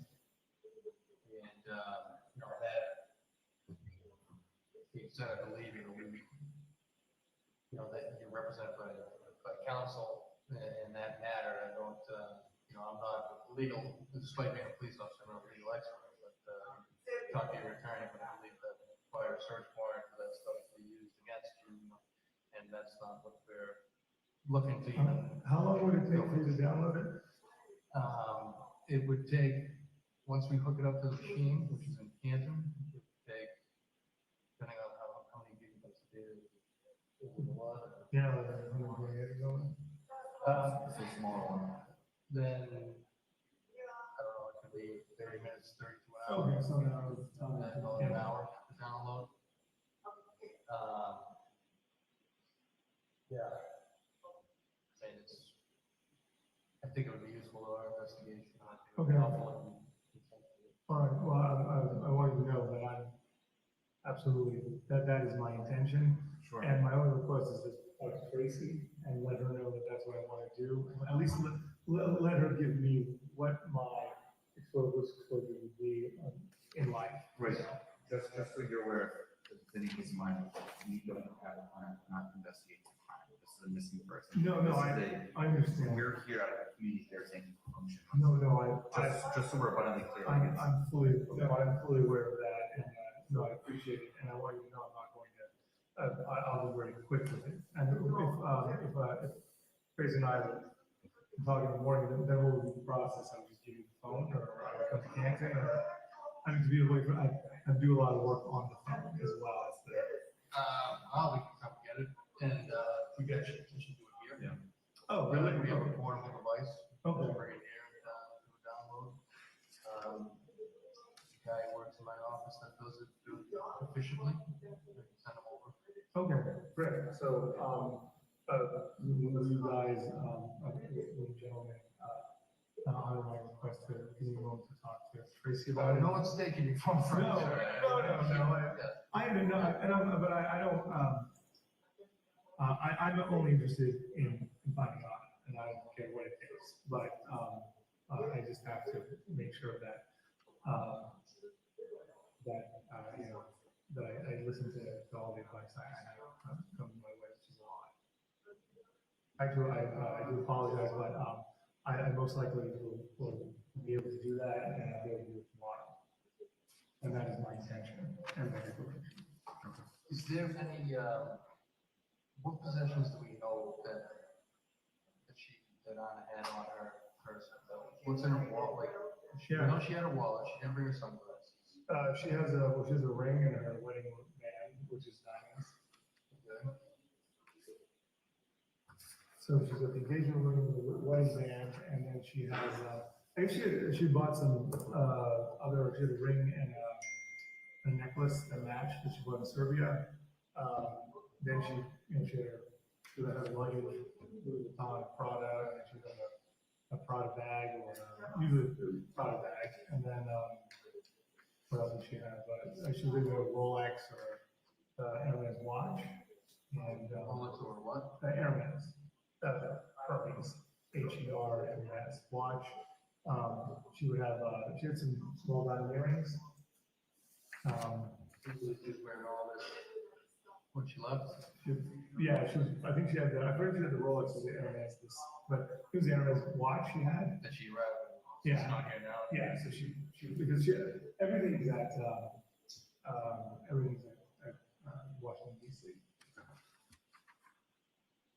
All her, what's in All Washington? of our stuff is in Washington DC, like 2% of the stuff.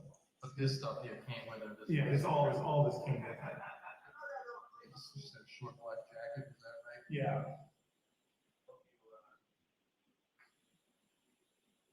But you don't know what kind of pants or she was wearing?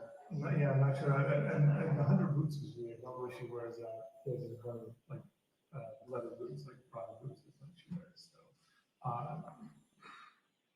so that was really fun. Right? So what was it? Who was there?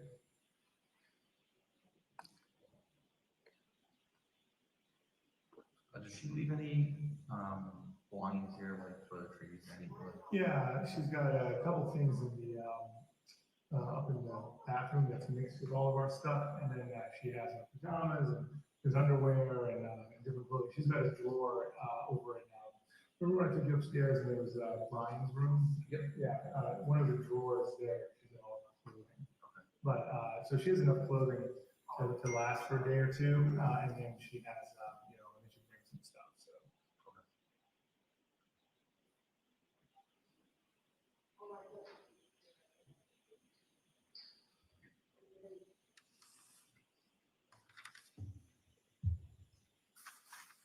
Have you had conversations with Thomas about what exactly you saw that morning? He did. It's all, it was 6-year-old guys. What do you got, buddy? Did you make some? Oh, did you just make some art? Oh, that's so nice. What do we have? Do you want to explain it? Okay with you? Oh, yeah. Show us this, and ask Thomas some questions. Yeah, absolutely. I like this. Not bad for some, better than I could do. Oh, there's everything going on, so. But, the gist was that, and Thomas, when there's action, he loves it, so his mother came down and then, said, "Here I go," and then, "I love you, I hope to see you soon," and then she left, and first he said she went to a taxi, and I said, was the car up here? He said, no, it was all the way down there, so I said, you didn't see the car? He said, no, and I was like, okay, and then I was like, so, yeah. That's pretty much what I want to ask him exactly. Yeah. So it's, yeah, See if we get the same answer. yeah, of course, so. You saw a vehicle that she got into, obviously, doesn't sound like he did, but we'll ask him again. Yeah, and he kept saying it was a taxi, and I was like. But, But I missed I know you mentioned, I can't remember, does she normally take Uber or Lyft? Normally it's Uber, but she has Lyft as well, I know that. Have you guys ever called up the local taxi company? I called, John's Taxi or something several times, I forget what it was, but I pull it up and I would call and, but I would call in the mornings, I didn't book it on time, it's very hard to get it at like 5 in the morning. Right. How did you normally get to the airport? Yeah, Uber, yeah. Did you guys get in touch with Uber? That is one of the people that are getting back to us. Because we've called as well, and they don't let us not. But I said, they said, I'm sorry, I can't do that. But that's like Jen, Deller, like, well, we just have to find out when the Uber took. And I was like, that would be helpful, yeah. And that was under her name, like, Absolutely, yeah, not a business account or anything like no, that. all of the apps and stuff are under, yeah. Right, it would be under like her. Oh, Tissue Spy? Or, oh, no, I don't think so. Something like that. No, the last thing Nick was like, Nick, and then we got married, it was just Nick and Walsh. But I don't think there's anything left, maybe chips, but maybe in Belgrade there is, but. Actually, she does have a Serbian passport. Okay. She's serving. She does, yeah. Is she at US also? Yes, yes.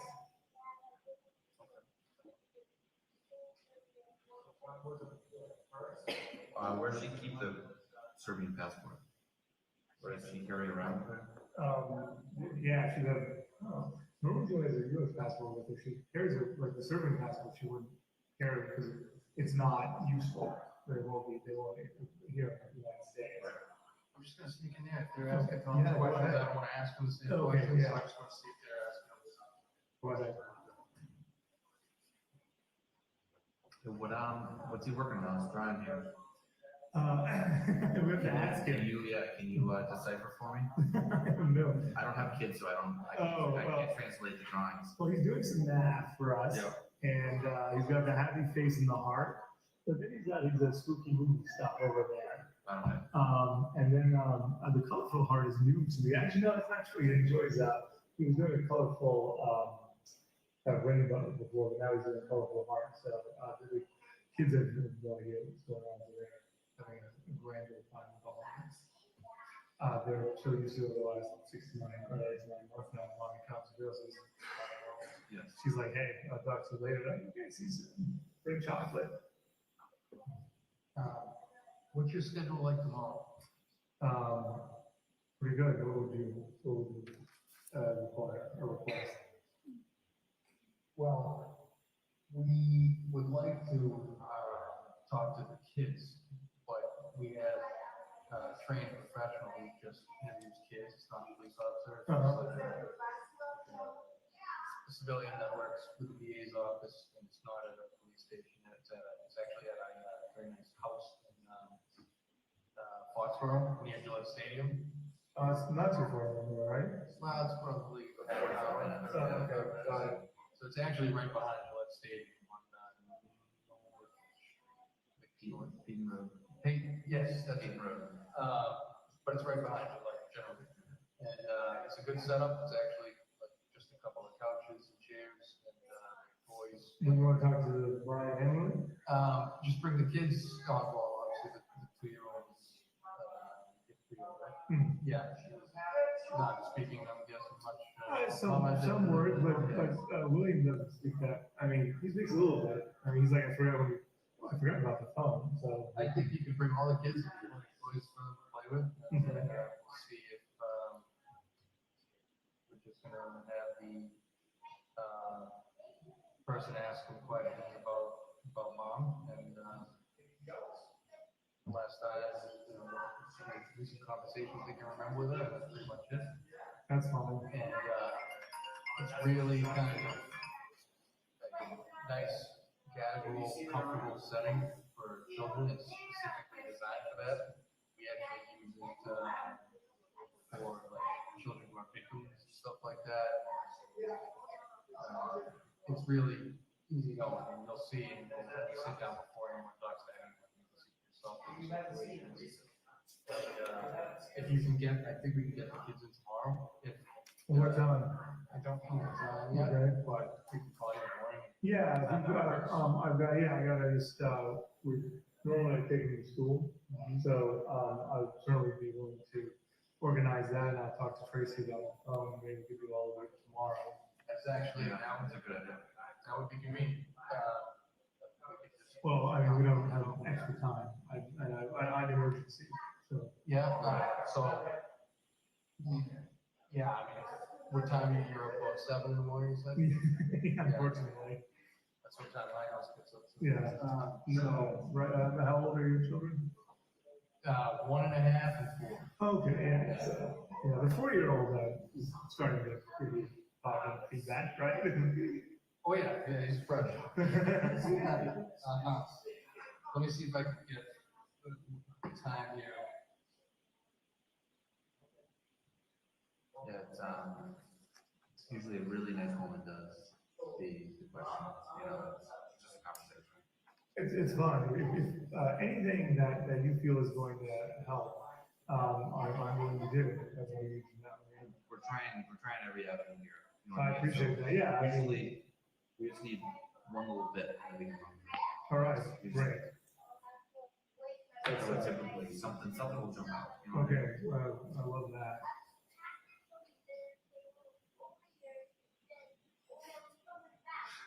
Tom's gonna have the time of his life. You won't have a problem talking. Yeah. I can tell. I guess there's no one scheduled to be in there tomorrow as far as like children being interviewed, so it's probably wide open. Okay. Just gotta see what time the counselor is available to be there. I'm guessing probably pretty flexible, but like you said, try to get it done. Time is of the essence. Well, I mean, waiting till it's done. waiting till Monday makes no sense, because we have no time. No, it doesn't. Yeah. So we can talk in the morning and confirm. I'll try to get you like a tentative time. Well, we can just plan on it. We can tentatively put like 10 o'clock work. So I would try to believe her at 9 or something, right? You'd have plenty of time if you look at that. Okay. Plenty of time. Oh, hi, William. Oh, yeah. Was it hello? Hey, buddy. Was it hello? Yeah. Your iPad? Yeah, I'm gonna help you find it, okay? Okay. That may be a terrible mistake of giving the iPads at a young age. That's ruined everyone's life. Remember when they didn't have electronics in bed when we were younger?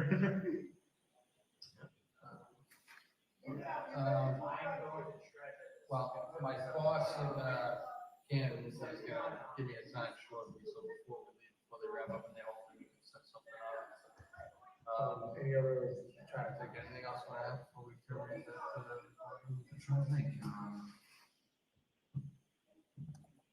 Is there any part of the house that we didn't consider looking at, or did she leave anything behind?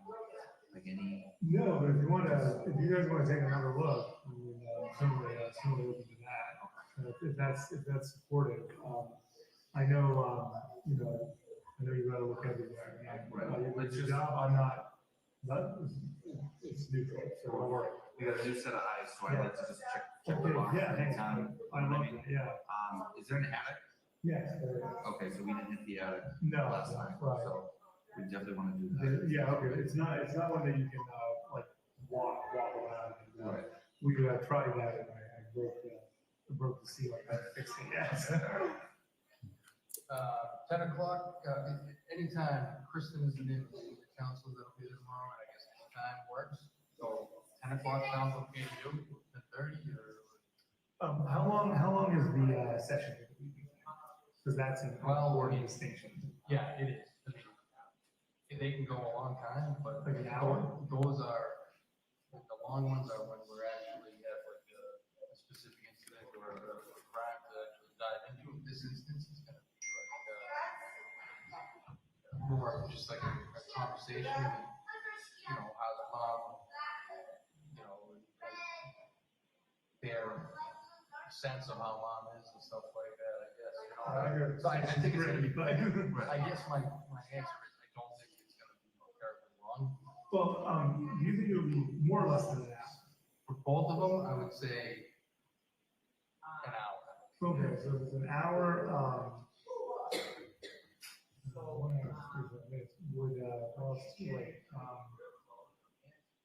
Did you have to get back or something? I'm just trying to figure out, the timing, I think 10 would probably work out just fine, so. Okay, so let's plan on 10 o'clock. I'll get you the address before we leave.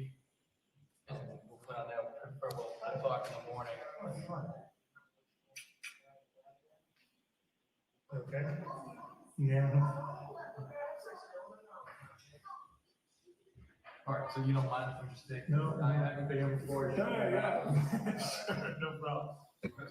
Yeah, do you want me to, I'll knock this out. Yeah. All right, it is, 20:53, Thursday, January 5, 2023, starting off the report. Sergeant, I'd like to ask some questions about January 5.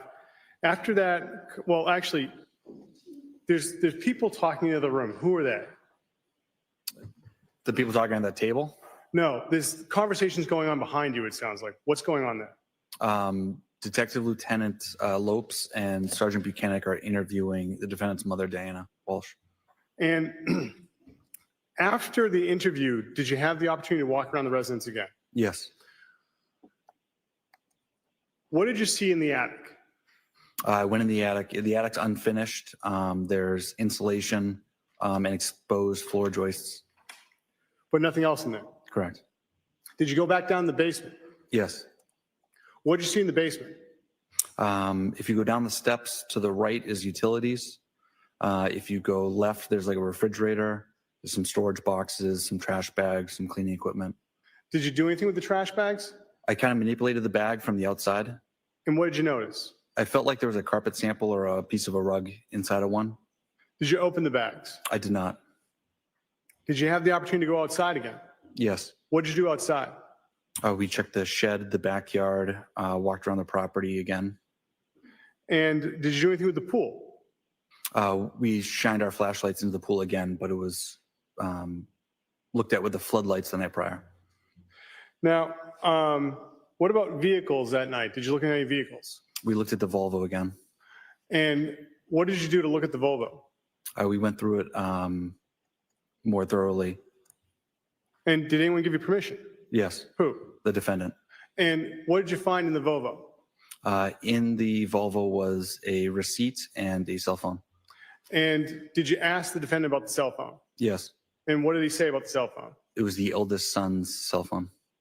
And the receipt, where was the receipt from? Lowe's, Was there a date on it? January 4th. And do you know which Lowe's? Weymouth Lowe's. Now, on January 5th, besides this interview that's recorded, did you have any other conversations with Mr. Walsh? Yes, we spoke on the phone a few times earlier that day. Well, let me ask you, when was the first time you spoke to him that day? Just before 9 a.m. on that Thursday. And do you remember the substance of that conversation? Just let him know that we were working on the investigation and we would be in touch. And when was the next time you spoke to him? About 3:45 p.m. And what did you talk about in that conversation? I had called him and left a message. He had called right back. And He asked about media and a PR person. And I had asked about if Anna carried large sums of cash on her. And he said sometimes yes, sometimes no. What did he ask about a PR person? He asked if he should get a PR person or talk to the media. What did you say? I said that he's free to talk to the media, although I don't recommend it. Now, how long were you at the Walsh residence that night with the state police? About 8 p.m. to 10:30 p.m. And what did you do after you left the Walsh residence? We all went back to the Cohasset police station. What did you do at the Cohasset police station? We began digging into the financial institutions, but given the hour, they were closed and it was tough to get a hold of any record keepers. So I take it now we're getting into January 6th. Yes. What did you do on January 6th as far as this investigation? A large-scale search ensued. We brought in command posts and we established a staging area. Who brought in command posts? The Metro-elect command post was present and the Mass State Police command post. Where were they set up? Behind Stop and Shop at 400 Chief Justice Cushing Highway. And how was the large-scale search done of the area? There were canines. There was the Metro search and rescue team and the State Police CERT team conducting an area search of that wooded area. Now, was anything recovered in that search? No. Sir, what was done to try and find surveillance video in that area? Neighborhood canvases were conducted. And how'd you do that? We requested assistance from neighboring agencies, their detectives, to come in. We'd pair a detective with a trooper, and they go around checking residents and businesses for any sort of security footage. What was done as far as press conferences on the 6th? My Chief Quigley, gave a press conference on that Friday. Now, did you have the opportunity to speak to any people as far as witnesses on the 6th? Yes. Who'd you speak to? Jem Mutlu, And where did that conversation take place? the Cohasset Police Station. And who was with you when that conversation took place? Trooper DeChico. And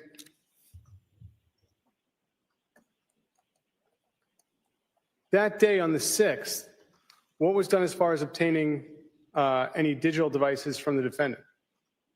We collected on consent some digital devices. And who went there to get those, if you know? Lieutenant Fanning, From what department? Mass State Police.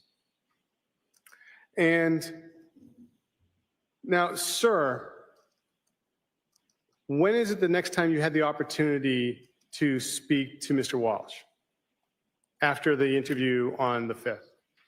I spoke to him on the phone Friday. The 6th? Yes. And after that conversation, did you ever speak to him again? Saturday Saturday. And where did that conversation take place? at the same dining room table in his home. And who was present for that conversation? Myself, Trooper DeChico, Trooper Proctor, Attorney Minor, and the defendant. And about what time did that conversation begin on the 6th? About 2 p.m. Was anything returned to him on the 6th? The digital devices that we had on consent. And were you present for that? Yes. Now, have you had the opportunity to review the statement from January 7th? Yes, And does it fairly and accurately reflect the defendant's statements? it does. Your Honor, the Commonwealth would seek to have marked as Exhibit 55 the next drive that has the interview from January 7th.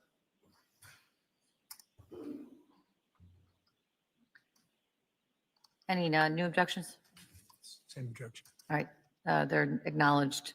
The audio from 1/7/23 is now marked in evidence as Exhibit 55.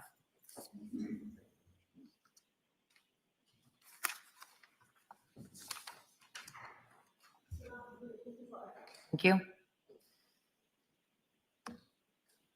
Your Honor, with the court's permission, may I begin playing Exhibit 55? Yes. Thank you. Ms. Gilman?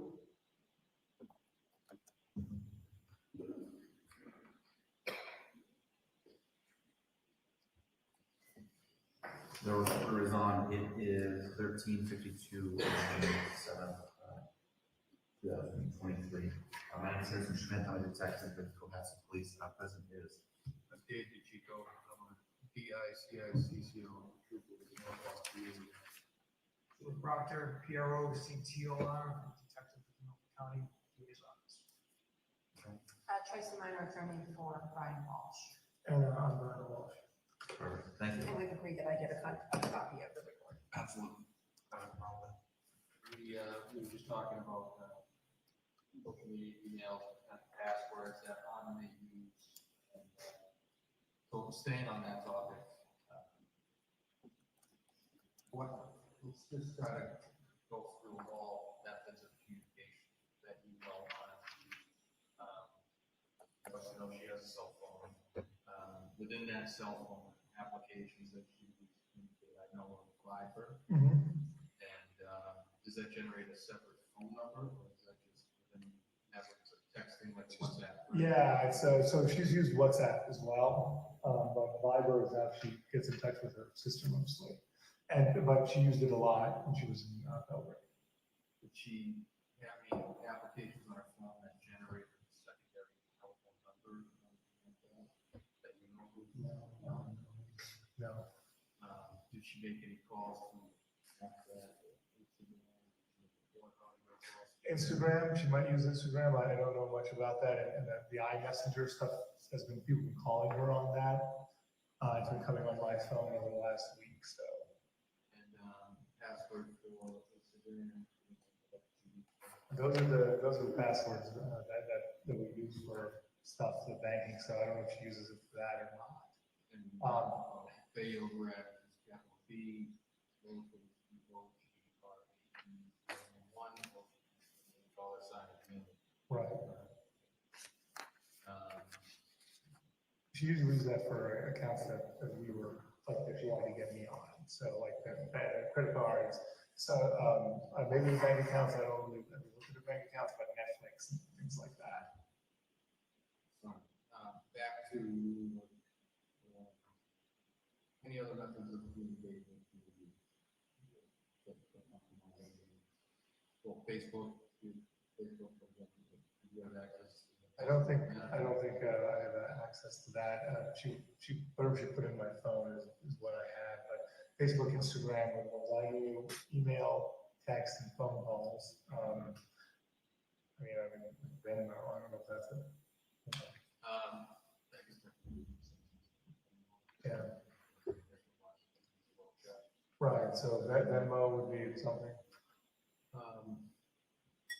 With regard to the financials, we had talked about, you gave us a list of 5 banking institutions that you guys use. If I remember correctly, it was Fidelity, Chase, Apple Credit Union, Marblehead, Liberty Bay. Yeah, Grand Union, Liberty Bay, Liberty Bay is a credit union or something. And they have, they have one of their locations right here in Hingham. Or is that the credit unions in Virginia? Is it Liberty Day or Liberty Bank? Liberty Bay, yeah. Didn't she recently open the account in DC? I think she was using her Apple credit union. Okay. Yeah. What about Capital One? No, I had a credit card from Capital One. You wouldn't have access to No, that. definitely. No, not for that one, no.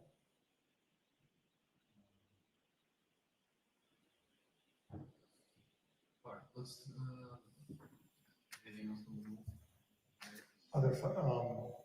The money that was moved from the sale of the house to the escrow or 1031 exchange. I think what else? I mean, And where is that account in escrow? Or circle back to that. Yeah. But I think you said, what was that, about $250,000? yeah, so 200,000. And is that, those are the proceeds from the sale of the street? Yeah, yes, 10 December 20th. December 29th, is when the sale actually closed. That's when the money hit, yeah. And what is the property that exchange is slated to go into? Well, there wasn't anything chosen yet. There was possibilities in Baltimore, but there's also, talk about something here in Massachusetts. But Baltimore, I think, was the main focus. You guys have. No, there has been nothing. And, we have a couple other properties in there. A 2 in Lane, none of it here. And any other, assets? There's what's in Belgrade, there's a condo there and probably a small bank account that her and her mother share. That would be like a account, bank. Yeah. Is the condo in Belgrade in her name or is her It's in mom's? mom's name. They also have a piece of property across that her and her sister own. There's a piece of property across from the condo in Belgrade that her and her sister inherited from her father. And then there's her, it doesn't sound like she went international, but then there's the country house, which is about 45 minutes out of Belgrade. That's in her mother's name. It was never in her father's name. And these are all, the assets we talked about in the US, those are all going to be, correct? Well, everything's in her name. Well, yeah, our name, but. Fair enough. Is there any, business dealings? On her, without your. Without my knowledge? Well, without your knowledge, you wouldn't know, but without your, input, so to speak, like she's kind of like, this is my project, I'm doing this, that sort of thing, Yeah. I'll handle this. No, that's not how our marriage works at all. If she was doing something like that, then I would have zero information about it. No, we talked about everything, when she was looking for the dog, she was looking for a new car, all these things. So her business life, obviously, expire and then was real estate investment. That's what Only, my company, the Lens company. Yeah, it's a cybersecurity training company, and that's a new company that I've been working on with my business partners. So that's what I do, not watching the kids and doing other stuff. So that's my main focus, and we've been building it up over the last 2 years. It's off the ground running. It's not profitable yet, but we go cash flow positive this year. Training, yeah, human-based cybersecurity training.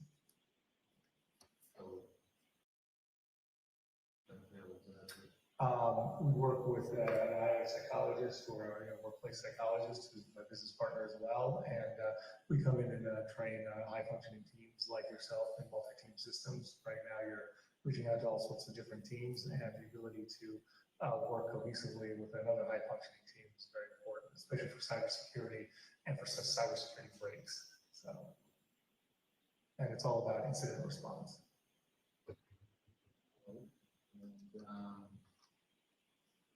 Any major financial losses with that? No, not at all. No, in fact, we're looking to close a large deal with the government. We've got 5 or 6 possibilities, and we have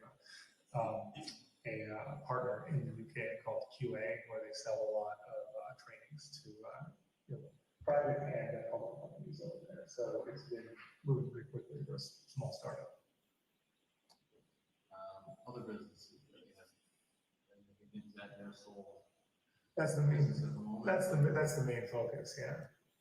The trading card business? Yeah, there's the fresh pools, but that's not really a focus. It's just it's a mutual friend of Anna and I who asked for support, and we've been doing that over the last year or two, but looking to unwind out of that as fast as possible.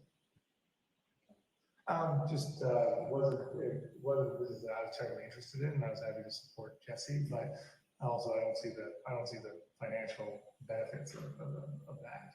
Is there a large investment on your end for that? Or start that up? Or? Yeah, I mean, we helped them out with definitely a good amount of money, $50,000 or so dollars. Place to recoup that money? Yes, Or that- get off in that business? Yes, yeah, the focus is to recoup that and actually to reuse that money for restitution. Yes. What was the investment in the cybersecurity? Yeah, I can actually, I don't have the exact numbers on that. We've, I guess it would be 90, like, so was it $80,000 over 2 years? That's on track.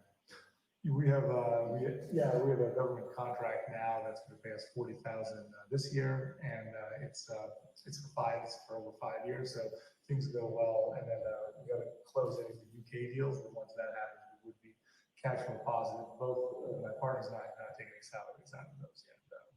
So Your partner in the trading card business? he's Is that invested. dissolving? No. Dissolving or? No, I'm not partners. No, I'm just a. You invested? Yeah, it was a support system for him, and we're friends.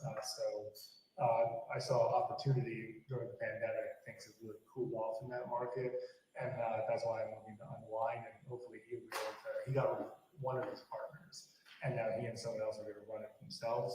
And they're bringing on a couple other people. Just it just wasn't for me. He's invested over $100,000 in the business, and he hasn't taken any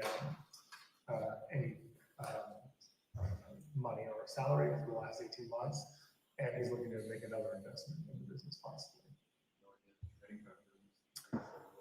Oh yeah, neither did I. They have some boxes like $10,000. It's kind of insane. So is the plan for new partners, new investment partners is that how you're gonna recoup your 50? Unclear at this time, excuse me, but he is bringing on someone who's got a huge amount of inventory, which is what they didn't have, and that's going to, off the sales of that, I could recoup my money definitely. We brought out the restitution. Yes. What is the timetable for that to be resolved? What's going on? We don't have a timetable. They don't get That's why I have been together. pressing to get as much paid as possible, as soon as possible, but we don't have any deadlines. So is the case of harvesting?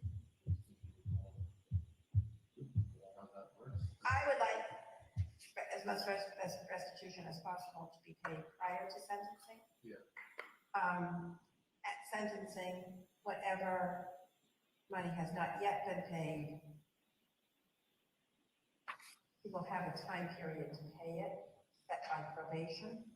It's usually 3 to 5 years, typical. But it's always beneficial, everybody, the defendant, to pay off things as quickly as possible. So that's always my goal, but there's no timetable imposed. What's the total dollar amount of restitution that's settled? That's still a ballpark. Ballpark 450,000, But we've already paid, close to 200,000, I wouldn't pay that much. 175. That much. It's a little complicated because Brian's mother put up bail money of $75,000 that she has pledged towards restitution. So once he's sentenced, you get that back, but she's not getting it back. It's going towards restitution. And I think you paid. Oh, and so that's so 165. Yeah, and there's definitely 200,000 as well.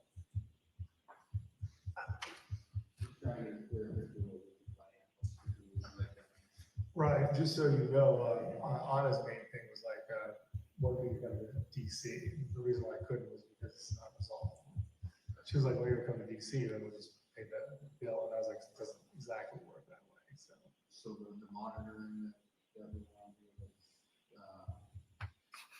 should be concluded at the sentencing. It was supposedly, it would have been concluded in October. I think so. Hingham Savings Bank and New Bank, is that something that you want to do for? I went down to Cohasset town when we got here, and I opened up at the local bank. It was still one of the oldest bank in the United States or Massachusetts. And I thought, oh, this is great, I'll have a, personal account there. I never used the Hingham savings, but all the restitution money went in, and I took, so I put it all in there and wrote the check out. So that was the whole point of that. But I never did anything with that account. No access to it at all. I never, it's been closed for a year. Possibility that she had an account that you didn't know about? Would that surprise you? It would surprise me. Yeah, it definitely would surprise me, but I mean, anything's possible. When she got the JetBlue card, she told me she was getting it, so. Going back just to round up, is there a possibility that you're going to be incarcerated at all after this? Possible. Yeah. Still on the table. Of 6 months. Yeah. But that has not, that's all been put under suspense because of this. So that's also. Because, I but- mean, it's one thing if Anna could take care of the kids for 6 months. Yeah. It's another thing if she can't. But also, Anna and my mother both lost it. They were not having it, so. The fact that you may. Well, for 6 months. after all of this, because we've been apart for so long, she's like, why do we do all of this? Why do we struggle this much? I mean, the cost of this house and running the townhouse and all the traveling and not being together. I remember being very upset when I talked to her about it. Did you guys discuss the plan for the kids if you were to go, say you were to go in for 6 months, like where would the kids go? We discussed the plan of the kids going to DC without me. Yeah. And we discussed that on September 1st, because we only got this house for 6 months. I had said, maybe that's not a good idea. I don't know how long I will be able to see you or the children. And you'll be all by yourself. There will not be a lot of support. But, we decided to do another 6 months here, which ends March 1st. Now, as we had a difficult holiday season because of, not being able to see each other and her mother's illness and having to go to Belgrade to take a vacation there, not here, I said, maybe it's time to send the kids and I'll get a smaller place and we'll have to figure it out. And she said, well, let's discuss it. We're supposed to discuss it, for the new year, and especially after the news that Tracy gave us a few days before. And also, what was Tracy going to say if I take it with the kids and I try to do it with the kids? And I said, but I also said, you're exhausted without the kids. Think about what that's going to be like, have 3 boys at the house, and we only do ponds. So there was a lot up in the air. There's a huge amount of stress with that.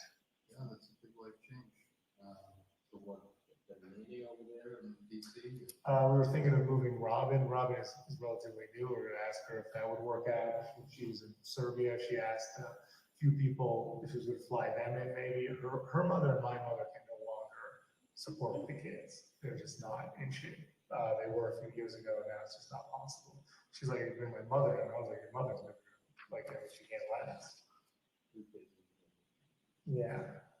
Well, I mean, they were watching, her mother did help us a few years ago with 2, but it just wasn't possible anymore. So, especially after her neurological incident last year. So how did that conversation, where did that rest? Where did you guys leave that? Well, I left a message for her, and I was going to get more information from Tracy, and I was going to speak to Anna, and I'll just speak to my mother about it too. They both have a huge investment. Nothing had been decided, but that's where the thing was.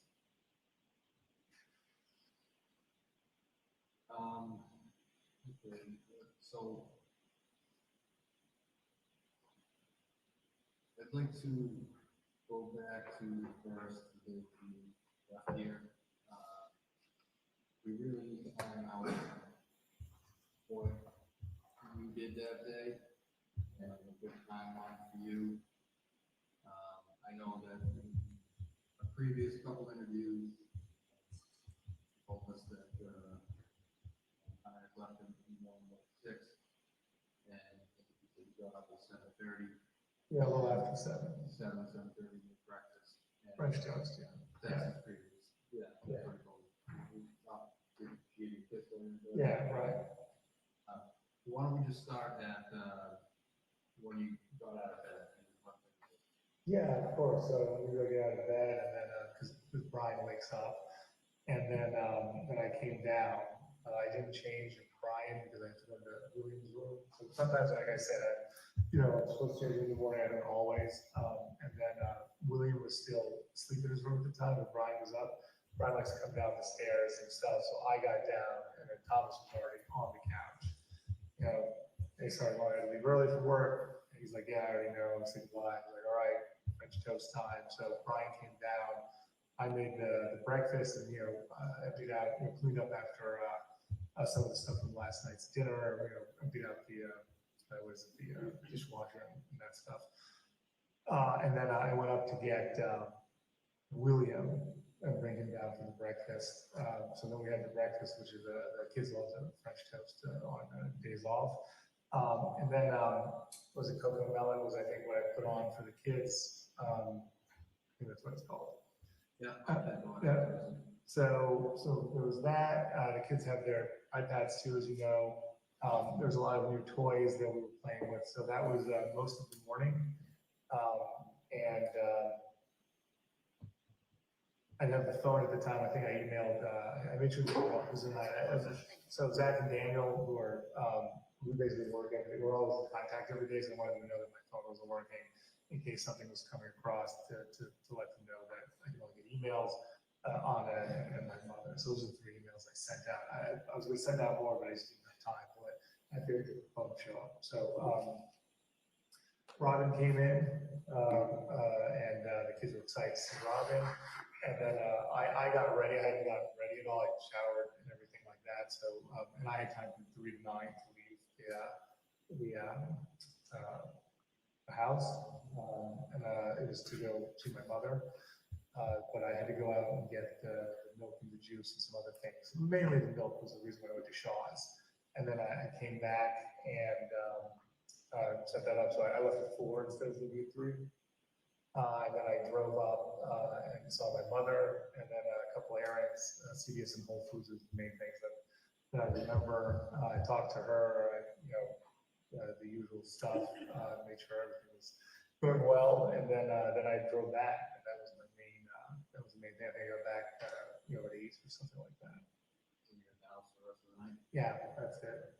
It's my times are pretty strict, so and I'm you call that I'm 100% compliant on those. Right.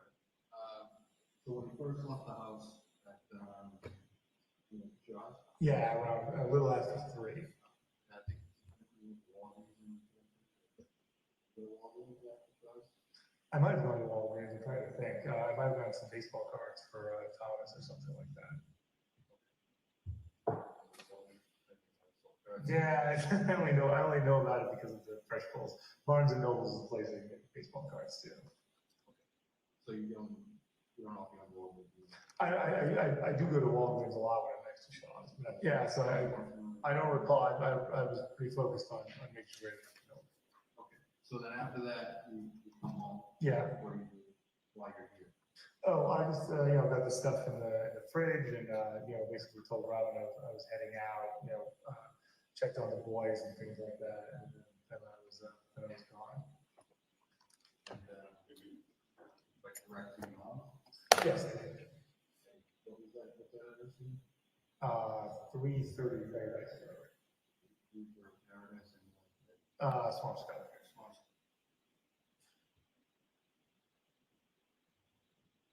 your condo.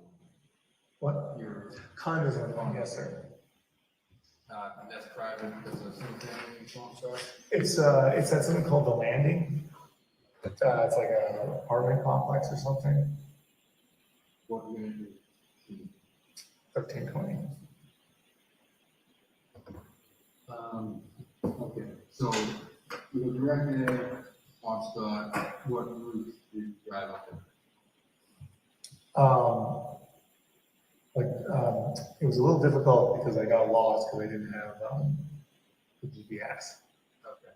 So it took a bit longer. I went the wrong way and then I came probably, so what did I do? Because I normally supposed to go 1A, I went at 1, and then I came across on 114 or something, and then was able to get up to, what's it called? The Swampscott. So it took longer than normal. It took longer than normal, yeah. How long do you estimate it took to get there? Normally, I mean, with no traffic, you can make it in, maybe 60, 70 minutes, but I probably took I took over a little bit over 90 minutes maybe. So I was probably there, I was there before 6, but after 5:30. Okay. Where do you think you got lost? I went on 1 instead of going on 1A, and I kept driving further than I had to.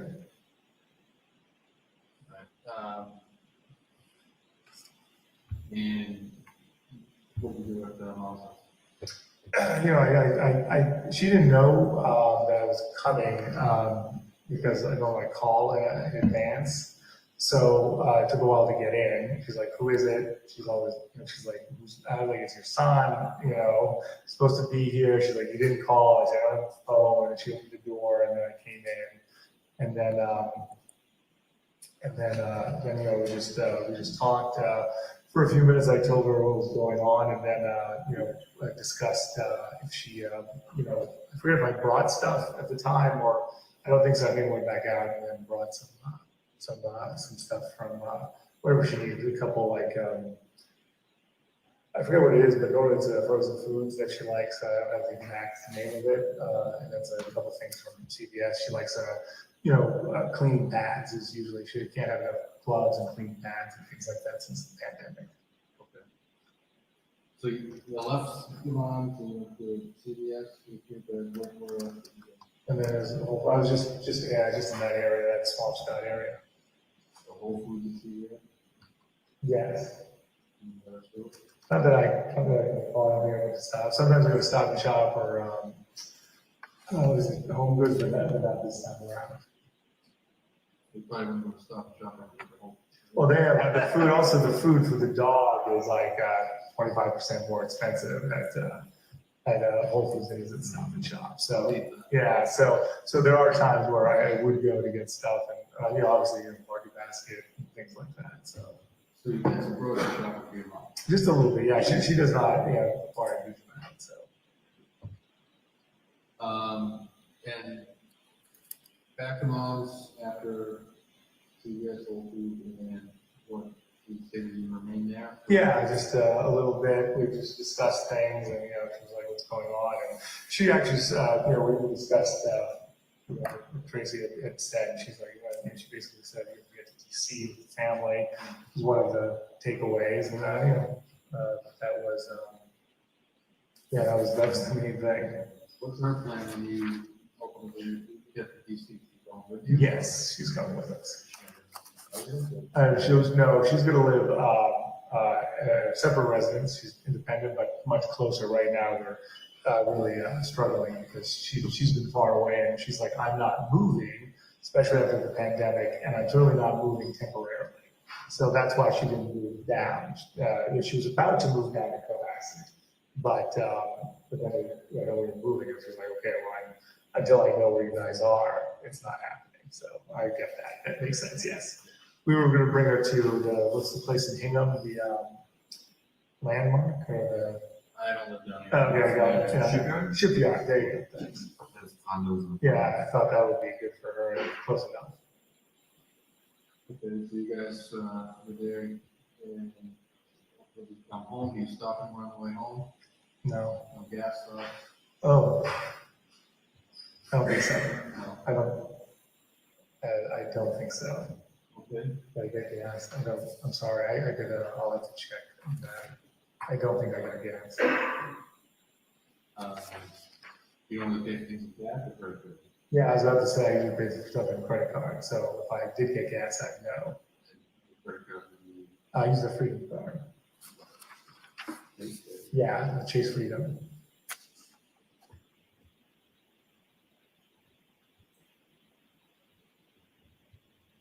Is that how That's a joint account, the Chase account's for Fiona and I, yeah. Okay, so from Swampscott, you come directly home, and then you take that look at your monitoring. Yeah, Sounds all right. yeah, it does sound about right. Within those records, it has like a description of well, you have to notify them of the rule, right? Right. And what is that done? Is that done in the morning when we tell them? Oh, no. Here today? Is that No. So, with Marlene, every Thursday I send her an email. If you go through my emails, you can look through all of those. And I say, so these are the requests for the week. This is what I'll be doing at this time. May I have permission to take, to school or whatever it is.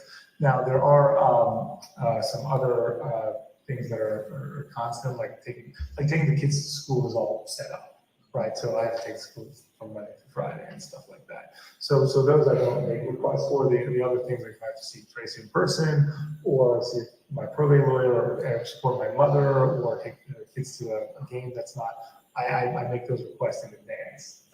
If anything changes, I am able to ask about changes. They're supposed to be 72 hours in advance, though. So same day would have to be an emergency situation. okay? I think the particular trip that on Sunday, when you got the sponsor, I think it was the description said mom drop off. Yes, so I was supposed to take, because she was having cataract surgery, so she was coming over. This is what happened. So she was going to come over. I went and I picked her up, and I brought her back to the house. So she was okay. So let me figure this out. We went on the 20th or something, or the 21st for her surgery.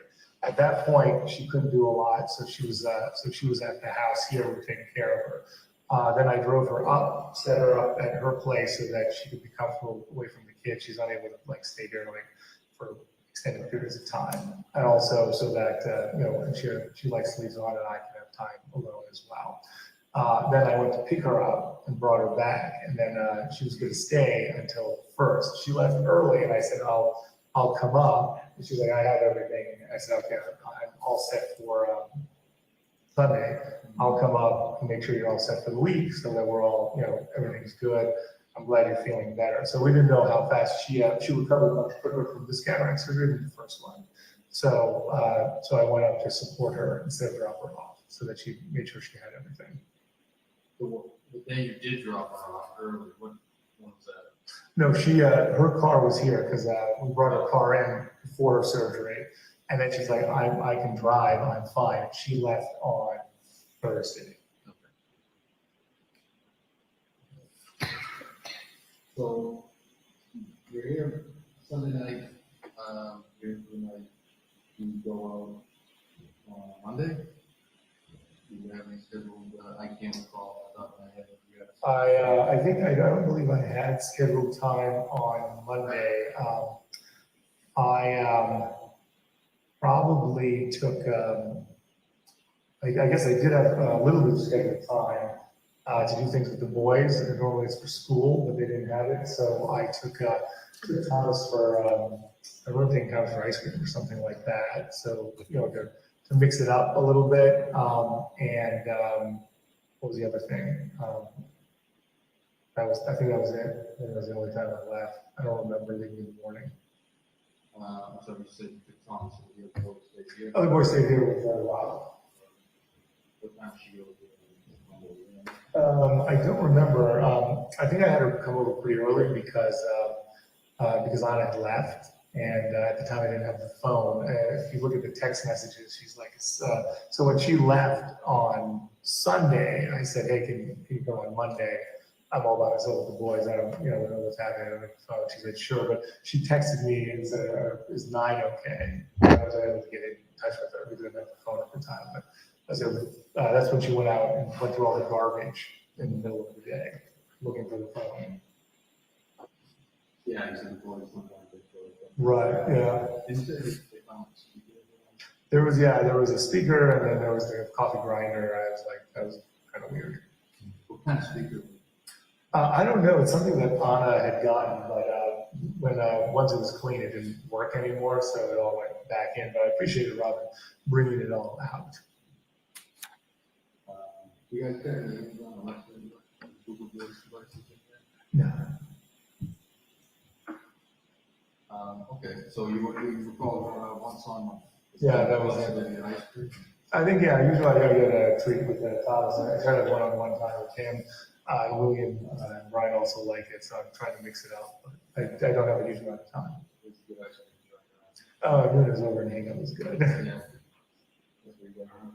I think, is that what we wanted? They wanted to go somewhere. It was like, he was asking about somewhere else. I think he wanted to go to Press. He wanted to go to Press, which is the, what's that place?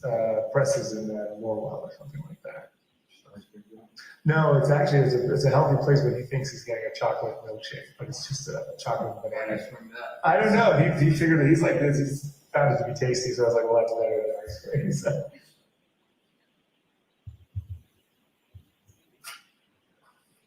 So we're in Monday. I mean, at what point do you really start to get Nervous? genuinely concerned? Monday. Yeah, when I had the phone. Once I got the phone, she was getting in touch with me. I was like, well, this is like, that was weird. And we're over time, basically. So I told her, yeah, all the time. So, but the week or so before, we had the same situation. Yeah, for Christmas and everything. So I didn't want to freak out at that point. So I was like, you know what? Let me see what happens in the morning. And then that's when all the texts started coming. I was like at 6, I wake up pretty early. So I texted her, I was like, what's going on? That's when I got in touch with Alyssa. And she told me to calm down. And my mother told me to calm down. And Sandra, her sister, was like, I was going to 12:31. No one seemed worried, but I was like, maybe I'm being insane. And I almost called work. Last time, Anna's like, do not embarrass me at work. And my husband calling around for me. So I was going to call on Tuesday, but I didn't. And I should have. And then I didn't hear from her. And then on Wednesday morning, that's when I called. I started calling the line. I don't have a number of someone at work, I realized too. So I called I called the Mazda building, called Crossing building. I called Jeff Chai, I didn't have his number. While I was looking for that number, Graham got in touch with me and said, hi, is what's going on? I was like, here's Brian Walshe, his husband. Oh, thank you, sir. Is she there? He's like, is there a problem? I was like, not if she's at work. And that's when this all. Wednesday morning. That was Wednesday morning. 72 hours. So you're concerned on Monday, on Tuesday. Everyone's telling me to calm down. And I was going to call work, and the whole thing was like, don't embarrass her at work. And that's when I kept texting, where are you? I emailed her, I said, you're missing again. Who's Alexandra? Alexandra's sister. So her name is Alexandra, but Anna has all sorts of different names for her. Alex, Sally, Saleh, so all sorts of, so she has a bunch of nicknames. That's Anna's sister. I saw you communicated with her through the Viber, yeah. And on the 4th, which is Wednesday, you'd already told her that you can't get a hold of her. Yeah. But then she starts talking about the police.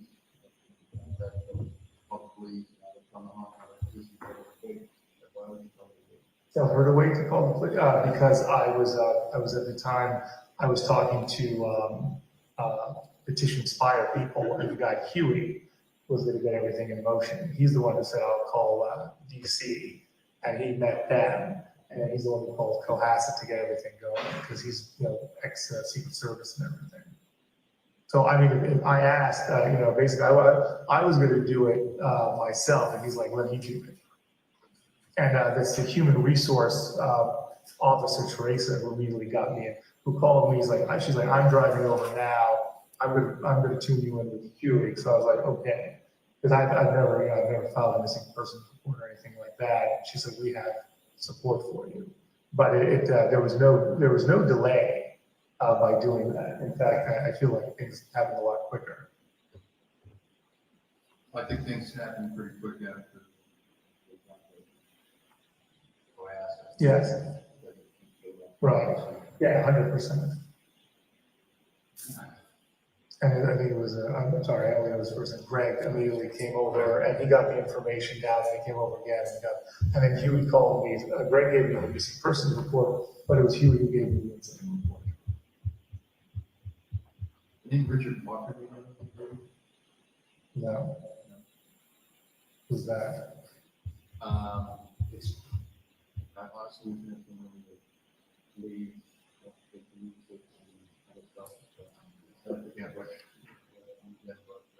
On that. Yeah. Brian's mother. Yeah. I'd like to offer a report. Yeah, and I will run up people I gotta run up, and I think, yeah, that goes both ways, Generate a lot more leads, generate a lot more time wasting. Exactly. Instead of focus. Anyway, she wanted me to raise that. Okay, she spoke to me about it and I still talked to Tracy, so. What does she want to offer for a reward? But she'll offer, I mean, she'll offer more, I'll offer anything. That's the concept. That's her starting point. Yeah, it was before that. But before we do anything, we're Yeah. getting approval. No, it's important that we still. Sometimes you can just make public announcements on their own and offer. Right, no, We're not- we don't want to do anything No, we're- that's going to impede the Yeah, investigation. thank you. No, Appreciate that. we're working in alignment with you, that's our focus. When I called you that next day about the media, Right. probably pick it up, Yeah. media inquiries. Yeah. This is kind of along the same. Yeah, it hasn't, it's only created more stress. I want to work on the same team. Yeah. Media kind of has their own. Yeah, right, sell newspapers. And that's why we brought Tracy's here to, basically, cool that, in a different time where, the rest of us are not operating really very well. And also to, protect you for, my other legal problems that happen. Yeah. Angle here is to find out. Yeah. We're getting a lot of noise from leads, from everywhere. Do you have any other names? Not off the top of my head, I was just home to what we got here. Okay. I figured out for but it does not. No, do you have any other information? No, Okay. not right now. All right. Obviously, we have Is he an Uber driver or a Lyft driver? Richard Walker? Yeah. I don't know. Do you- I don't even know if he exists. Okay. I'm asking, why you ask that? Anna had a regular, I don't know if it was Lyft or Uber, but said that, like, if someone out here, she kept recognizing, like, it was the same person Oh, really? that would come out. I mean, I guess there's not a lot, it's not a high, so 2 or 3, or I don't know how many times, but I never got the person's name. No, just that he was, it was very nice and, good driver. No, I didn't get any info. I didn't think about it. I mean, that's. Right, but I know that she, normally, would see an Uber driver twice, and I think she saw him at least twice, if not more. Some people, private number, driver that have direct account. Right. I don't know if that ever, I asked, are you doing that? At the time, when I asked, it was a while ago, she said no. So. You specifically. I said, are you going to just hire him directly? She had said no.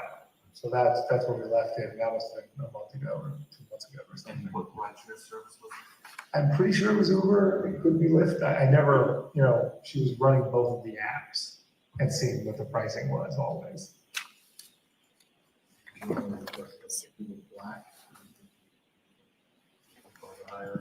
I don't know. She usually gets the regular stuff, whatever was available. And she was leaving very early in the morning from Cohasset. So there were days when I was awake early on and she was worried about if she was going to make it to the airport because we couldn't get anyone. Or they were 30 minutes out. Obviously, with not missing, public and many people are going to have their suspicions about you. Sure. There's something behind. Tracy is prepared for that. Yeah. We know that's not lost on you, and it's important for us to iron out a very timeline for you and how well, and suspicions of that quicker. Sure. And that's part of the reason we're in the timeline. And what we did on Sunday and Monday,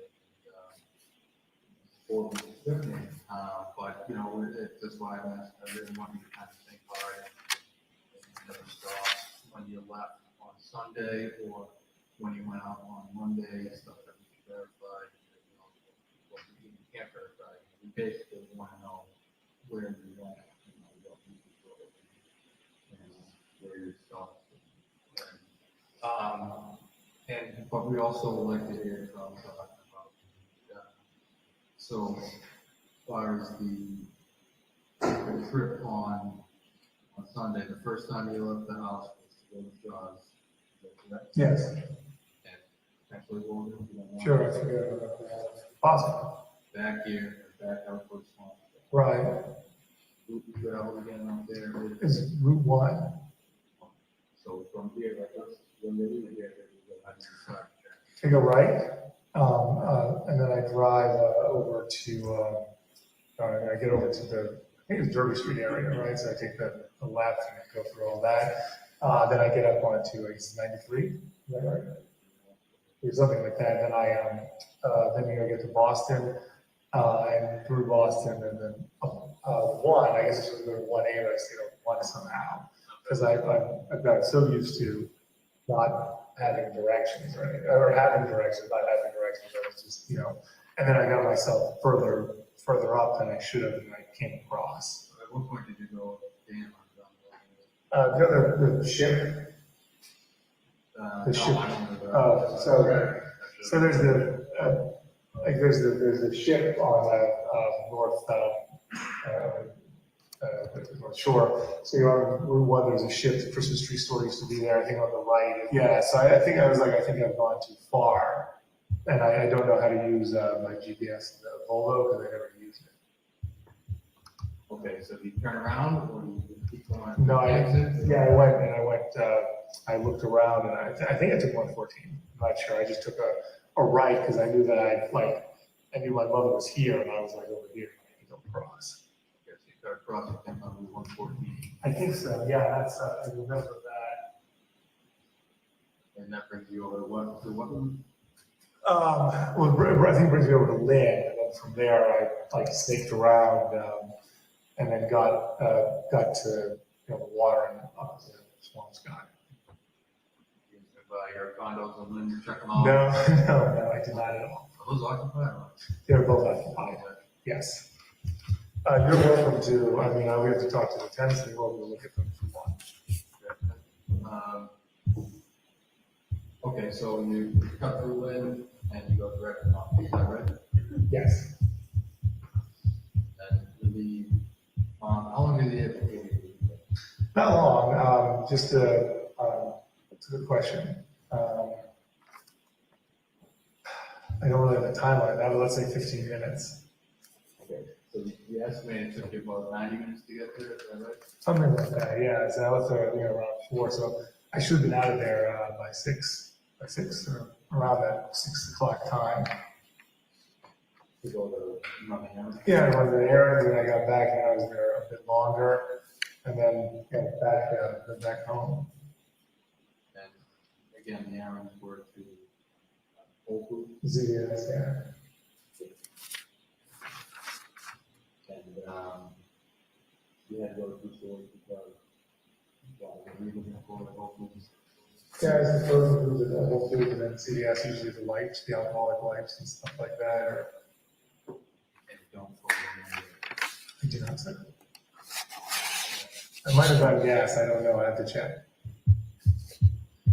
there. And it was that, your mom's got that, and the Yeah, conversation. Obviously I ended up being there for New Year's, and she's like, okay, how are things going? I said, yeah, I was going to a great night, and then she's like, is Robin at the house? I said, yes, I gotta get back. And she came late, and I don't have my phone, so my mother was worried about that. She's got her phone, so there's a lot of discussion about that, and then, me getting to see with the kids, she's like, you can't like this going on too long. And, that was pretty much it. And now that a lot of her surgeries are done now up here too, so it's a good, she was like, it's a good time. I've done my cataract surgery, I've had all of my, my checkups for my lungs, so this would be a good time to go. You guys did have a conversation on Yeah, she asked, like, where's Lana? And I said she had to go for work, and then she was like, well, she's working all the time. And I said, yeah. Yeah.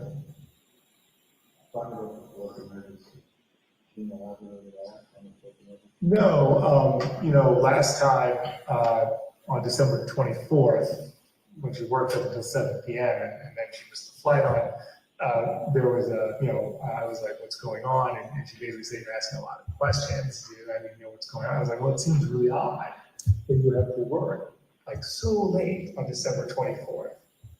And she said, hey, I said I was going to take care of it. And then I said, all right. So I didn't want to get into it, especially she was obviously hesitant to tell me that she wasn't going to be able to stay the whole time.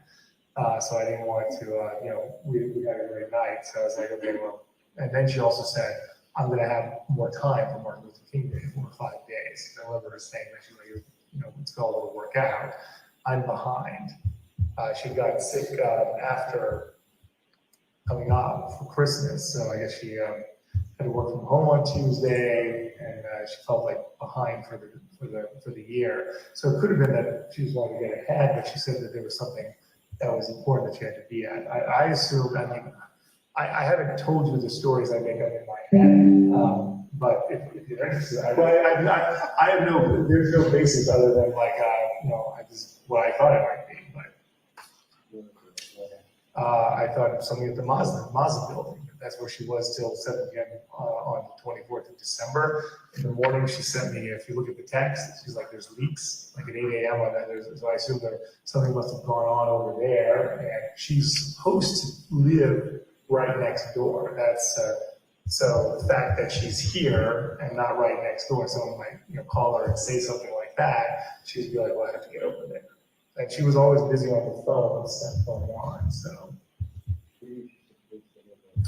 well, she lives. Our townhouse is right next door to the Mazda building, so she can walk over, right? So the fact that she's always here doesn't. I don't know. I mean, again, this is all of my conjecture. Like, she's like, well, if we were at the townhouse and something went on at the Mazda building on New Year's Day or any time, she could get up, walk over, deal with it, and come right back. It would be fine. But no, but she manages all the people and stuff there. So, and she's it's an in-person job. It's not something like that she does over the phone and stuff like that. So but again, that was something that came, that's in my head, yeah. Why do you think you were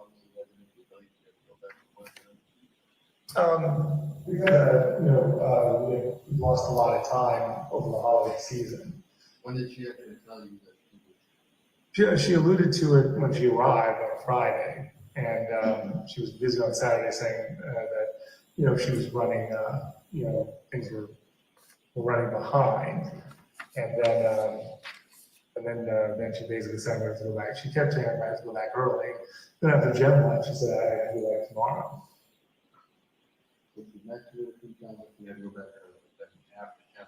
Right. So in the morning. And I was like, well, that's somewhat surprising, but considering like the Thanksgiving schedule, the last 2 months, it wasn't surprising because she was supposed to be here for Thanksgiving and that got canceled. And then when she came back on December 6th, she was supposed to be here for 5 days, but she was only here for a few hours. She was supposed to be here for Christmas, New Year, Christmas Eve and all of that. And then that got compressed and then she drove up. So she's only here from 8 p.m. to 5 p.m. on the 26th. So all of that became a pattern that we were getting compressed on our schedules. That due also do with the flights and things like that. late on, forced to work so late on Christmas Eve, hard to believe. Yes. No, I mean, I was like, why? Yeah, I was complaining about it. That's the best way to execute.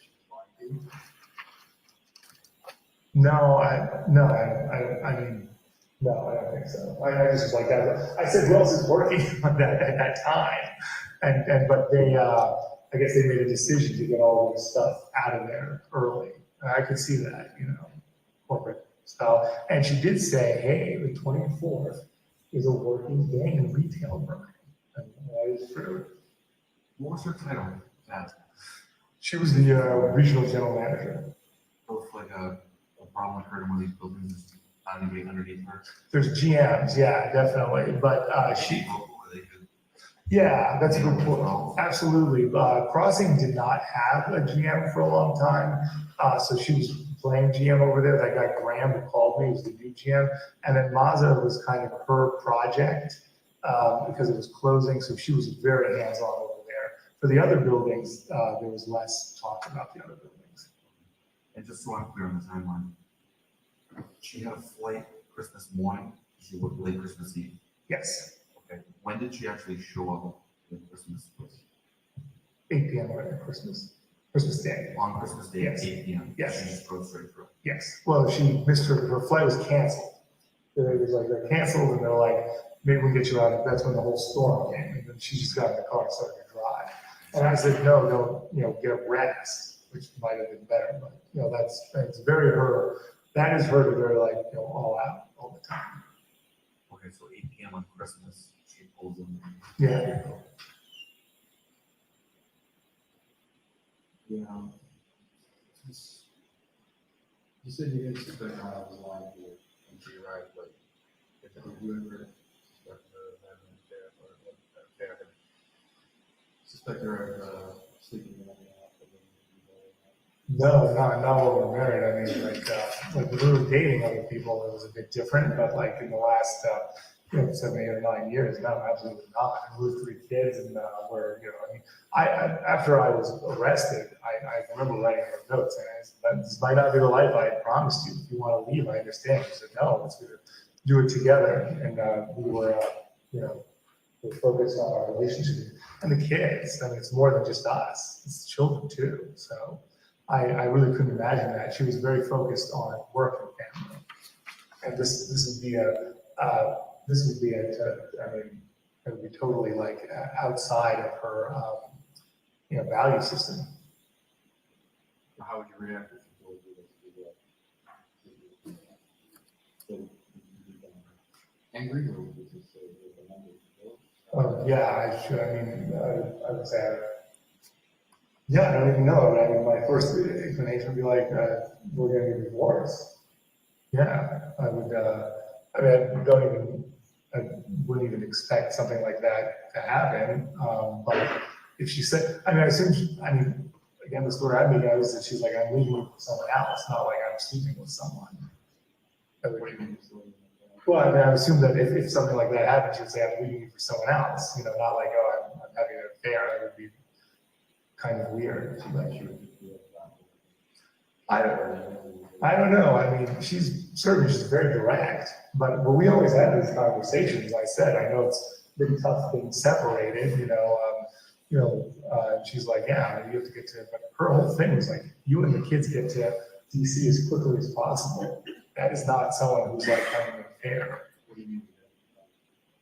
We've had conversations about, the struggles that we're having being apart.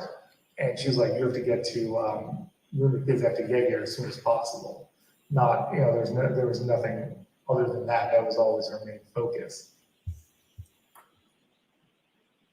Was there complaints about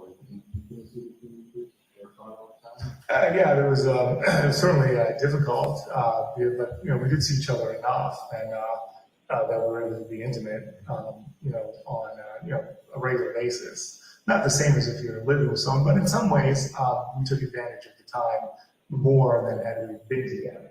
I remember her bringing that up. She said, well, when I'm here, like, you definitely make it a priority. Whereas when we were together, you're like, well, you can always wait another night, but here we can't. So that was something that that we did discuss. But she didn't like this house. That was another thing. I mean, she was always complaining like we're a rental. She hates rentals. So. But her having an affair, I just like, it just doesn't make any sense to me. Also, where's the time? She was exhausted. She was always flying. At every moment she was flying here or working. I mean, sure. I mean, anything's possible. It just sounds, all of the scenarios seem probable. Certainly that does too. But maybe I only see it like one way.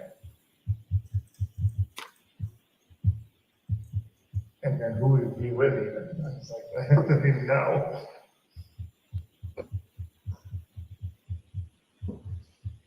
These work emergencies on, is that anyone there that should pick up on? Yeah, picking up and leaving was not common. Work emergencies were, I mean, maybe the word emergency is being misused, but, upticks or something that's, like a outlier. There was a time when the FBI, hit the crossing building.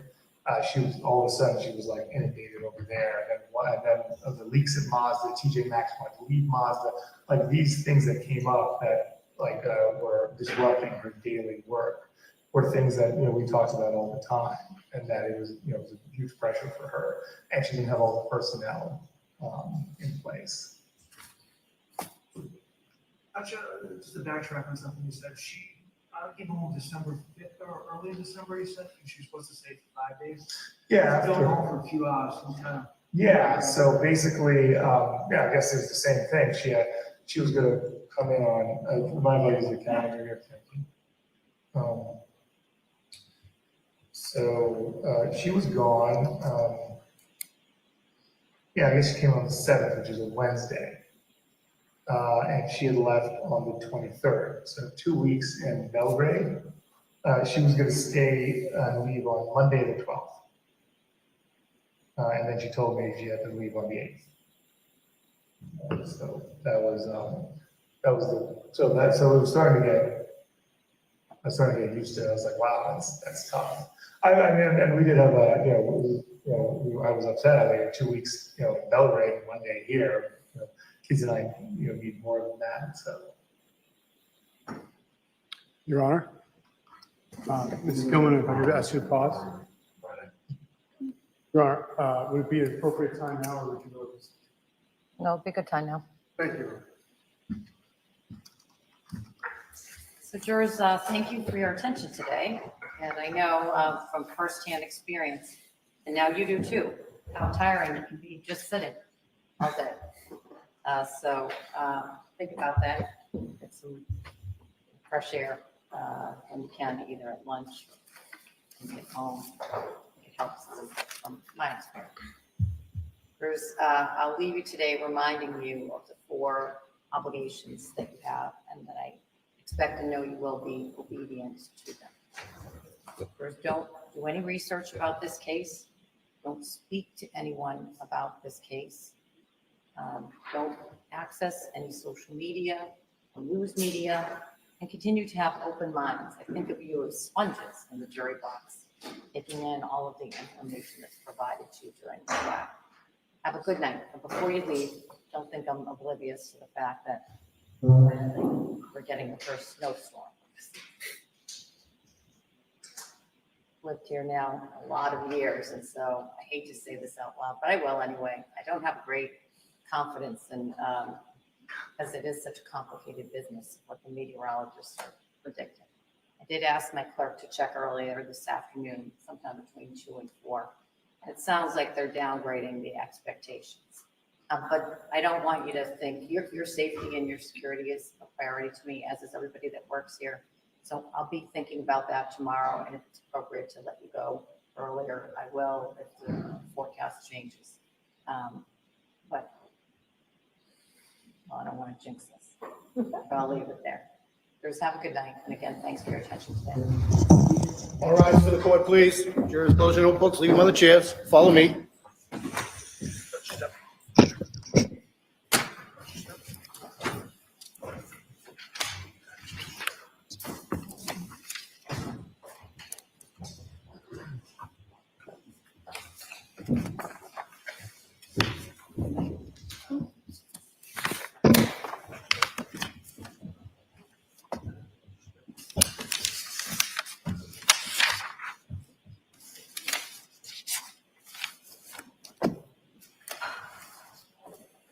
You may sit down. Thank you, Your Honor.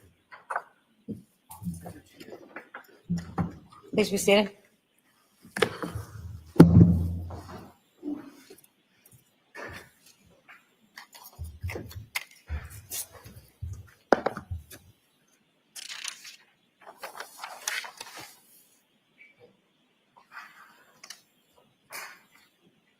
What is the plan for day 2?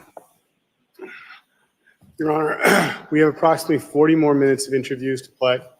I believe I have about 30 to 40 minutes of an examination left of Sergeant Schmidt. There would be cross-examination. I leave that to counsel. And then we would put on Trooper Guarino to go over the results of the Safari searches, the Safari history of the MacBook, also mentioning the iPad and some of the work he did on one of the phones. I anticipate there's binders of information that would go in through him and that would be reviewed with him. Those are binders that you, I think they're on my bench, but are those the 3 binders that we previously discussed? Yes, Your Honor. And remind me, I think I remember this correctly, that you have binders for each of the jurors? Or are you going to do them on the, all in the electronics? We're going to do it Better. on monitors. It's a lot of paper. It is. And I would easily break the machine. So that is the intention to do that. We are also going to call in another half a dozen witnesses if we go fast. And I will give counsel the list of the extra witnesses we'll have because I'm not too sure what the cross will be. So I want to make sure we have more business available for us than we might get to. All right, I appreciate that. And then I will keep an eye on the forecast. It's what I most recently read is they were downgrading it slushy, but the commute tomorrow, leaving work might be messy. If it starts to get messy here, I'll probably cut the day short. Hopefully the weather will stay rainy instead of snowing, but we'll be limber. I also think that right now we're ahead of pace. Good. All right.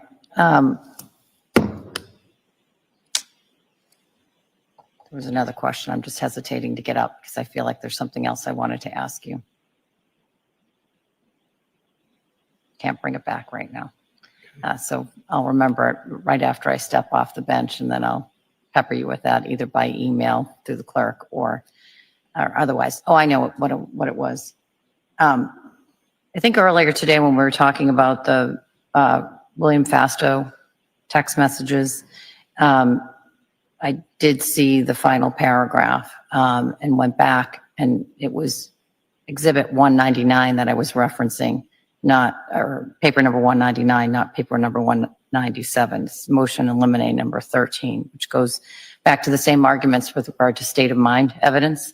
But at one point I knew where to find some of those, whatever was marked for the grand jury, but I don't see it anymore. 2 things. One, best I can tell, according to my records, the defense never opposed that motion in limine.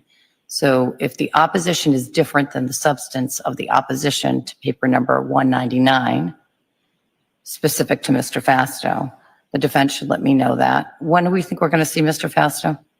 We're working on Thursday, Your Honor. Okay, so everyone knows when it's going to be. And secondly, so that I can get prepared for those arguments, I want the Commonwealth to get me a copy of Mr. Fasto's emails. Text messages.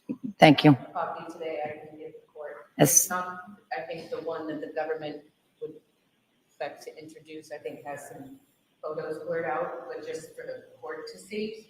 And we did submit a written objection to statements relating to state of mind. We didn't specifically reference his. If it would assist the court, I can certainly have something by tomorrow morning, even just a 1-page highlighting and specifying our objection. Right. But I'll pass this up now just so you have it. So I do have whatever you objected to for 199, and I went through Qualls or Quails or whatever the name, how you pronounce the case at the time, and some of the cases that followed it. So I'm familiar with what the law is with regard to the state of mind exception. I just want to refresh my memory. There's certain of Mr. Fasto's text messages with Anna Walsh that I remembered from prior hearings, but this will help me. I'll take a look at this tonight. And I'll get a 1-page, just brief draft or brief memo, just just outlining the argument a little more concisely. with All right. respect to those. All right. That's all I can think of right now. Any other questions, comments, needs? Commonwealth first, No, Your Honor. and defense, anything you want to raise with me? Thank you. Have a good night. Thank you. All rise for the court, please.